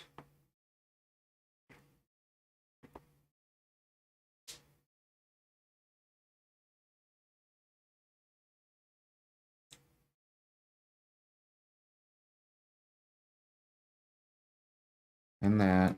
And this. Okay, that should work. I think. Unless I missed something else. I don't think I missed anything else. Let's find out. I think I didn't wait long enough to refresh though, so second refresh. All right, and delete. Darn it, platform is not defined. You kidding me?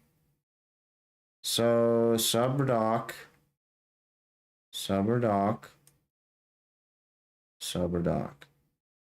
client platform, derp. There we go. And yeah, right there too. Okay. did miss something else. All right, but I don't think I did this time. Maybe? Totally. It's totally gonna work. I think it worked. Document deleted. Forgot to update the UI, but I think it worked. Did I mark the row? No, I'm not marking the row, but that would be good to mark. So I could do, let's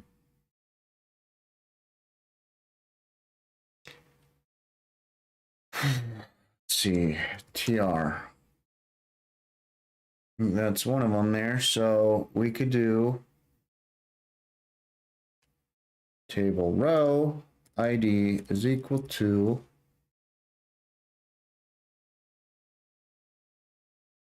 I think I can do this that time. I think that should work now. So I'll just say doc ID dash. Okay, so and tr.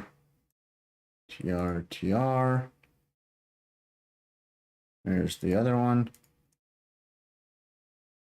Whoops. And in J, I should just do this consistently in both. Or better yet, wrap it in a function so I'm not repeating code. Since it's the same freaking code. Yeah, I need to wrap that in a function. All right, doc ID that. Let's refresh. A doc should be gone now. Ah, cool. Okay, and this should have, yeah. Cool, cool. So that means when we delete, where is it? Remove doc. We can then go document dot queries. No, don't even need that. Get element by ID.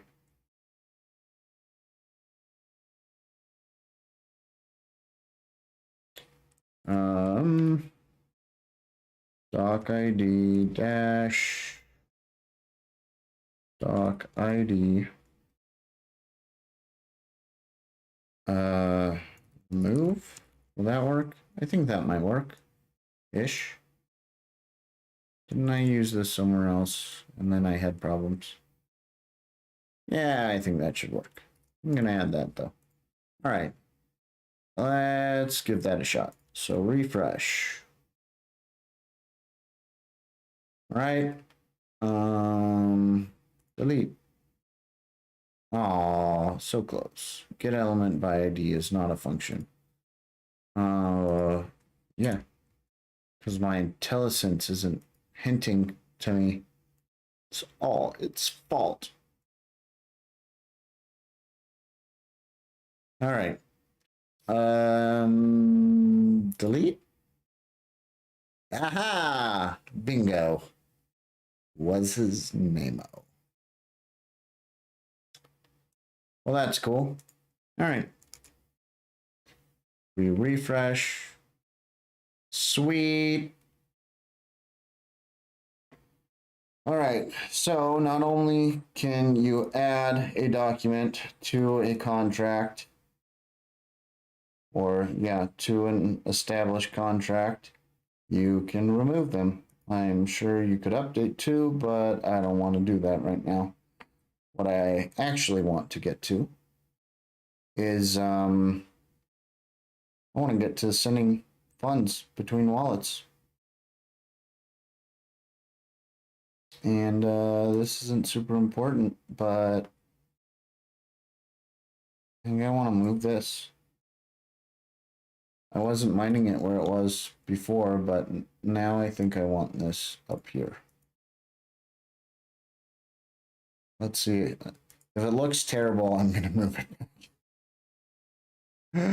I don't. Oh, there it is. Made me scroll up. All right, let's try again. That's weird.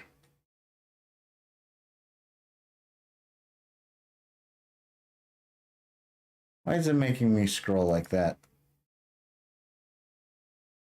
What's going on here? So min height 100 view height. That's body. It's in the body. Is like main min height 70. What if I like lower that? Oh. What if I disable that entirely? How about now? Was there a reason I had that? I don't remember. I might just disable that. Where's main? Um, main. I might regret doing that, but we'll find out.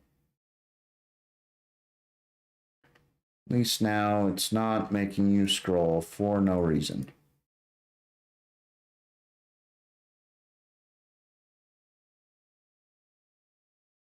Really don't like how glitchy this is acting, but cool. All right. So, Dash Chum, not the Jojobyte, unused, network. Um,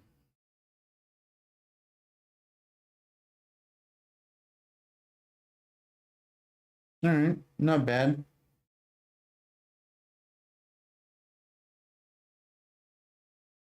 I've seen worse.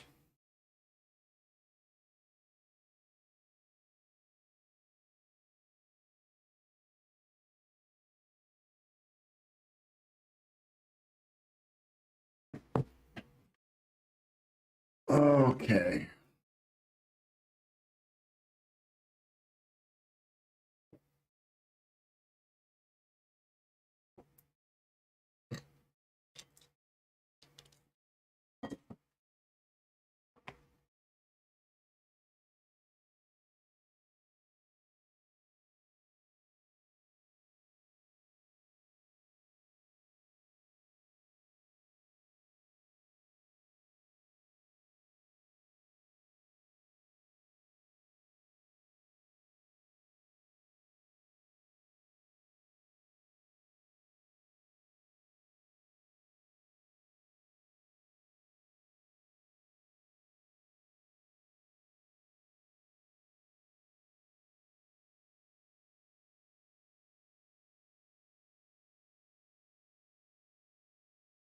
Hmm.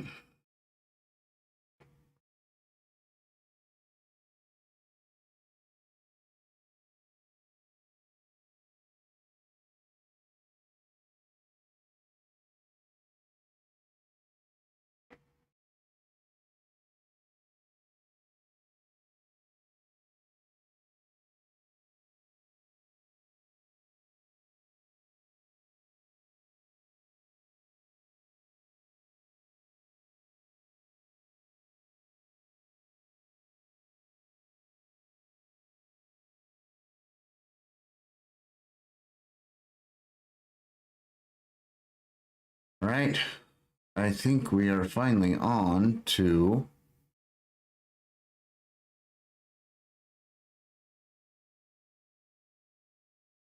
trying to send funds between wallets. So let's start that out.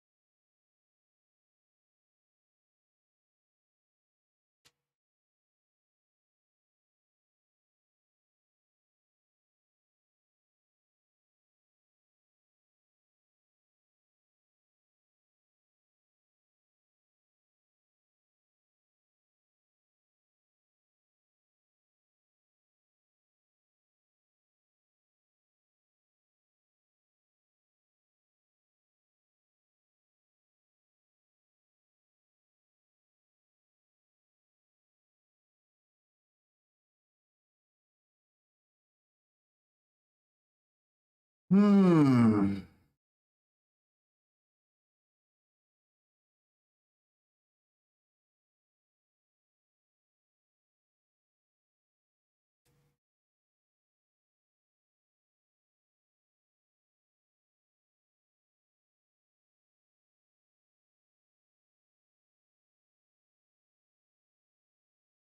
Hmm.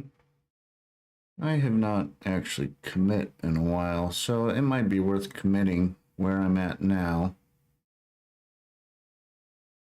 Ooh, what's that? Dash Chum typings. I don't know why that's there. That's odd. I don't love. I might restart my VS Code here because IntelliSense is freaking out and Git is freaking out. So let's close this out. All right. Gonna give it a moment here.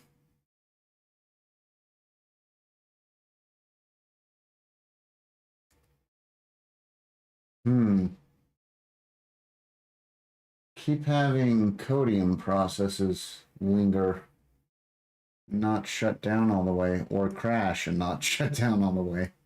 So, kind of worried it's not going to restart because there's still some running. Huh. Wonder what's going on. I think something's going funky. Come on, codium, shut down.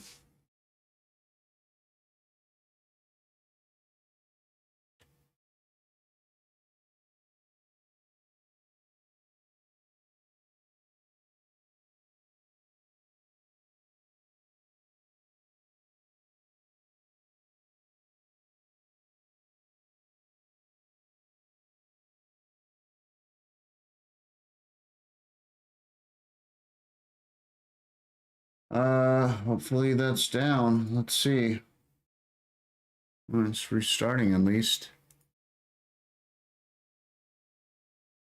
And that's looking better. Okay, so got config updates, CSS, HTML, index. Those are the main things we care about. Guess I move that. And, that's right. I dropped.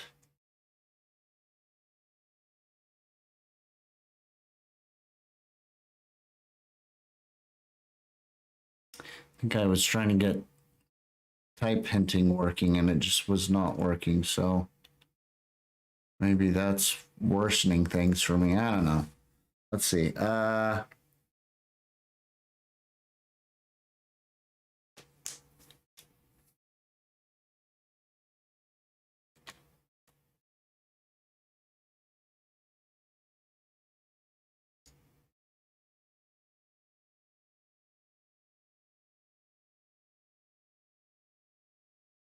Hmm.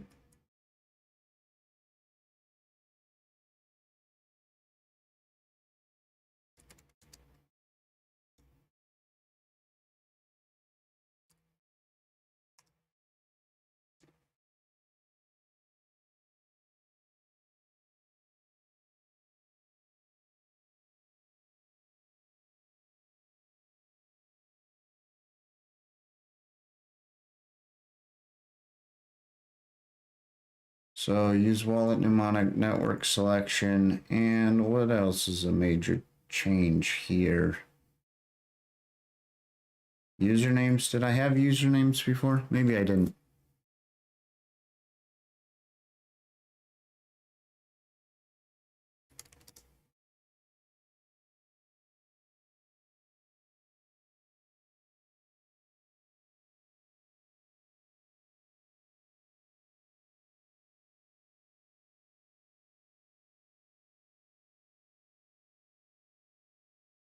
All right. Let's commit that.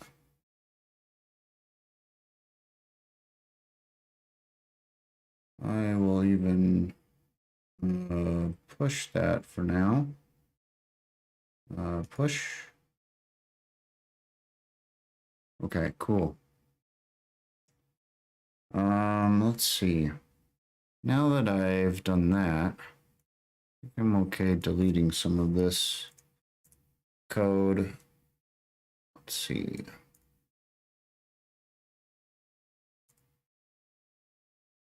A little bit of cleanup here. Maybe add some spacing around the header. I might indent some of this stuff. Ooh, did it finally do formatting? Oh, bane of my existence. Formatting is not even enabled. Are you kidding me? I didn't want that formatting. Oh my gosh. All right. How do I get to extensions?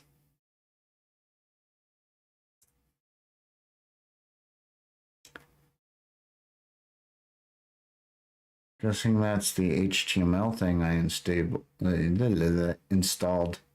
Enabled and installed. Instabled. There you go. Uninstall that. Reload required. All right, reload. Do it.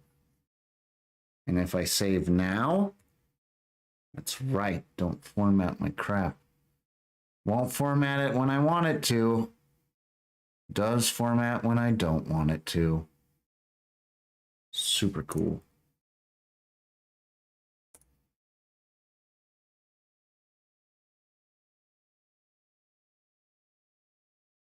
All right, what do I got here? So we've got the header. We've got main message. We don't use this. I'm going to delete it for now. I'll probably leave the JavaScript functionality. Not that it did much, because everything I tried never lowered this balance, and top up I think is supposed to raise that balance. So I couldn't figure out how to do that. Let's see.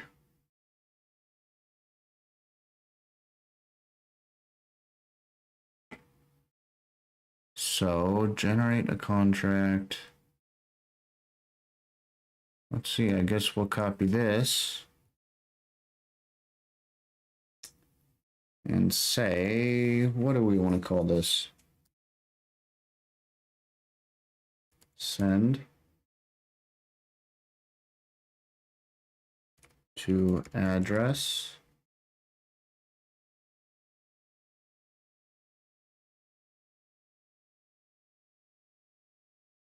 Okay, and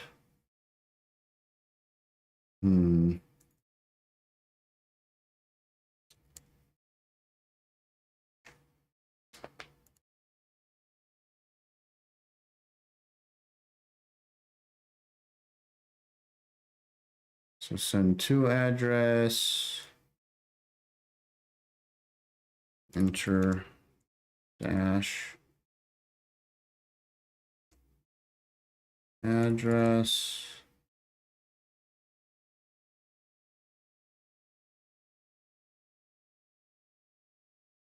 Send. All right. I'm also going to copy this. I'll probably combine these somehow at some point, but I'm also going to do send to user.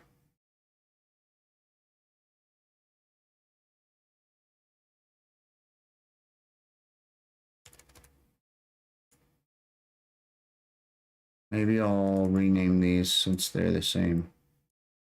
Just remove the 2 there. Or maybe I'll say send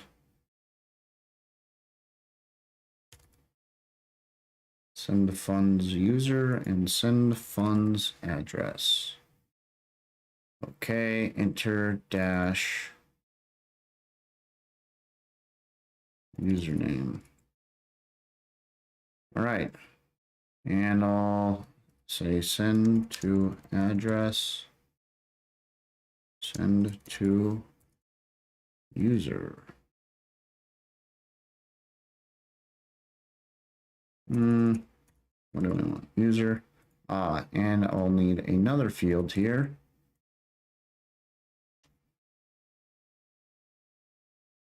in both of them, send to user amount and send to address amount. I think I'm going to make this a say type equals number. All right. Type equals number. We'll do what, like 0, 0, 0, something like that.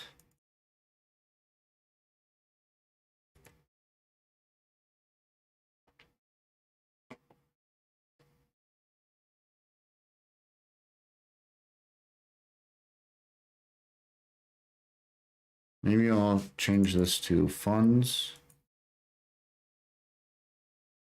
to address, funds to user. Okay. So enter dash username dash address to user amount.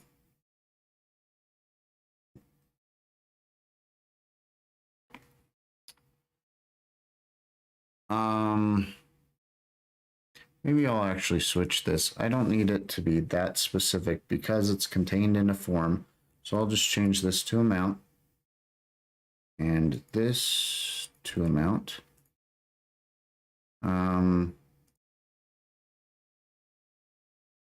The only reason I was saying send to address,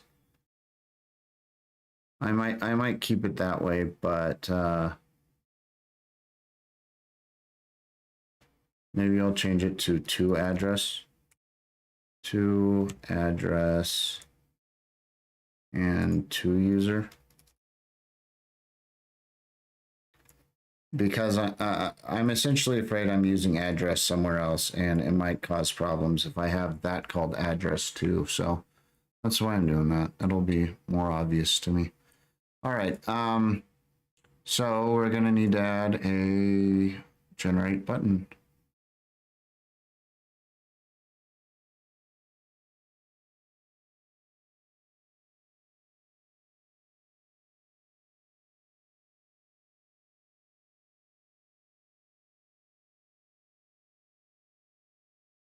And the forms are funds to address and funds to user.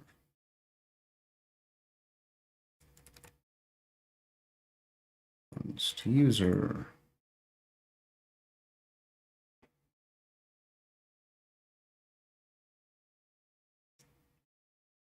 I'm going to make a send funds function. I might split that. I might keep it like that. I'm not sure yet. But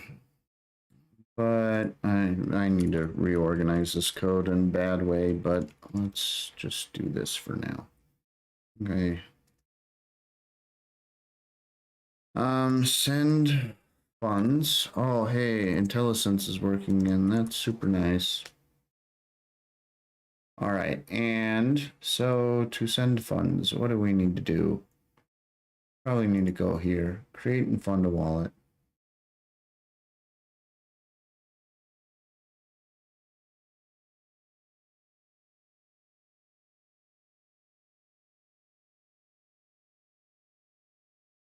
Send funds.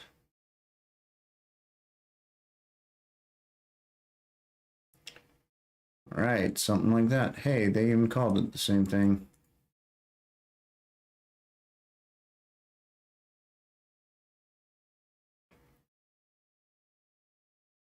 I'm gonna move this. Since it wasn't really near a lot of the other code that's making API calls. Let's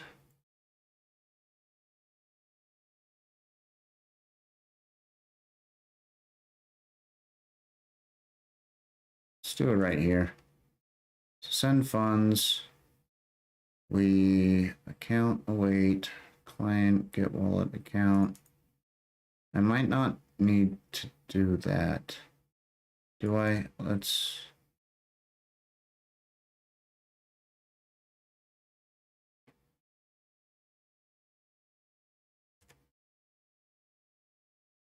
So I just set account in there.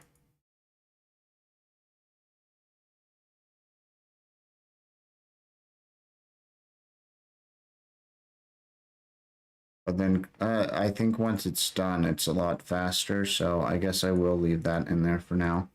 So we get the account, we transaction, create account, transaction, one dash. So that would be the amount. Okay, so before we do any of that, let's comment it out, make sure we're getting the fields we want. So console.log and funds.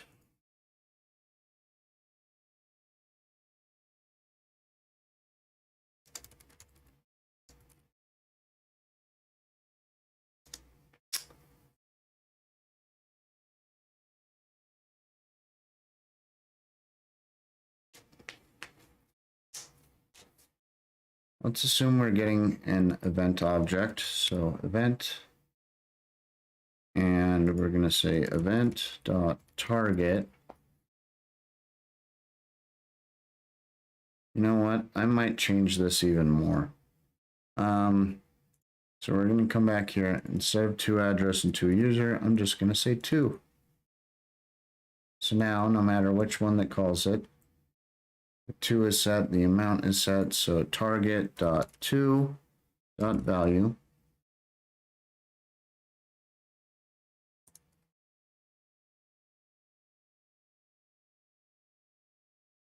To.value and amount.value.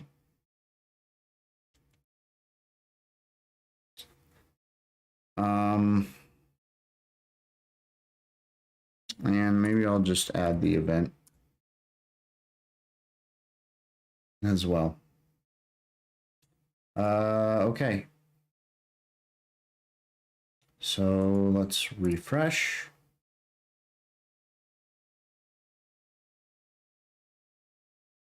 Ah, that's right. I need to show it.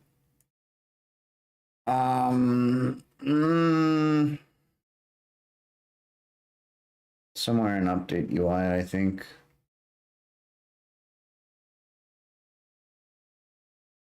Update UI. So I need toggle form by dense dot length is equal to. I don't think we need to wait for identity. Ooh, oh, okay. I know. So if we've got the mnemonic and the address in pretty balance, I think I can delete that. We can toggle form funds to address. True.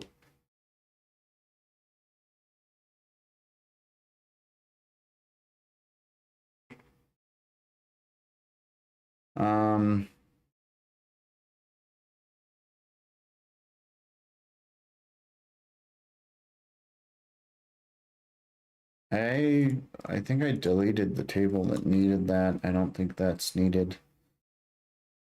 And then if ident's length is 0, account balance gen ident.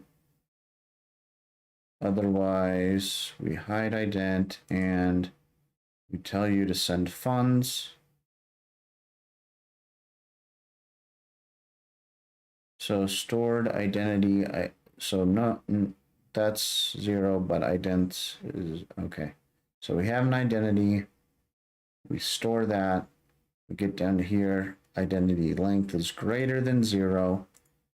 Then I think we're still going to need to wait till there's a user. Reg name. So if stored contract ID.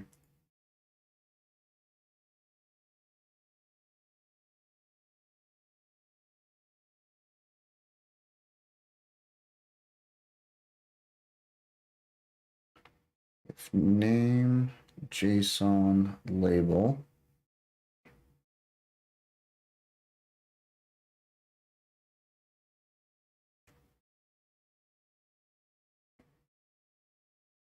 So we've got a username. We enable funds to user, I think. Okay. Yeah. I think that might work-ish. Kind of. Let's refresh. Hey, look at that. So enter dash address and the amount. All right, let's clear this out and see what happens. And 22, send address, something went wrong. So form generate funds to address, submit. Event.target.to value. Send funds.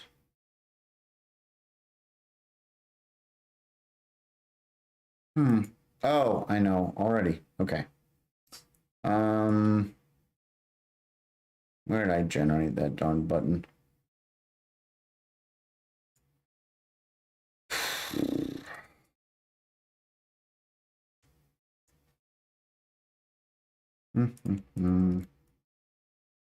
All right.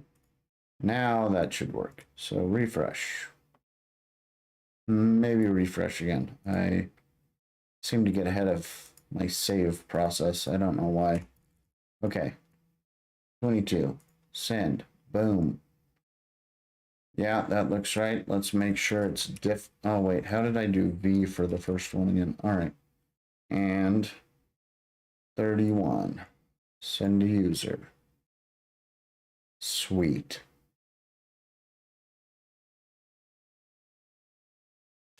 Okay.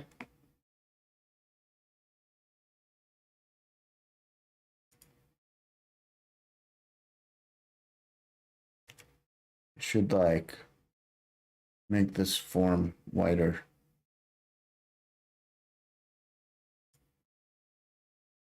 Or stack it? I don't know. What if I, let's see, what if I do this? Equals call? Is that better or worse? It is so funny how it does that. All because I have that. Maybe I should just remove that. I don't know.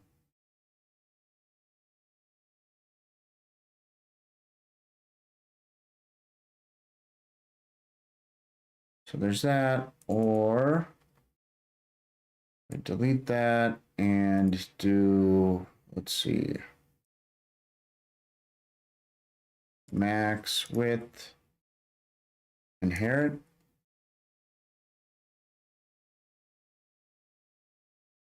Could also maybe limit this field. I don't know. I think I like it wider, but it's really not a big deal right now. I'm just trying to prove I can send money between wallets.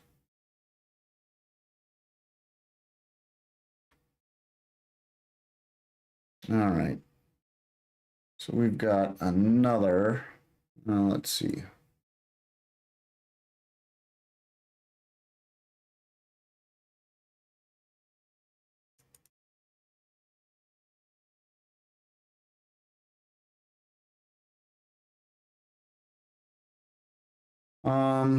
Let's, ooh, that's interesting. That shouldn't happen.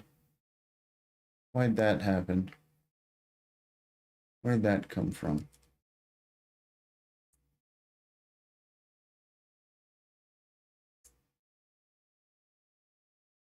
Okay. So we're on not the Jojo Byte. Let's look in here. Where's our Jojo one? Okay, let's see if this works. Open wallet. Oh no. I'm on testnet. Okay, let's see if this works. Open wallet. Hey, look at that. We got Jojo Bite and not the Jojo Bite. Okay. The other thing I should try to figure out is if these can access the other's contracts. I don't know if I'll aim for that today, but all right. So that's working. Let's go. What's going on here? Oh yeah, that's right. Okay. I don't know. I don't know how to arrange these. Oh, too much. My system. It can't take 3 monitors and OBS. It's a little too much apparently for my graphics card.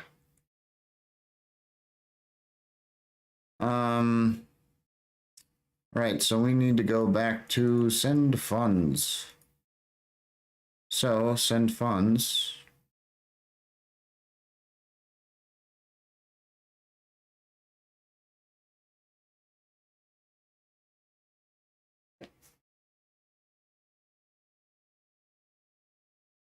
Let's see.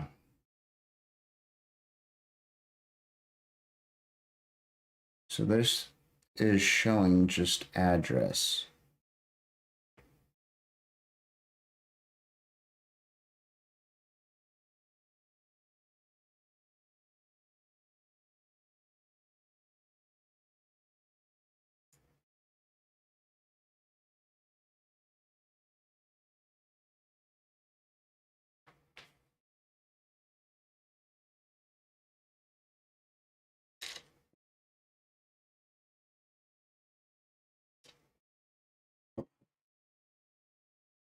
Um,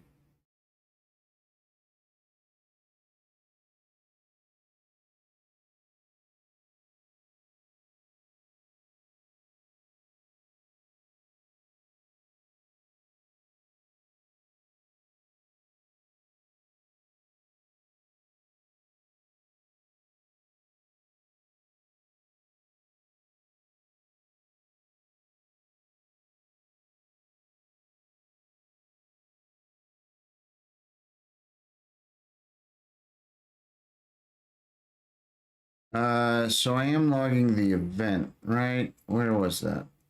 Let's this is address. I'm gonna do it like that. I'm gonna do 2.321. Okay, so oh wait, I'm not logging that one. Well, I mean I could, I'm just not doing it right now. Let's change it. And let's do 4.21. Okay. I haven't enabled any of that code yet, right? No, I haven't. Good, good. Okay, so send address. Enter a valid value, the 2 nearest valid values. Ooh. That's interesting. I thought the number field, is there like configuration? HTML5 number input. I thought it could accept decimals, but maybe not. Maybe there's a float version, or I don't know. Events.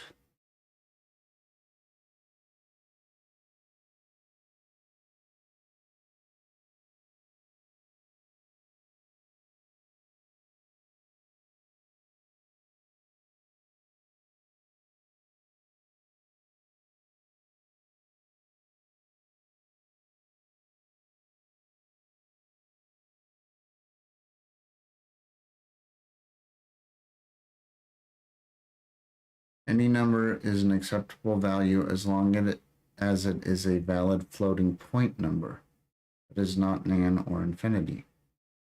I gave a valid floating point number. Decimal values.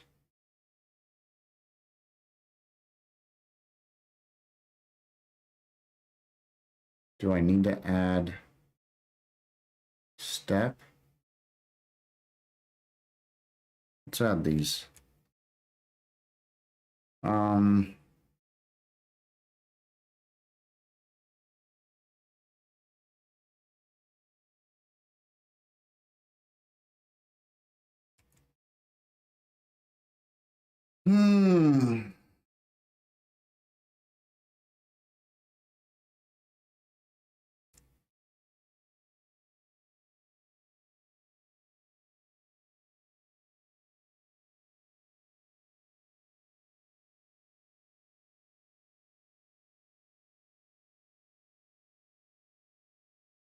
Is it?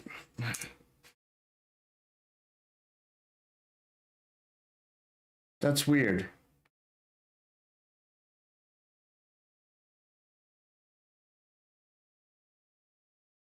I don't know why that annoys me so much, but it does.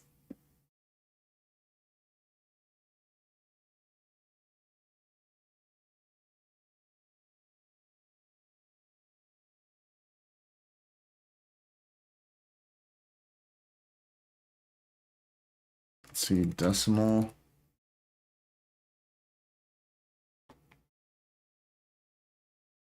Oh. Example allows any value between that with decimals to two places. For example, controlling input size. Elements of type number don't support form sizing such as size. You'll have to resort to CSS.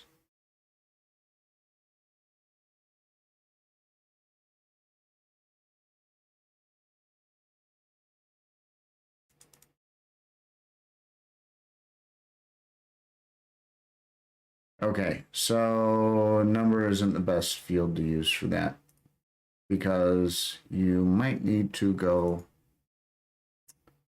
a lot more specific. I'm just gonna delete the type for now. Realistically, I think you can add the validation. There's some sort of validation attribute, I think, and do a regex. So that's probably what I do. Let's refresh again. All right, treat that as a real address, 4.321, send address, submit form, send funds, fund to address, 4321, submit event.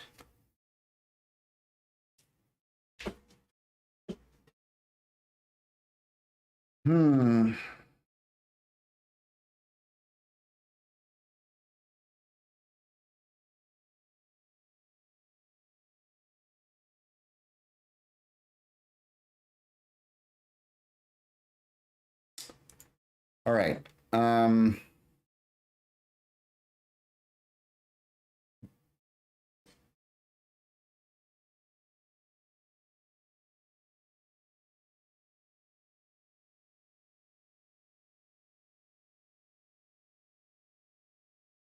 So I was gonna check send funds if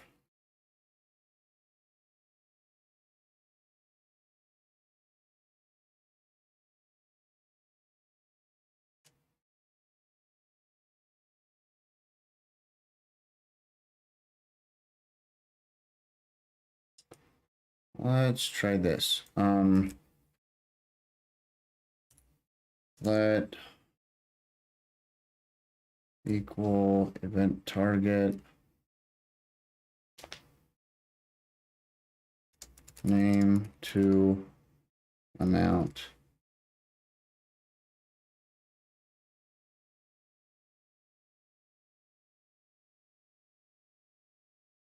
Then I can drop that, and we do if name is equal to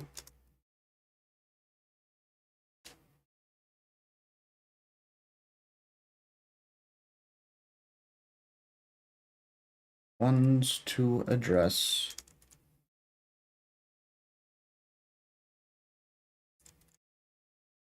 I want a way to validate Dash addresses. Maybe there's a regex to do it.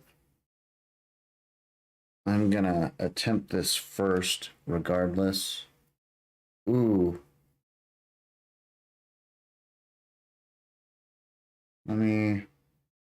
Is it calculating it in Satoshis?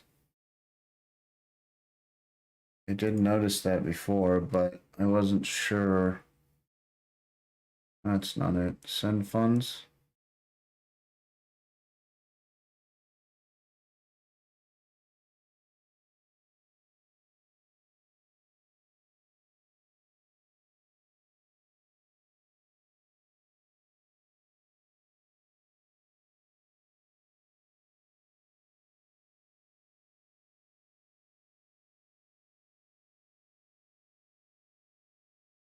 Initializing the client, we build a new transaction, requires a recipient and an amount in Satoshis, often called Ðash. 100 million Satoshis equals 1 dash. We pass the transaction account and wait for it to return. Then we output the result, which is a transaction ID. After that, we disconnect from the client node and exit. You disconnect and exit. You don't know me.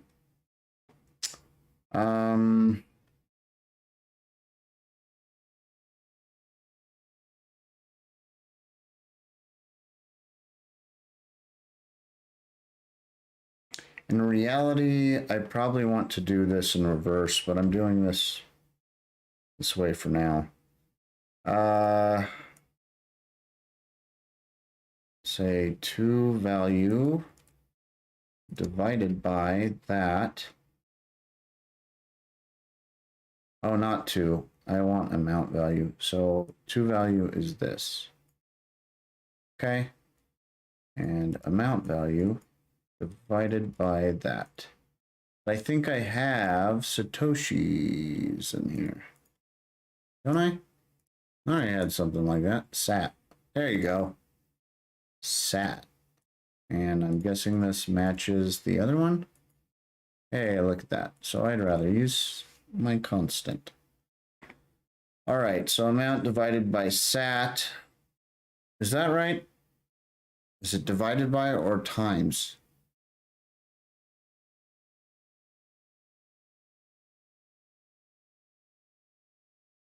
How am I using sat right now?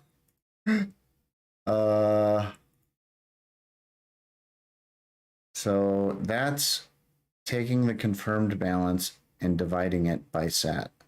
I want to times it by sat, I think. I think that's it. Okay, so let's give this a shot.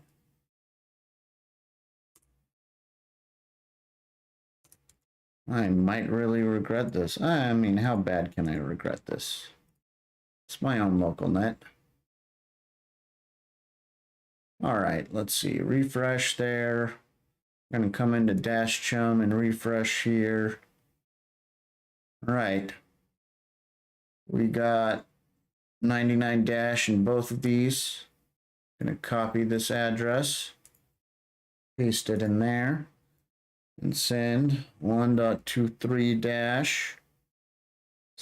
Do I have dev tool here? Okay, let's watch this. Send address. Did it do anything? Wait.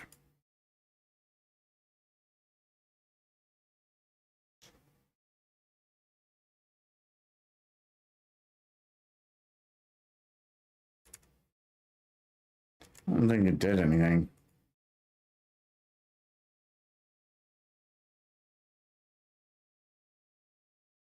Guess I can refresh here and see. Oh, it did do something. Check that out. Yeah, more dash. I'm just not logging it. Okay, and why did I do that? That's why. Okay, so let's fix this. Event to that event dot then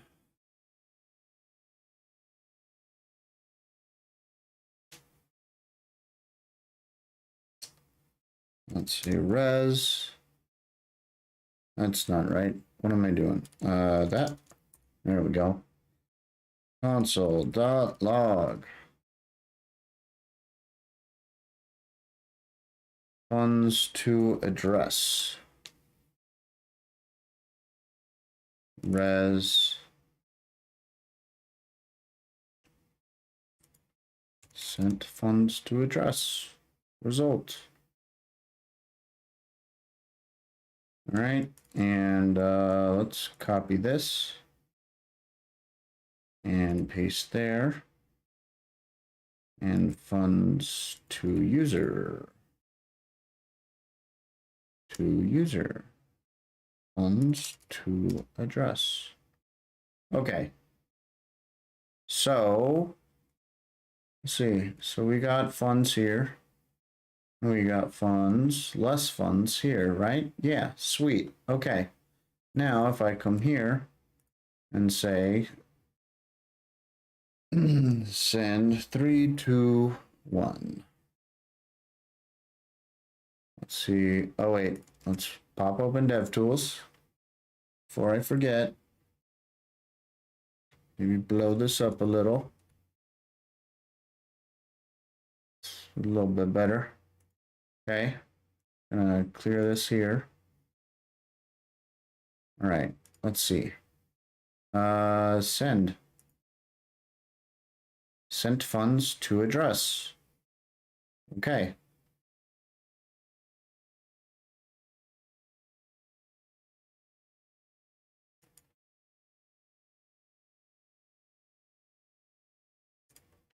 How long does it take? Sweet.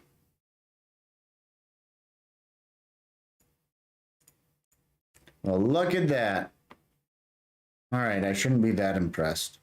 People have been sending Dash for years now.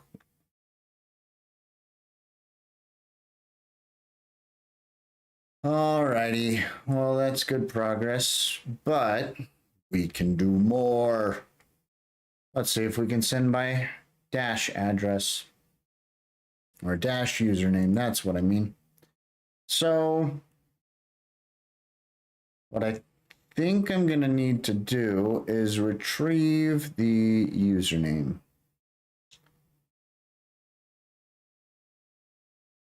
So retrieve contract. No, that's not it.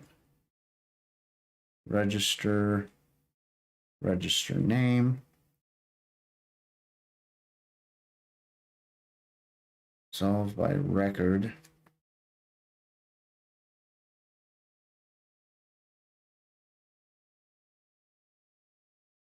Ah, that's, I think, what I want. So let's see if we can do that.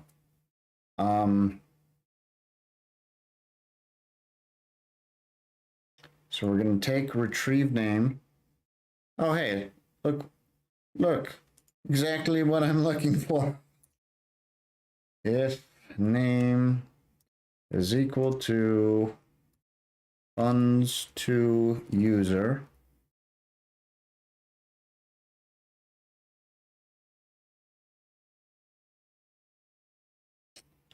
await, maybe we'll return await, retrieve name. Maybe we won't return this. Let's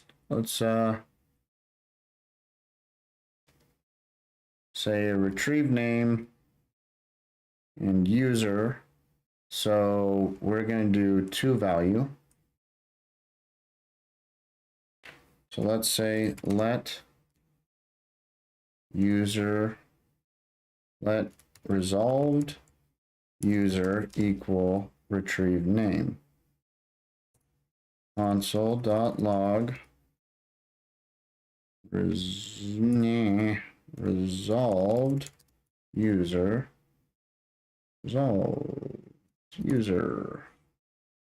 okay, to value, and maybe we can return resolved user here just so it finishes whatever. Okay. So now what do we got? So we're going to use this one. We're going to say Jojo byte. And that value shouldn't matter. I think it's this one. So let's send a user. Form generate, sent funds. Wait, did we not resolve user?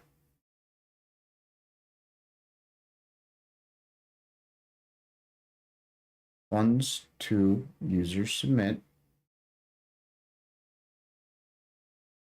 Funds to user. Did I refresh too fast? Let's see.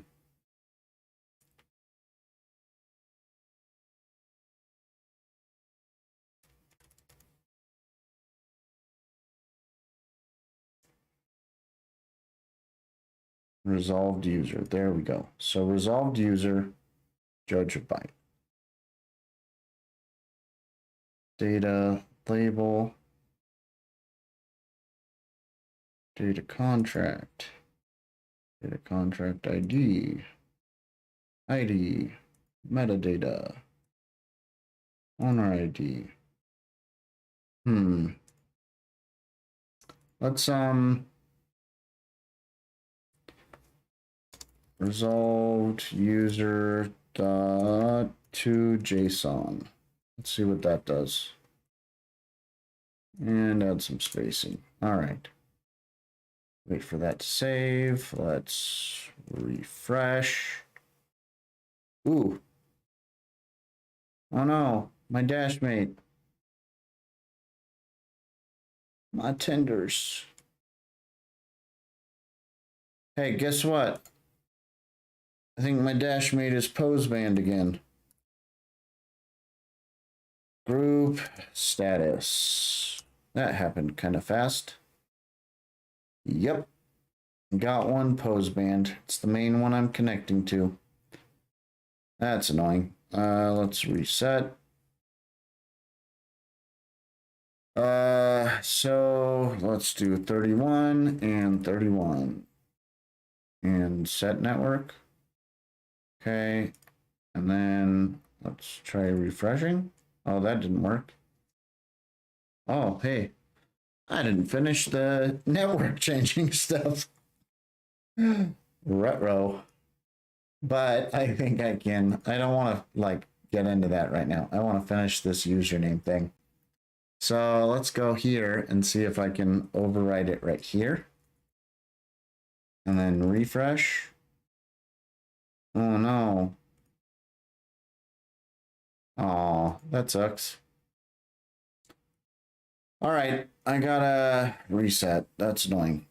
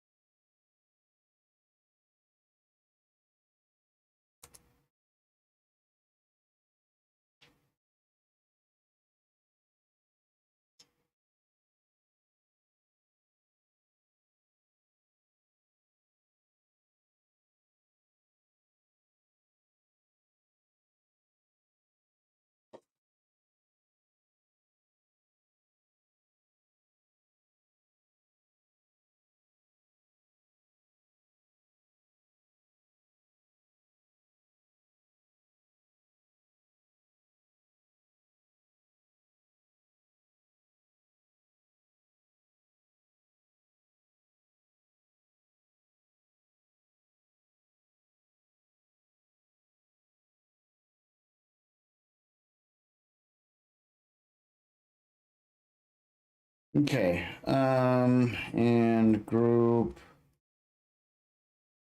start.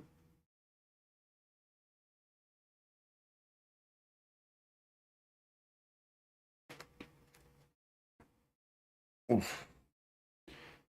All right, it's reloading. Give it a moment here.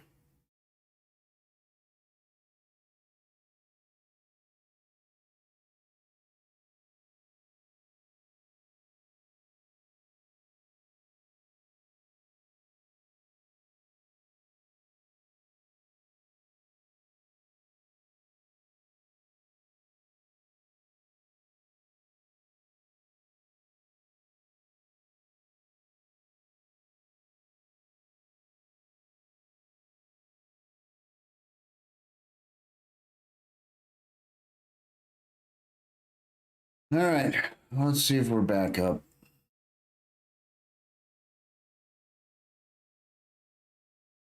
Not quite, it looks. Oh, wait. Um, I think I'll have to drop that. That'll be easier. And I'll open up a new window.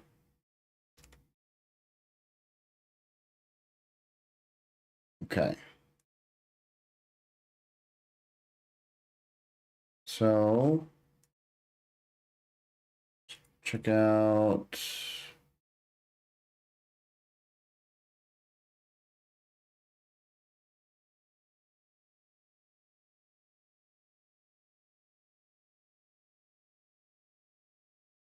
So I need to clear the local storage because it's got these wallet address thingies and it always freaks out when it has those. So let's delete. I don't know how it's going to handle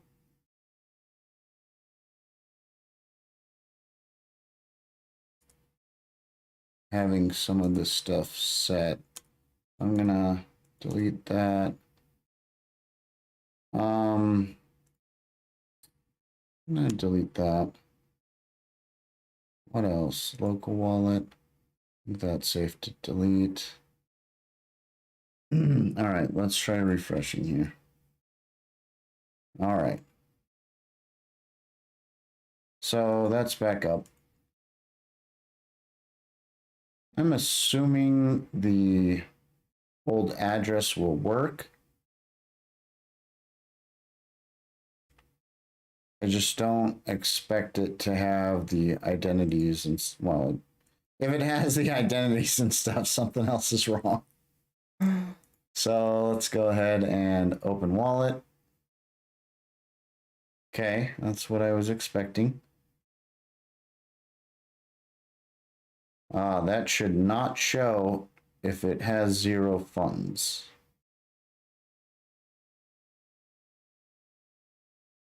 So let's do this.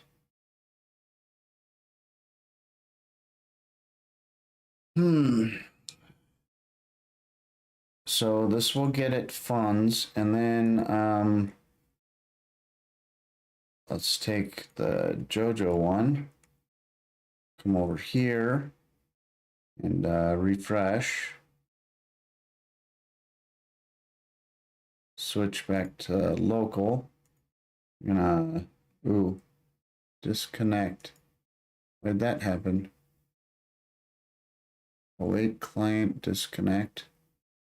Cannot read properties of okay.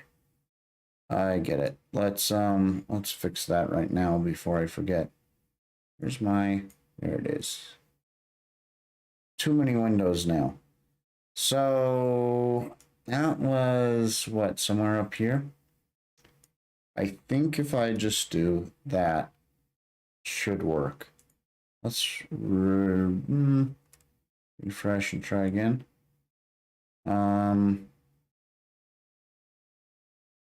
Let's see. Switch back to testnet and then back to local. Yeah, it didn't freak out that time. Actually, maybe let's go back to testnet, refresh. Okay, and then localnet. Okay, cool.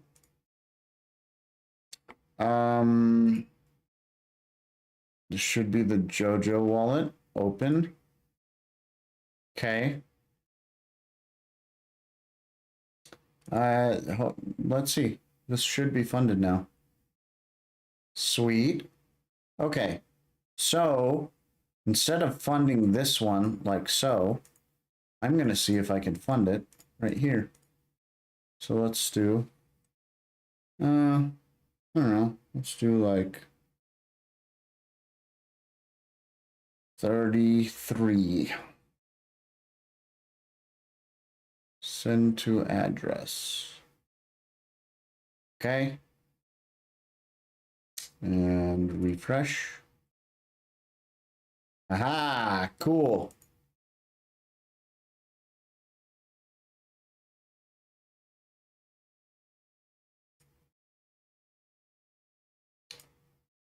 All right, so generate the identity. That worked, sweet. Now let's do Jojo Byte, register username. Okay, cool, sweet, all of that's working. Generate, not the Jojo Byte. Register username. Boom. Awesome. Very cool. Oh, let me increase that a little bit. Okay.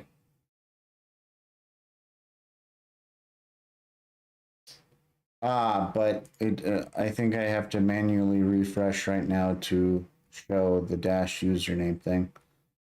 Right, so we'll need to fix that.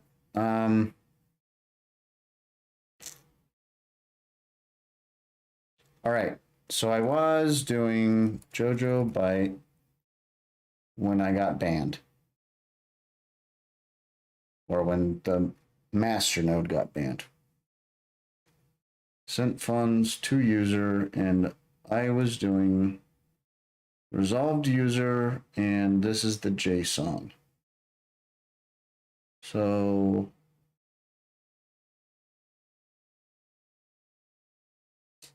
data contract ID, owner ID.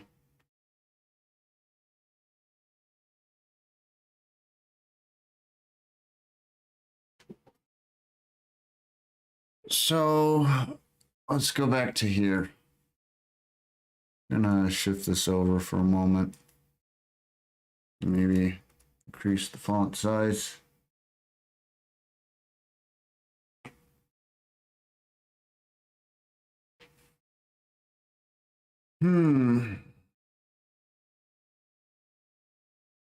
Okay.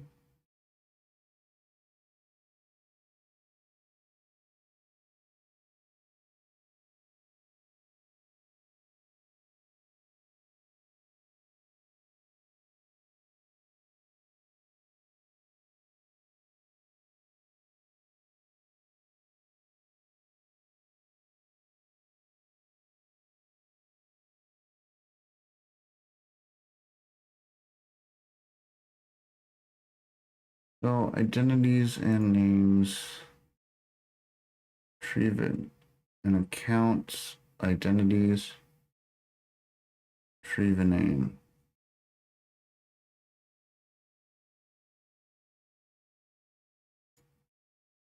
So what I don't understand is how to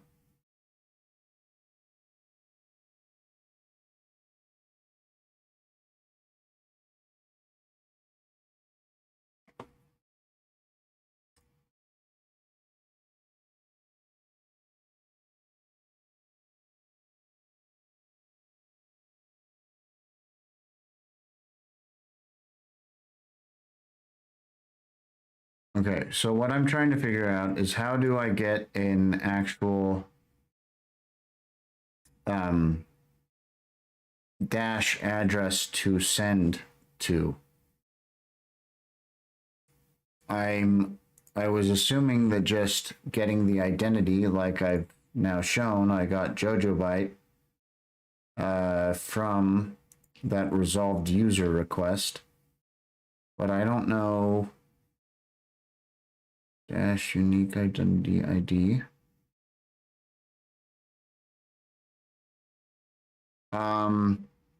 This, from what I've been told, the Dash Pay, let's see.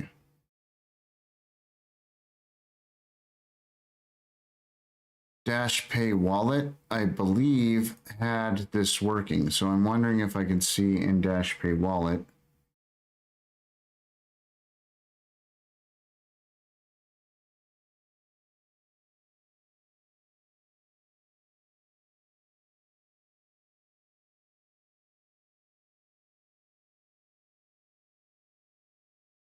how it was being accomplished.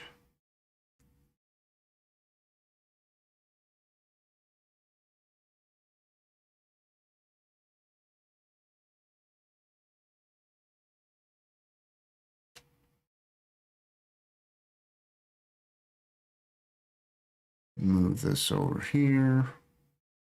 It'll move. All right.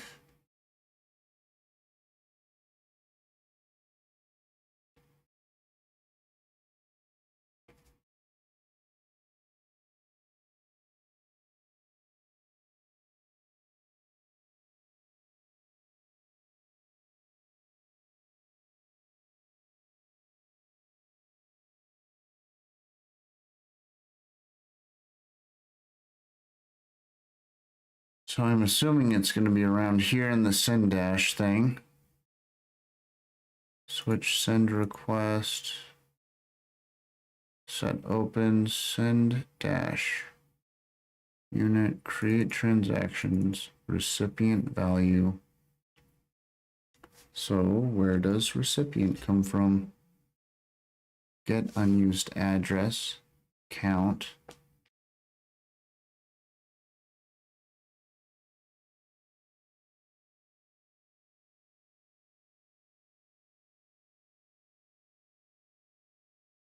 Client, get client account, get unused address dot address, recipient value, recipient.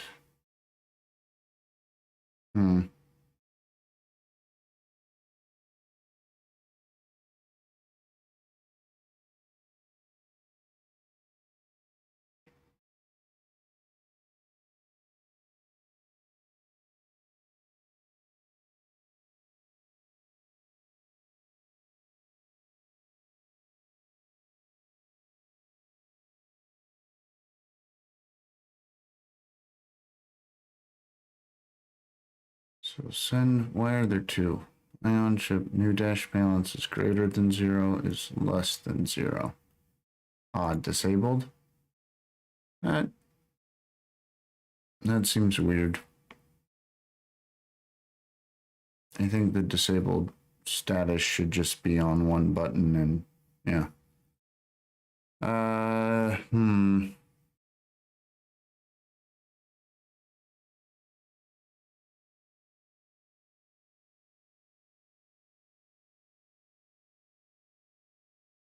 So how do you receive Dash?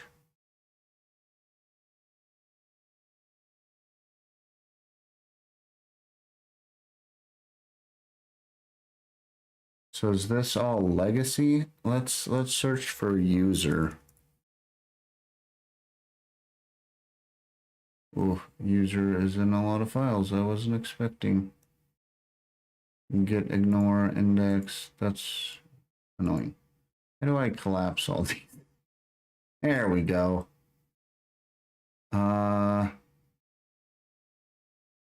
Maybe I just want like star.view, star.ts, star.js. Okay. It's a little bit better. So what do we got? Dash pay crypto, to user ID, create contact request. Hmm.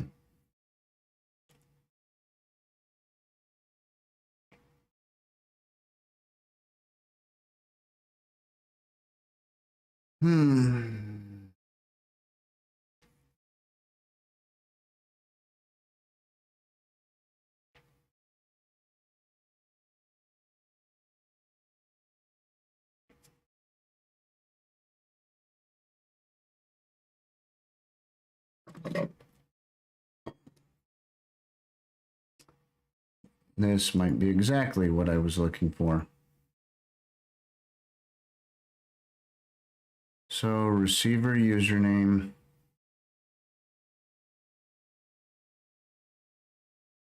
Client platform names resolved. So we get the DPNS owner to string. So identities get owner to string.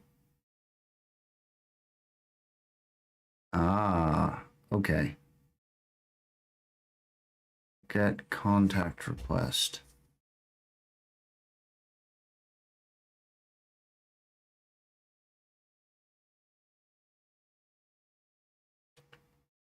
So is that what happens?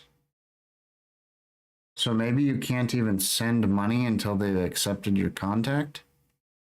Like you can't send Dash via username unless they've added you?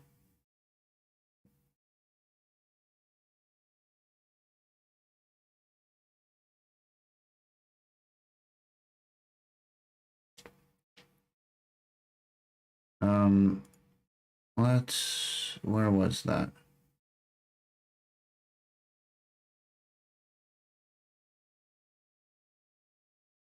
Identity. That's what I was looking for.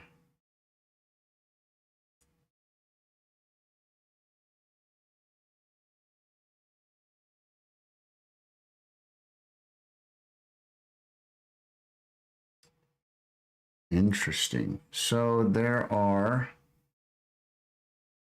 contact info and contact request.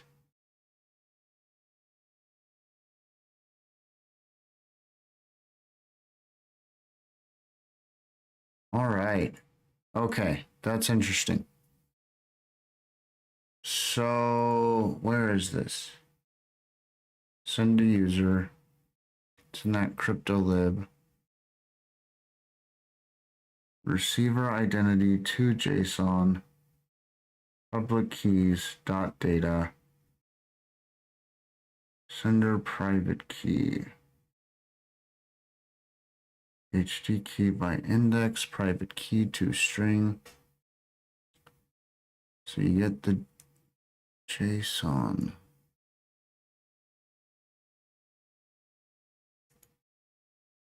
Shared Dash Pay crypto.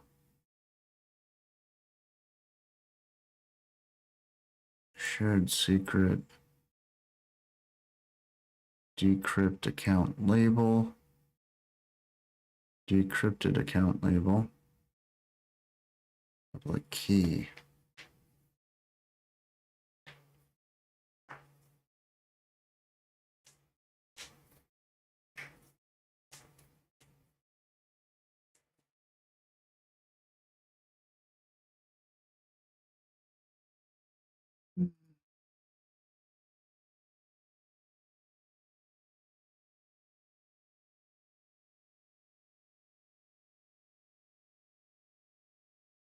Hmm.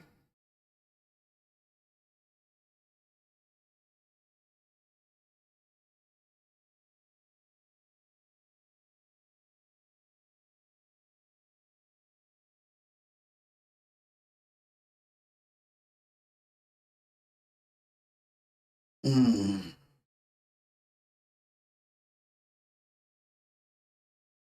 Hmm.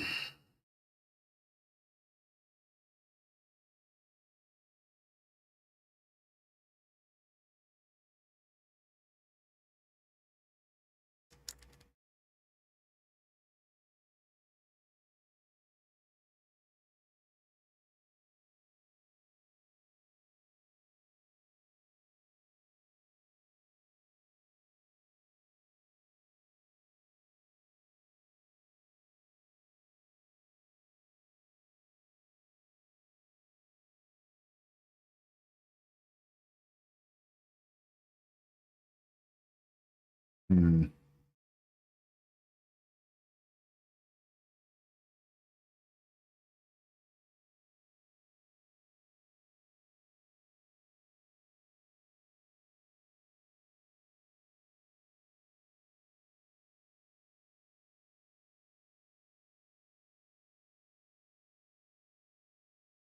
Alrighty. What's going on? This isn't even used.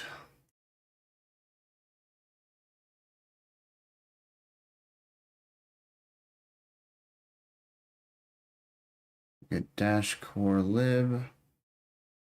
Dash pay crypto comes from here. No, it is used there.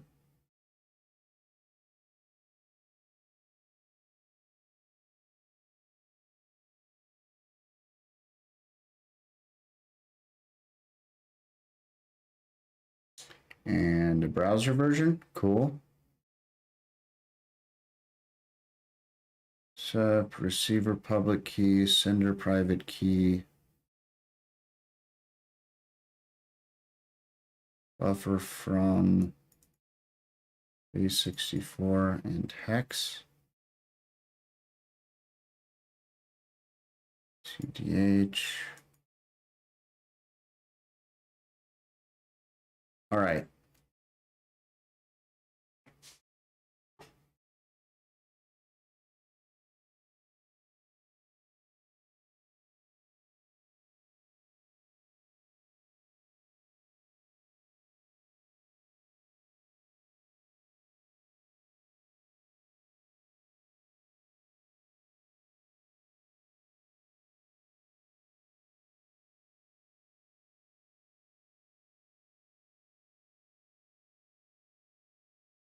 All right. I've been on a little while. I'm gonna take a break real quick, and I'll be back in a few minutes.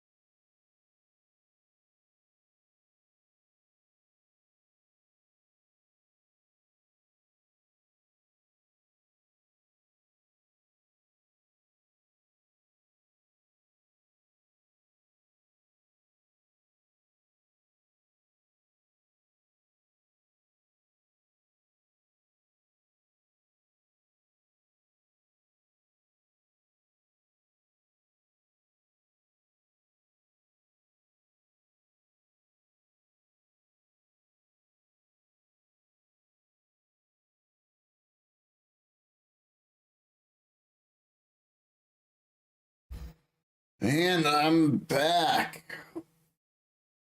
Oh, getting sore sitting here. Oh man.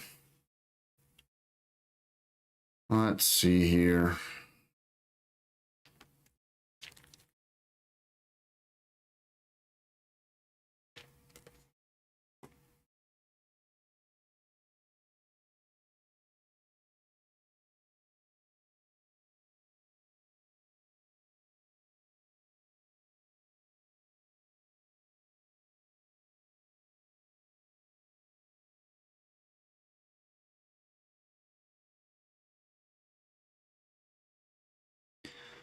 Okay, here.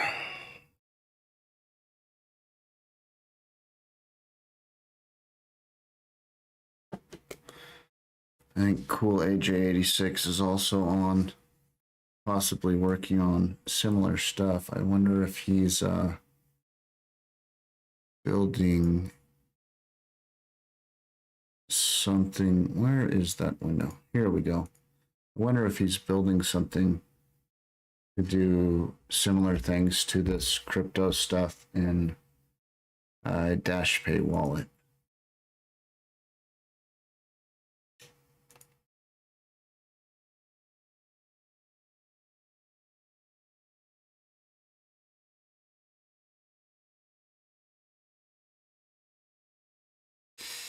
Hmm.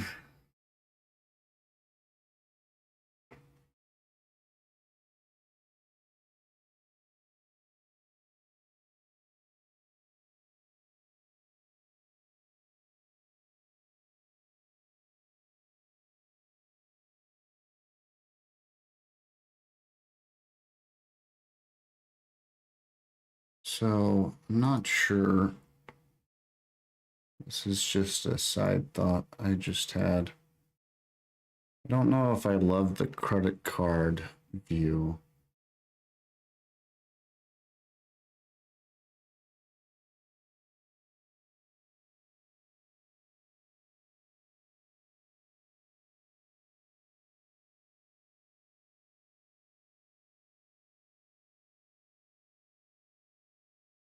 Where is that?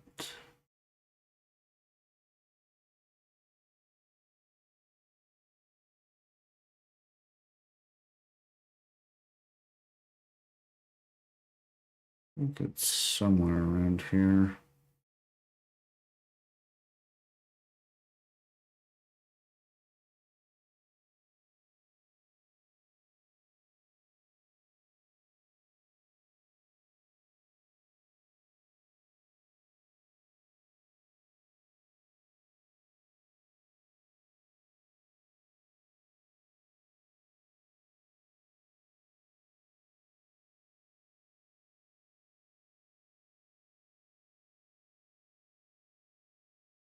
There it is.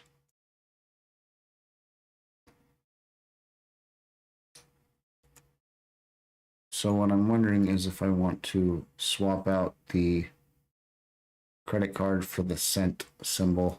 I don't know if that's a good idea or not, but I'm gonna leave it there for now, and I might remove it, might remove one over the other. I don't know.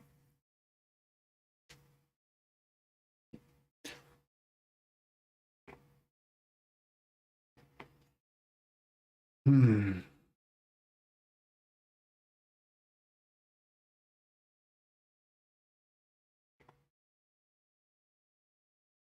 All right, so let's see here.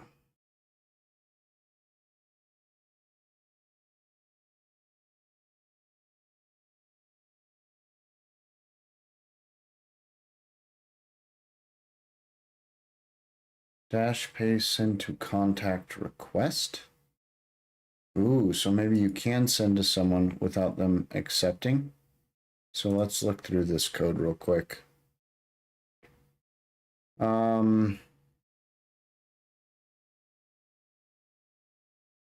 Identities, receiver identity.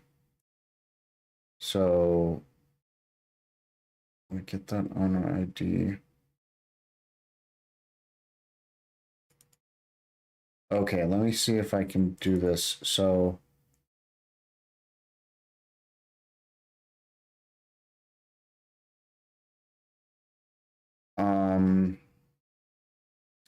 where is it? To user. Let's see.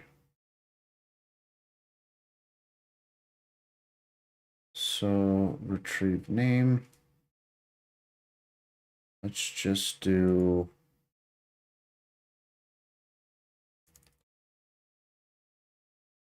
let.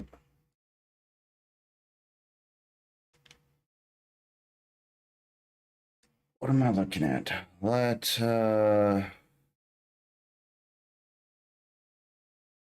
receiver identity. Yeah. User identity is equal to await client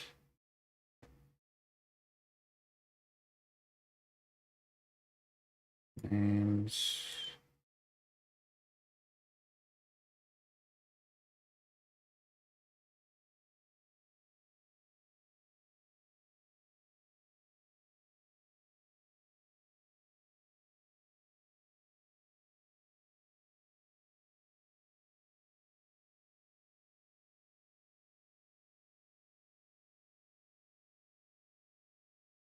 So this is where I need to do it.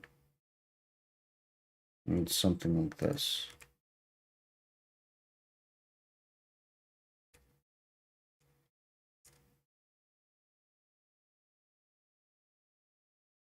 Get resolved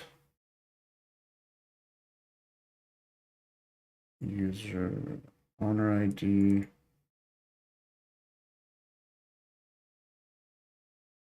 All right, let's check this out.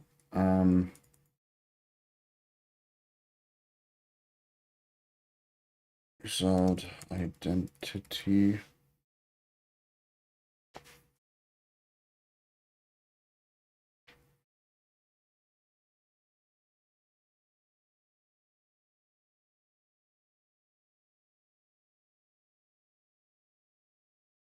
All right, so user identity. Maybe I will return that. Nope, that and comma and that. That. All right, save. All right. Let's refresh that.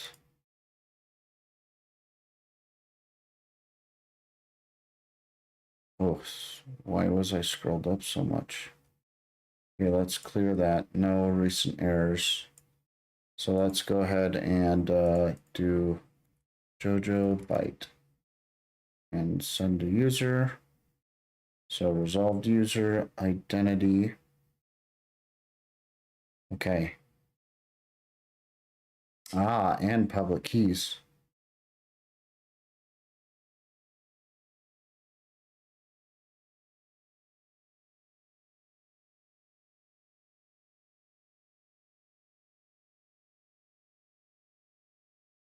Where was that? Keep moving my windows around.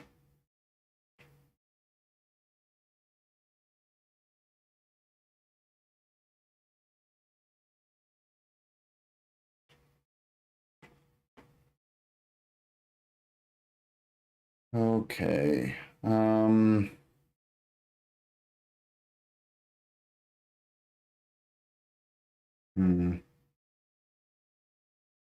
Contact request. Send dash to contact request. We get the receiver identity to JSON. Public key 0 data.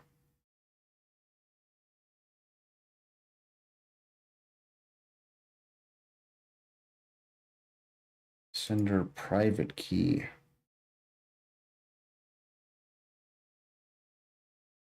Do you like, is that something you have to do?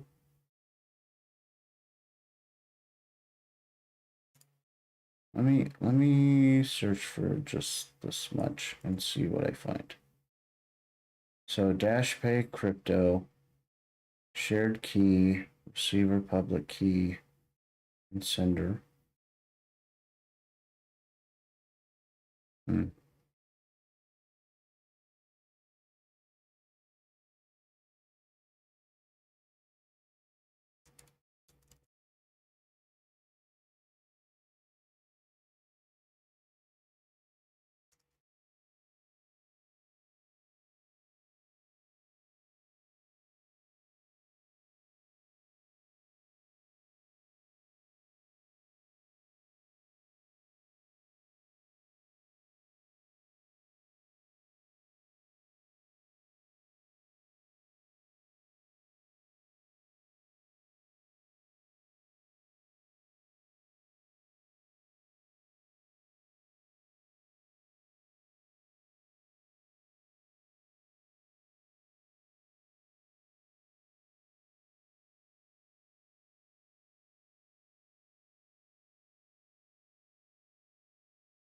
Right, decrypt, CBA, yes.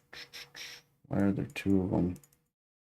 Account label, public key, shared secret. Okay, hex. So account label and public key, decrypt both separately. X pub key buffers. Hmm.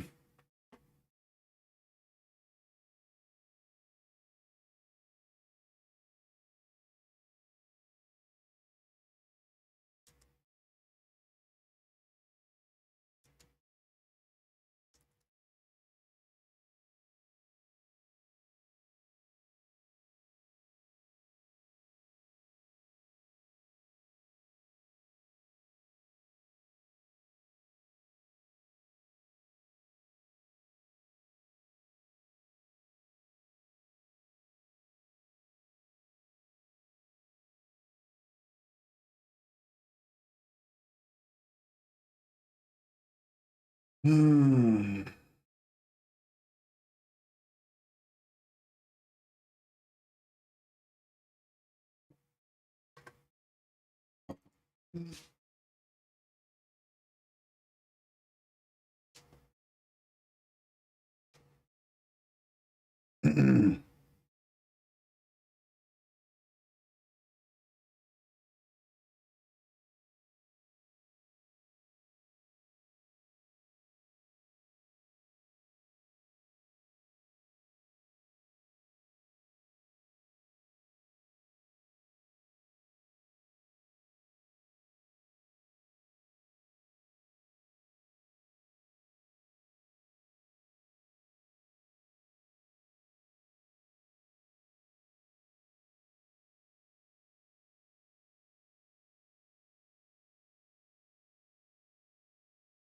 Wondering if any of this is built into Dash,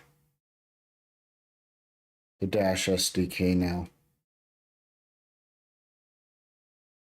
Considering the contract is part of it. Huh.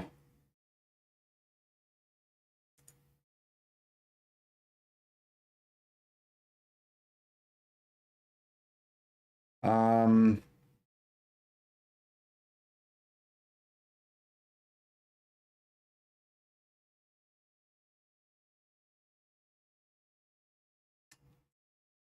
let's see.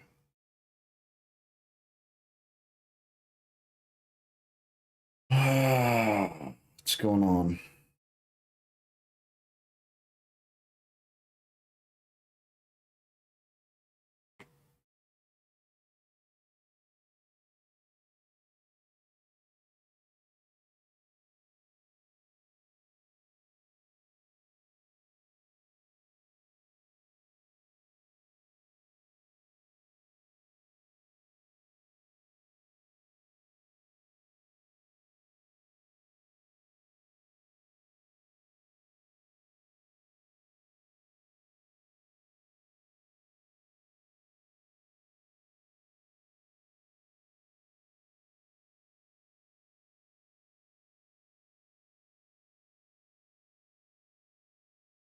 Tutorial contract. What is so Dash platform protocol client Dash core lib. Let's take a look at that. Might also be worth. I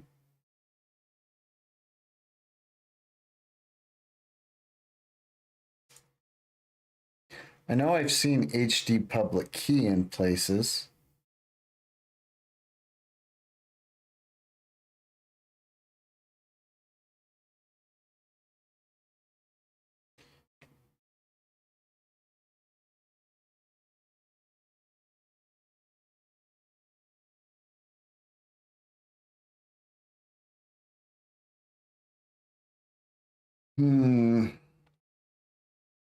All right, so what I'm thinking is it might be worth seeing if this is referenced anywhere, since it's referenced several times in here. So I'm wondering if, wait, why did it take me here? Is Dash core lib not managed in here? Maybe not. Let's look at packages. I thought it was in here. Wouldn't put money on it, but I thought it was in here. Guess not. So Dash core library.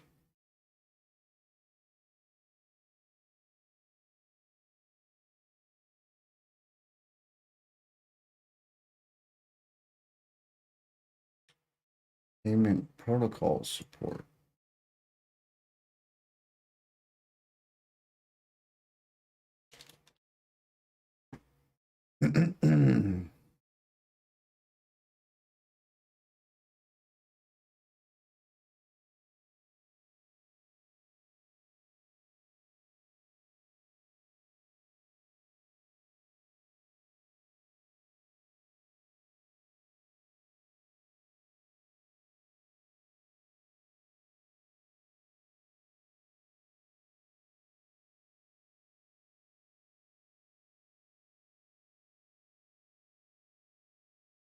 um,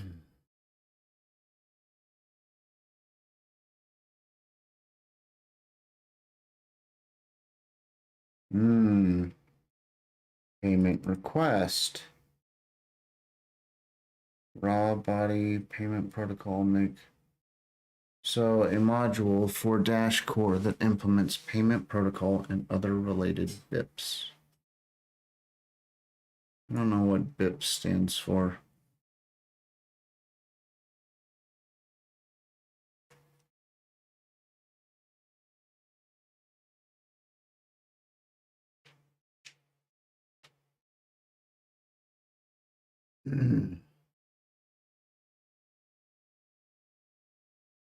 That page does not exist. Make payment request. Details, blah, blah, blah. All right, interesting. So it implements that.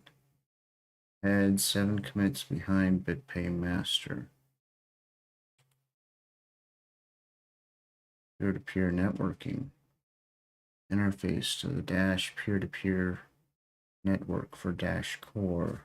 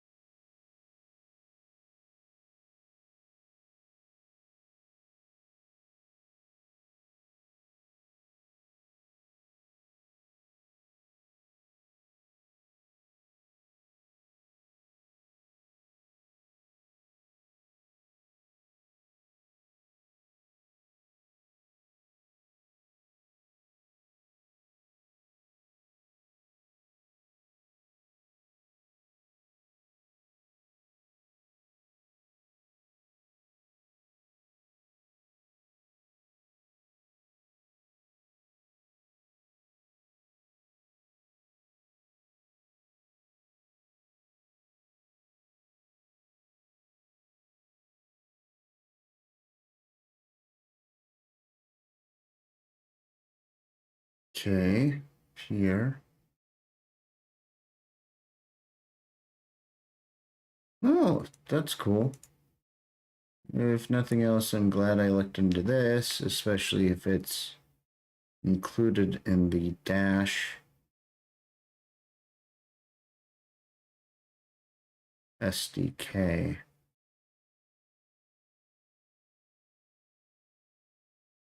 For more information, I feel like I saw that and it directed me there, so now I'm confused.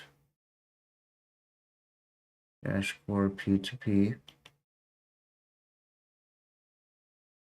All right. Monic.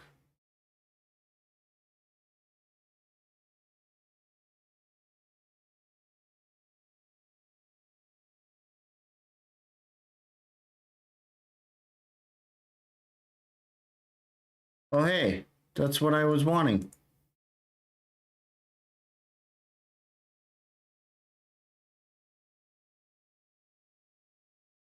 I might want to test that. Let me see if I can, where's my code?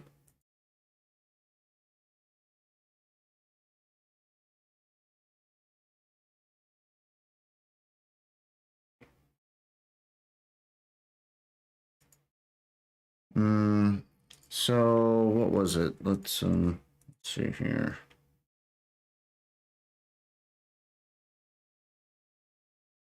Let's clear that. Dash dot. What was this under again? Again, I shouldn't have moved off that. The mnemonic is under core concepts. Dash core lib. So what? Dash core dot mnemonic dot is valid. Sweet. Okay. Yeah. Okay. So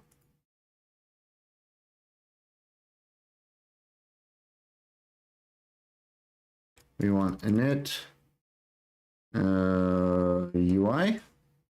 Yeah, init UI. No, we want add wallet by mnemonic. Aha.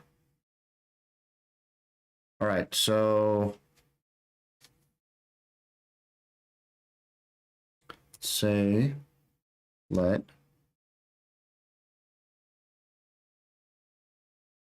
mnemonic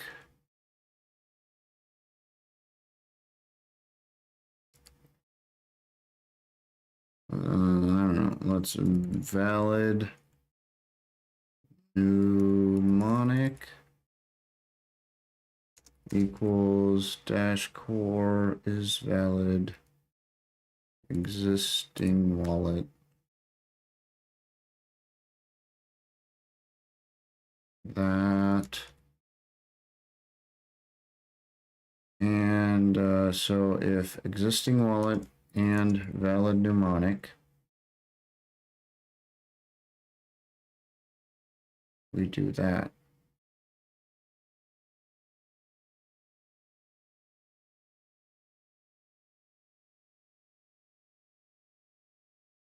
So maybe this would be the argument for return await UI. And then otherwise we come down here and we say console.log.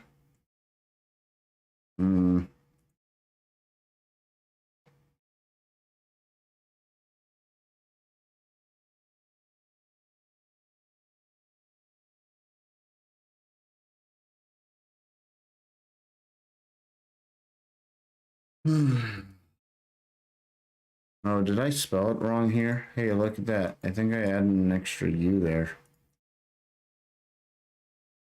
Yeah. Mnemonic.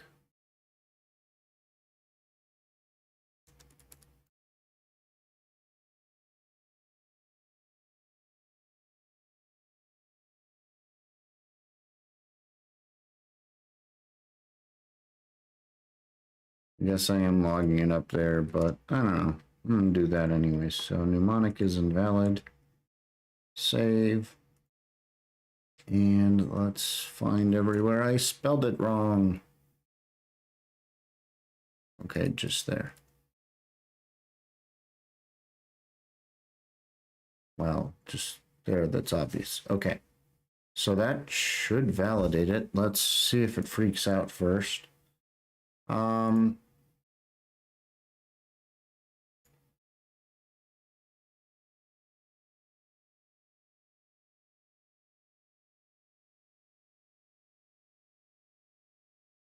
So this is still saved somewhere, right? Yeah, old mnemonic. Okay. So let me delete that. And gonna come back here and refresh. Okay. So we'll take the, where is it? There we go. Copy. I'm gonna drop that. Let's just delete one first. Open wallet. Something went wrong. Interesting. Index out of range. I wasn't expecting that. I know I was validating it, but I wasn't expecting the code to break. Does it break like this? No. Huh. How are they expecting you to use that? Or maybe they're not. Yeah, that I feel like the code shouldn't break.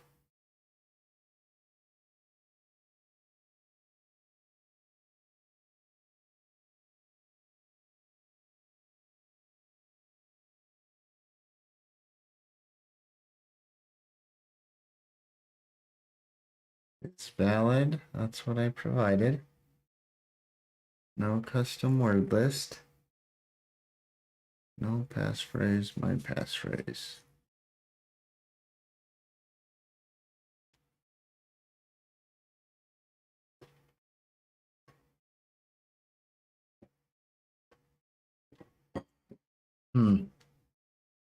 So what was the error again? Index out of range.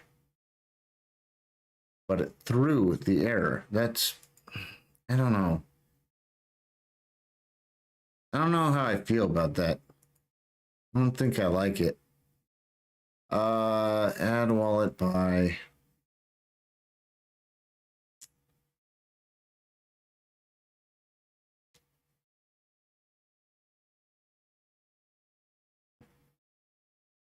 So does that mean I have to do a try catch for it? Or what if I do then? Or catch? So then.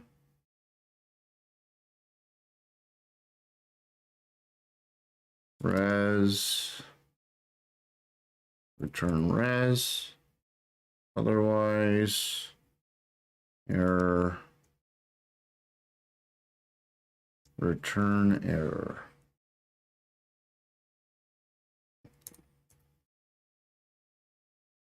Let's see if that works, because I don't really like try catches. They annoy me. If I can avoid it, I will. All right. So cleared that. Let's refresh. Whoops. Clear application. Mnemonic. Delete. Local mnemonic copy. Let's refresh. All right, can clear that again. So let's paste in a bad mnemonic. Go.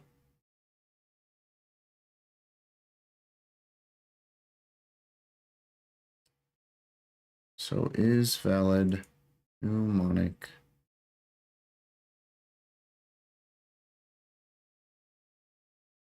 Am I doing it? Uh-huh. Where was that? Okay, it is. Yeah, I am using it, right? That's annoying. So, offset, out of range. Does it need to be? No, it shouldn't need to be a buffer. That is not a buffer. That's a string. Huh. What's going on here?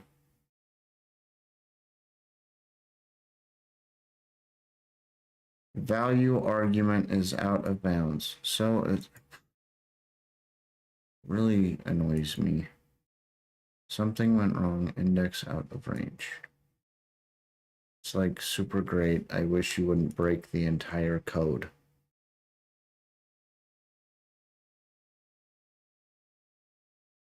Is valid kind of implies that it should return a falsy or a false or true value, not throw an error.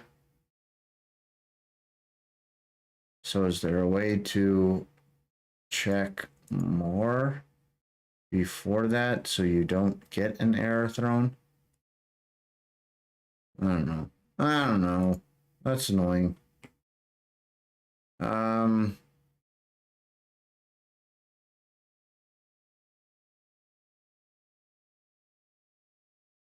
hmm.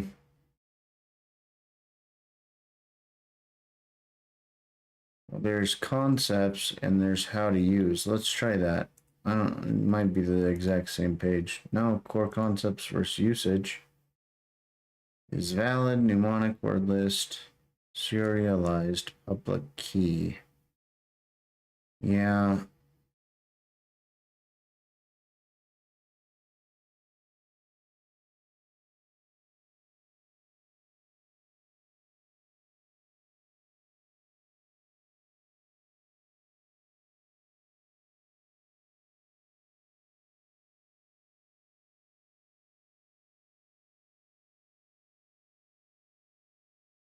Hmm.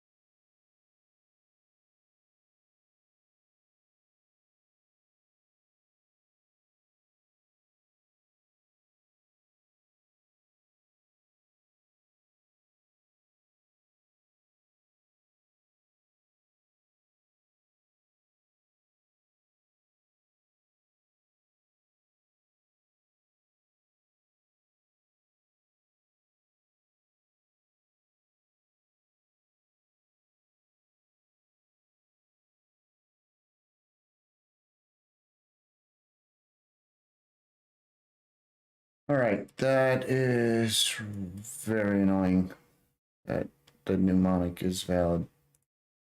Needs a freaking try catch. Uh, um,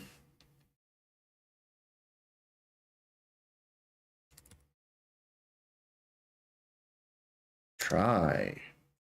Bleh. Hate you. Stupid try catch.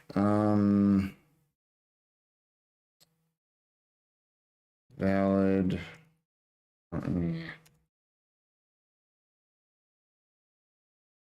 Mnemonic equals that. Catch. What is it? Error or something like that. Or equal to false. All right, let's see what that does. Where's my super suit? Okay, let's see.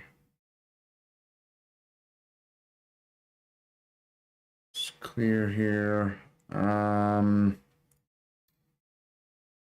Back to here. Let's copy this. Let's delete one and open. Okay, so add wallet by mnemonic, local mnemonic, existing, valid mnemonic, false. Is invalid. Okay. But it shouldn't have done that, should it?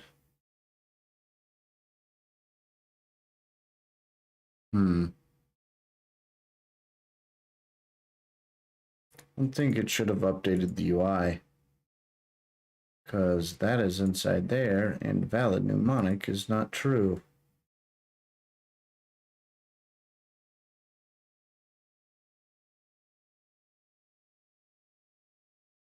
So why did it hide stuff? Generate button.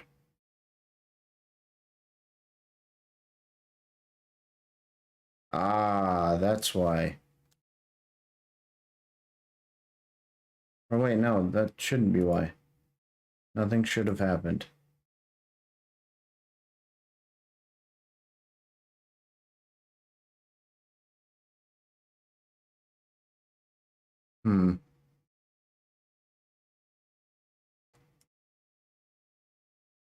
Submit form, the form submitted.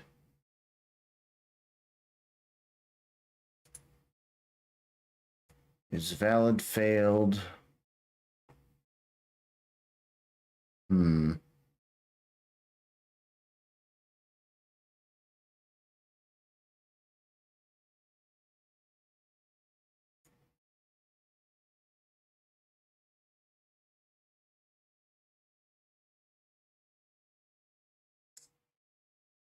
That really shouldn't have updated like it did.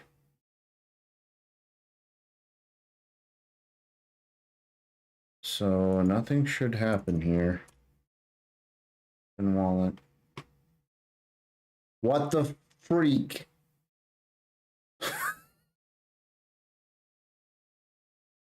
That should not be a valid mnemonic. I don't know what just happened, but that should not have just happened. Yeah, that's should be too short, I think. All right, that's yeah. Okay, cute.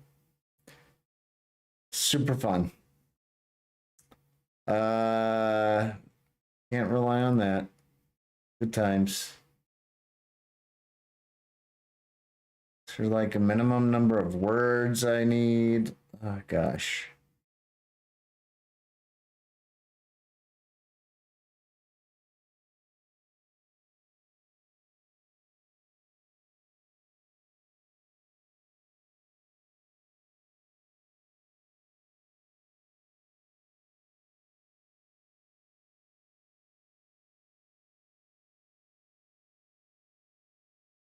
Shaw 256 generate random.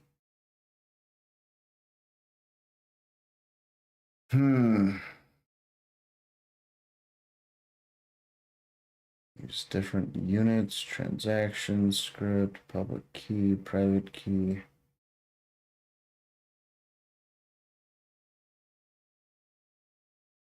I'm pretty disappointed by that mnemonic is valid, not functioning correctly.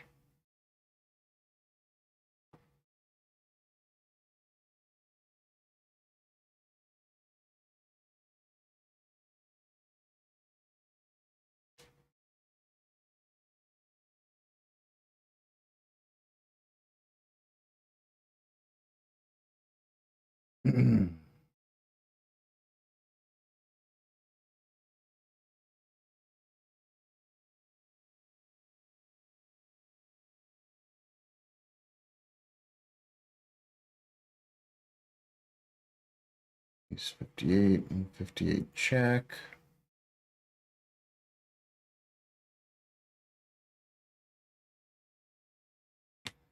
All right, I'm getting sidetracked. I was looking for, let's just paste that in there, open the wallet. Gets the identity, sweet.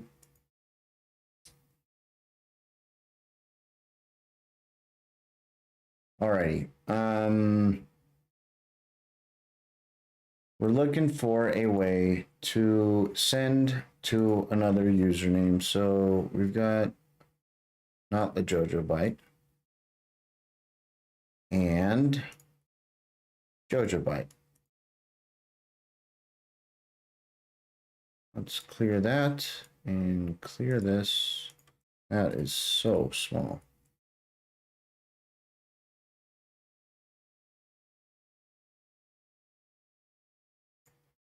So if I do Jojo byte, send to user, it does grab that stuff, returns the resolved user and the user identity. From the user identity, we can get the public keys. And then what we can deduce from the Dash Pay wallet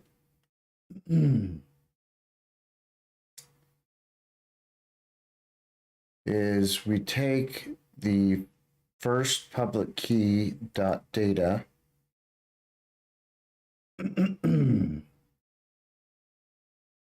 we take the private key we're sending from, get identity HD key by index, private key to string. Then we do some ECDH shared key magic to get a shared secret between the sender private and the receiver public. We take contact request. Where's that come from? Send dash to contact request. That's where. And it expects the contact request. So we take the data, we get the encrypted account label, encrypted public key. We take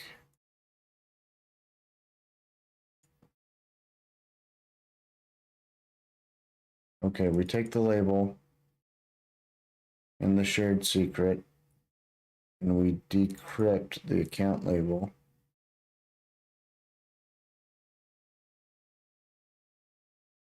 And then we do something similar. You've betrayed me, mnemonic. Not looking at you again. Encoding, I don't know if it might be HD derived public because we've got that public key from object. So we might need that stuff. Maybe also the private or public keys there. All right, let's check this. Here's the HD, which might line up with some of this stuff. So dash core HD public key from object.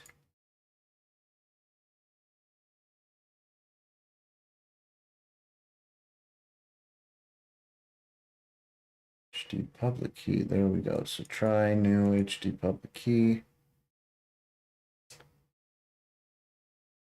Address, new address, HD public key. LiveNet. What's LiveNet? Oh yeah, I did see that as a network option. Drive and derive.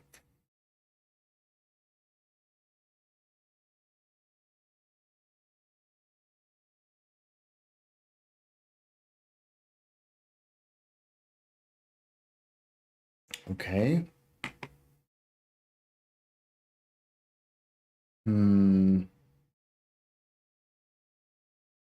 Dash core address.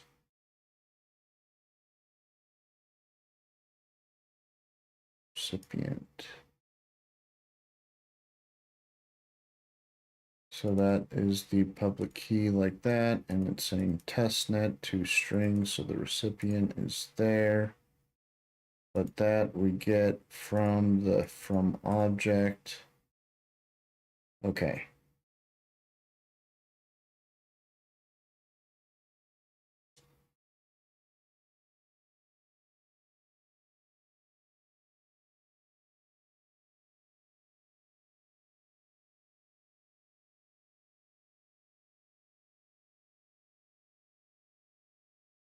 So it has the derive examples, but derive is deprecated. Awesome.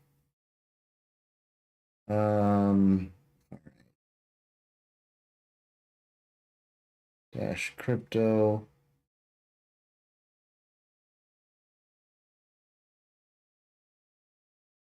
All right. I don't think either of those are what I'm looking for. Oh yeah, P2P I want to look into later. I've got too many freaking tabs open now. What's going on here?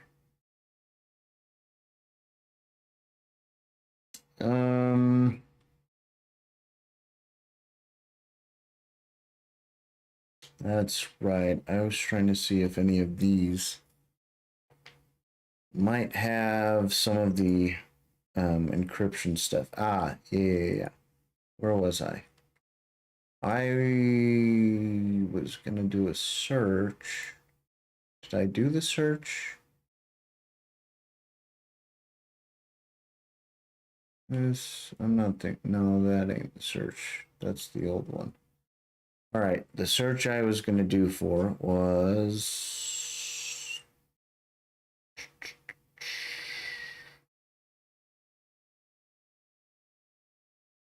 that. All right, let's try this out. Okay, it at least mentions it. That's hopefully good news. Ooh, Rust. So they've got some Rust examples there. Type identity ECDSA. Okay.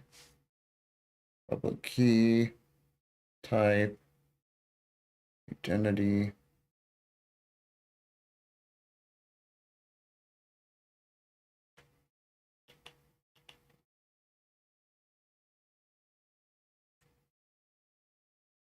So there is signed by private key, signed by private key, signed by private key. Identity, create, asset, lock. What's this for? Create identity, create transition? I don't know what that's for. It's a funding transaction for the platform identity and returns one-time key to sign the state transition.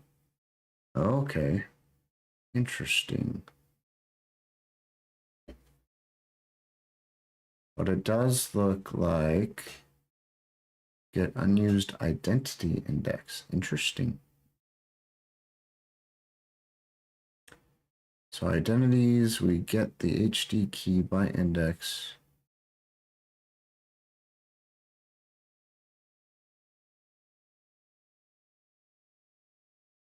I don't know if this really shows us sending between identities. There's a top-up reference. Register, top-up, update, get. Names. Contracts. And documents. Okay, so identity fixture, an account.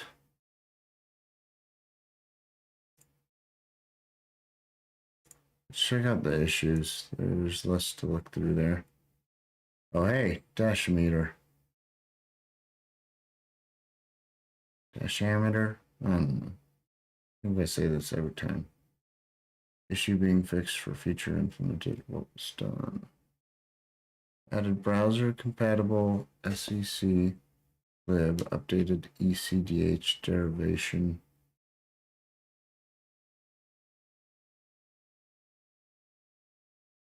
Method to work with new lib, rename method from shared key, derive shared secret to more accurately reflect the method's intent. Using this lib and method successfully from Dash Pay JS to Android wallet contact requests.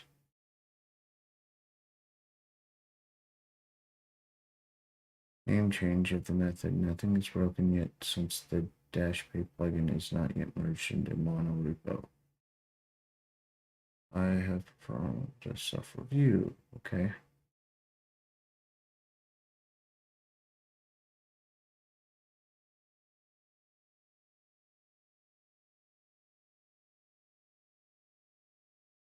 It's not actual anymore. Actual as in actionable.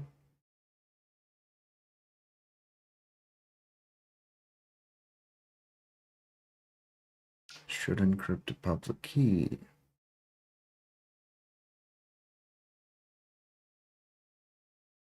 Arrived shared secret.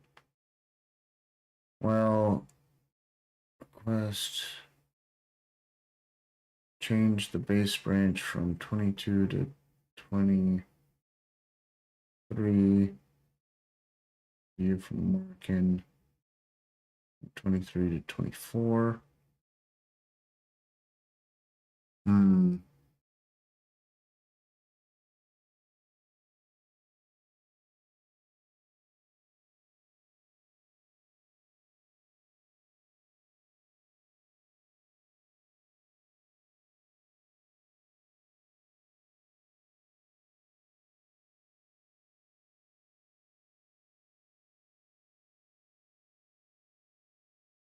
Type.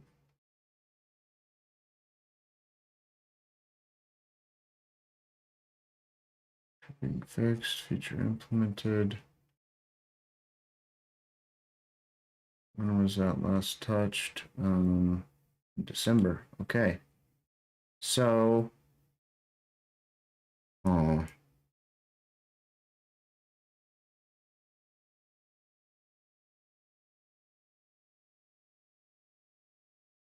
definitely looks like there's some references to that CCP 256K1.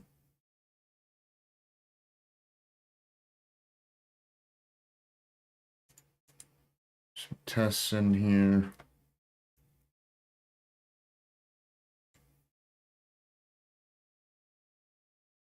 JSON schema. Essentially, I'm going to all this trouble because I don't want to have to copy or rewrite a bunch of boilerplate if I'm already including the Dash SDK, and if the Dash SDK includes something to handle all of this stuff, I would rather just use whatever is implemented right now. So that's why I'm going to all this trouble looking through this stuff.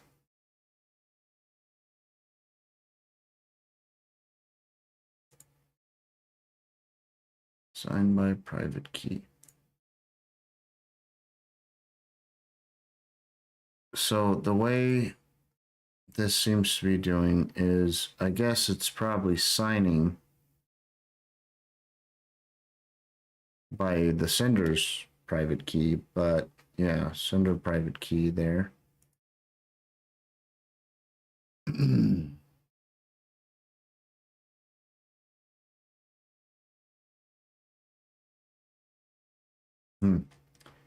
I wish there was an example of this, not just tests.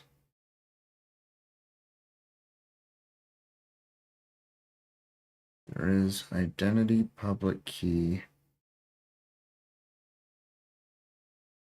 Huh.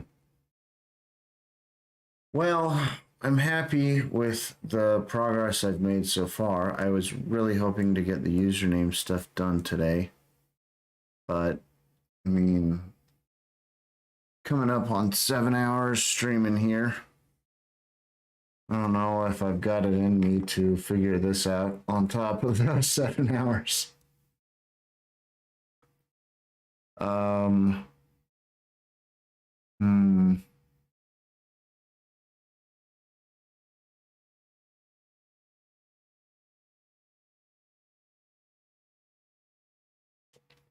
I really would like to finish this though. But maybe for now, I'll go back over to here.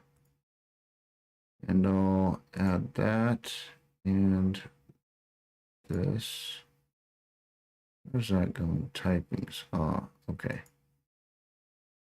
So we've got some HTML tweaks.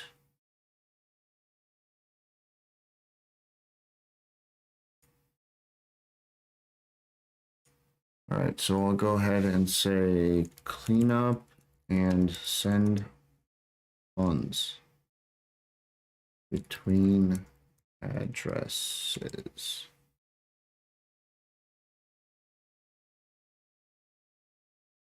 All right.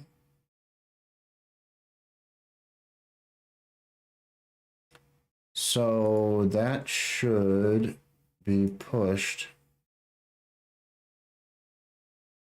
Where's the let's just type it out. github.com/dash hive. I think that's it. And then Dash Chum. There we go. Yep. Updated 38 seconds ago. So yeah. Those updates are there. I might need to actually update the README. I'll have to run through it another time and probably tomorrow at some point and see if the README needs to be updated. But yeah, maybe I'll do a quick recap here just to finish off the stream. So maybe I should also comment that out, but I don't think you can accidentally send any funds right now. It just gets the user information if you use that one, so it's not the worst thing in the world. All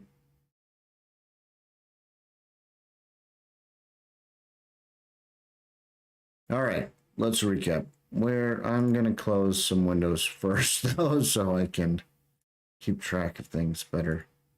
Get that out of the way.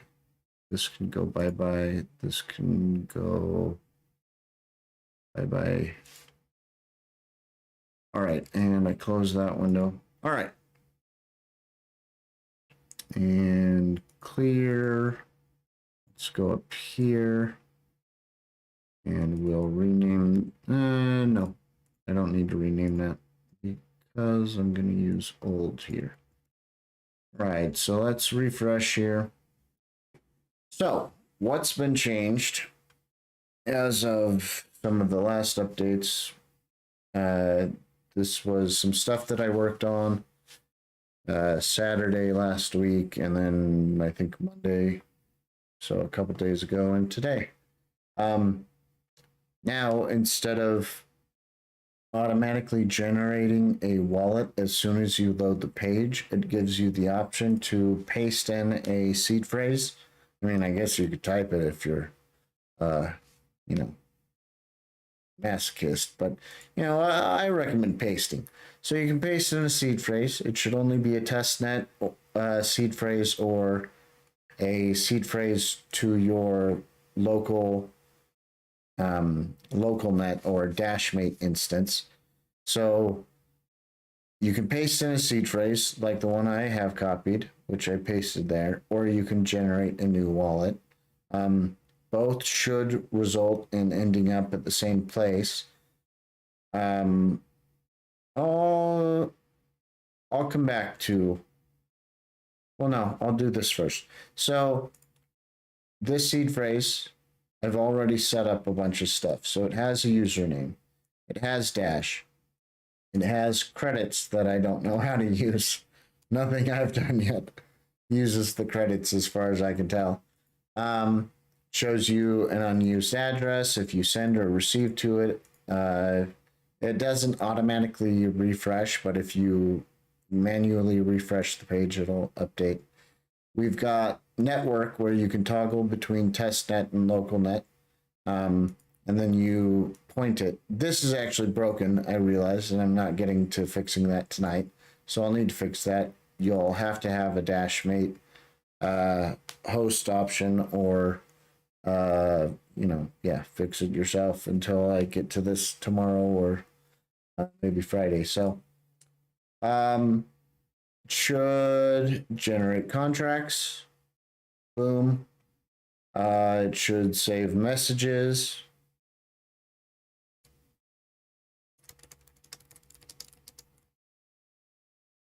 And save message. Boom. So it's saving messages. This should work. I'm not positive. I guess I could try it. Let's try it. Delete. Boom. And if I refresh, yep, it's gone.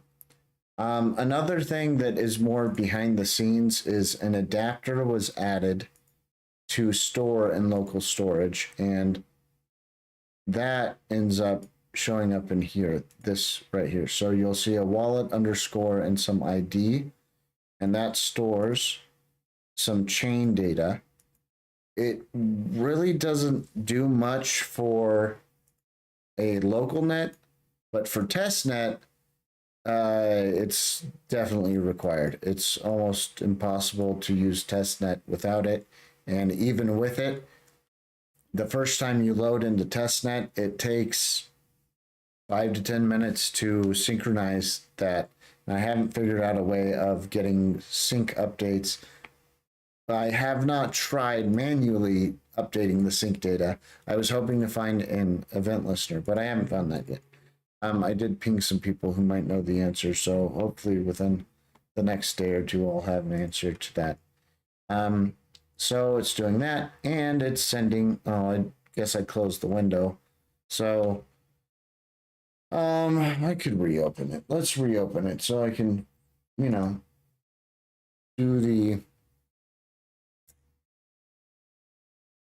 do this wrap up justice.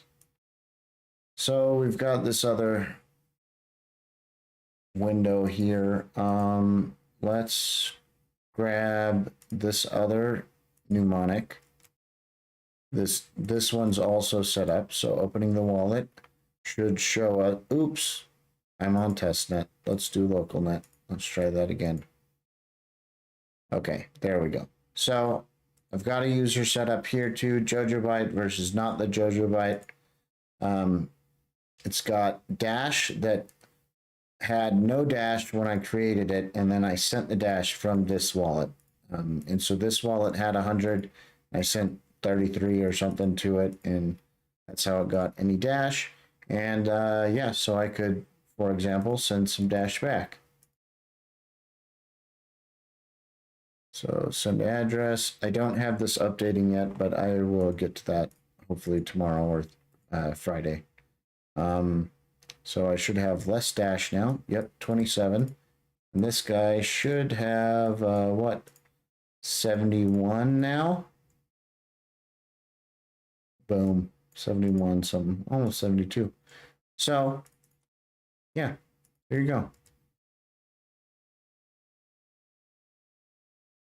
Send address and refresh. There you go. So it's updating the Dash. It's sending between two wallets. Yeah. Anyways. So we've got that. Let's go ahead and close that out. And now I'll generate a wallet from scratch. So I'm going to just go ahead and manually delete that local mnemonic. I'm going to generate a new wallet. So that's what you get here. And guess, dang it. This is why I should stop closing windows until I'm done with the presentation. Instead of running this command, I'm gonna run that other one. So go back here. I'm gonna sign it. Oh, let's copy this first. So paste, go there. Grab the JoJo byte seed phrase, open that. So, oh, dang it, testnet again. It should maybe default to devnet. That might be good. All right, so we're on here. This wallet, we can't generate an identity because you have to have funds, which is why you would send it like this. But now, I can send it right here. So I can just send, you know, like 67. No, I don't have 67. Let's not do it. Let's do 6.7. There you go. Send address. We refresh that. Boom. We've got 6.7. Right. And so we can generate an identity.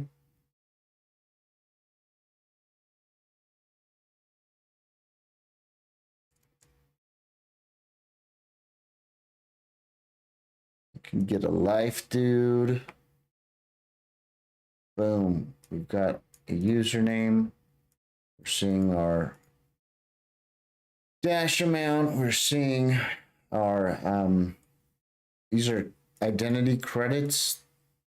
Basically, you have to exchange Dash into credits, and that's what you would spend while executing contract stuff, but I haven't been able to see that change yet. Yeah, what else?